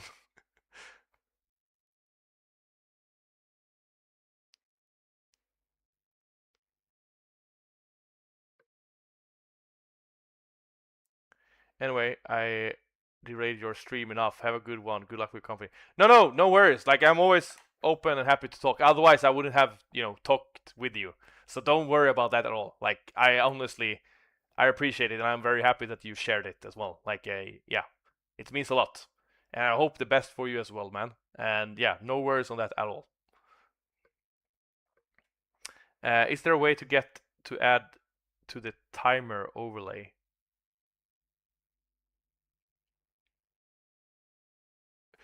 what like timer overlay? Is there a way to add to the timer overlay?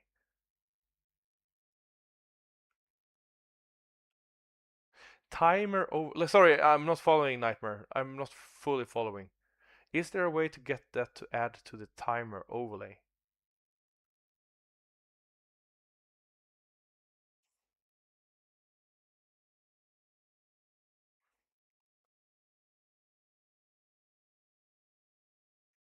Oh, the video file itself, so I can add it to the timer overlay that I use. Oh, you mean like you want the original source of the video, if I'm not mistaken, right?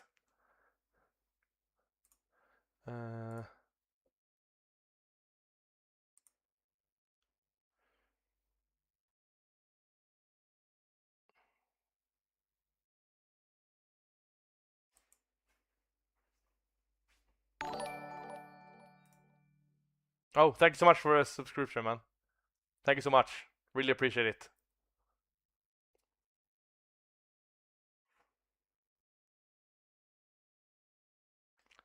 Um,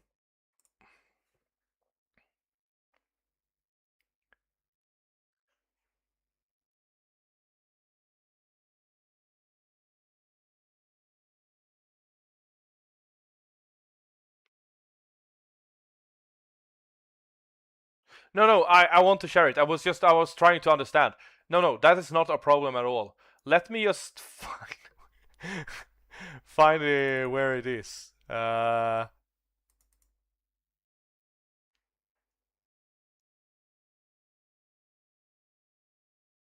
used a shorter, older one. Okay, let me see.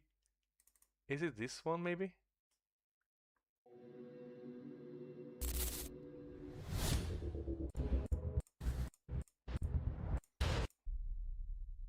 I think it's that one. Let me just open.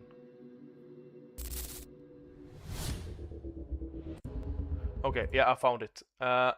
Let's see if I can drop it in the Discord. Let's see.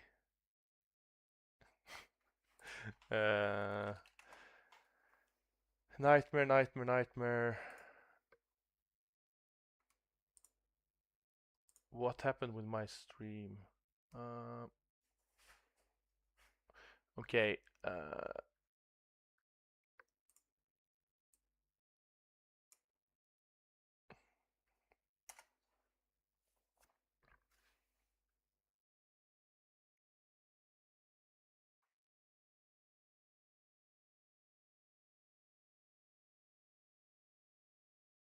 Now you should have it. Now you should have it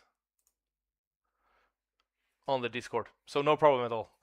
I'm more than happy to share, man. Like I like just the help with you as well. Like even having it, like that's way more than I could expect ever. So I'm really, really grateful for that. So yeah.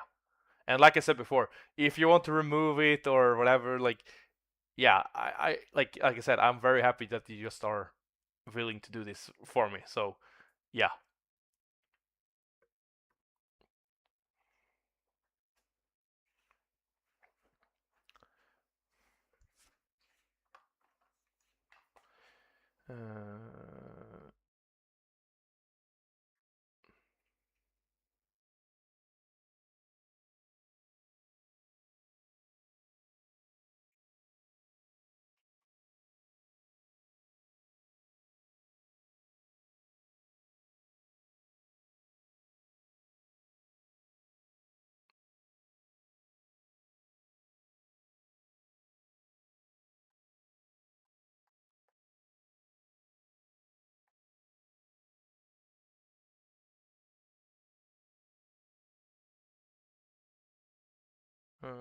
Sorry, I'm checking my email.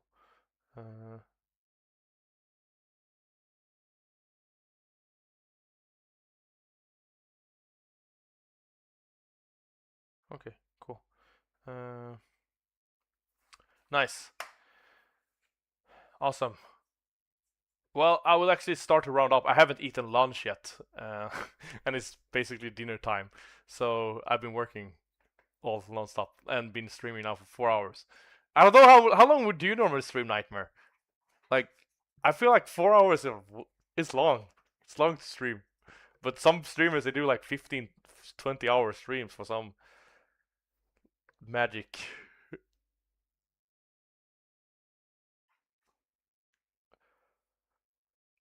But it's fun. It's fun. I'm not a streamer really, but yeah, I can see the beauty in it. My normal is 4 hours. Okay. Nice. Yeah. You feel a little bit mushy afterwards. But yeah, really appreciate yeah, being here and everything, and yeah, let's catch up a bit later. And thank you so much for joining the stream again. Have an awesome weekend and day, and we talk later. Bye.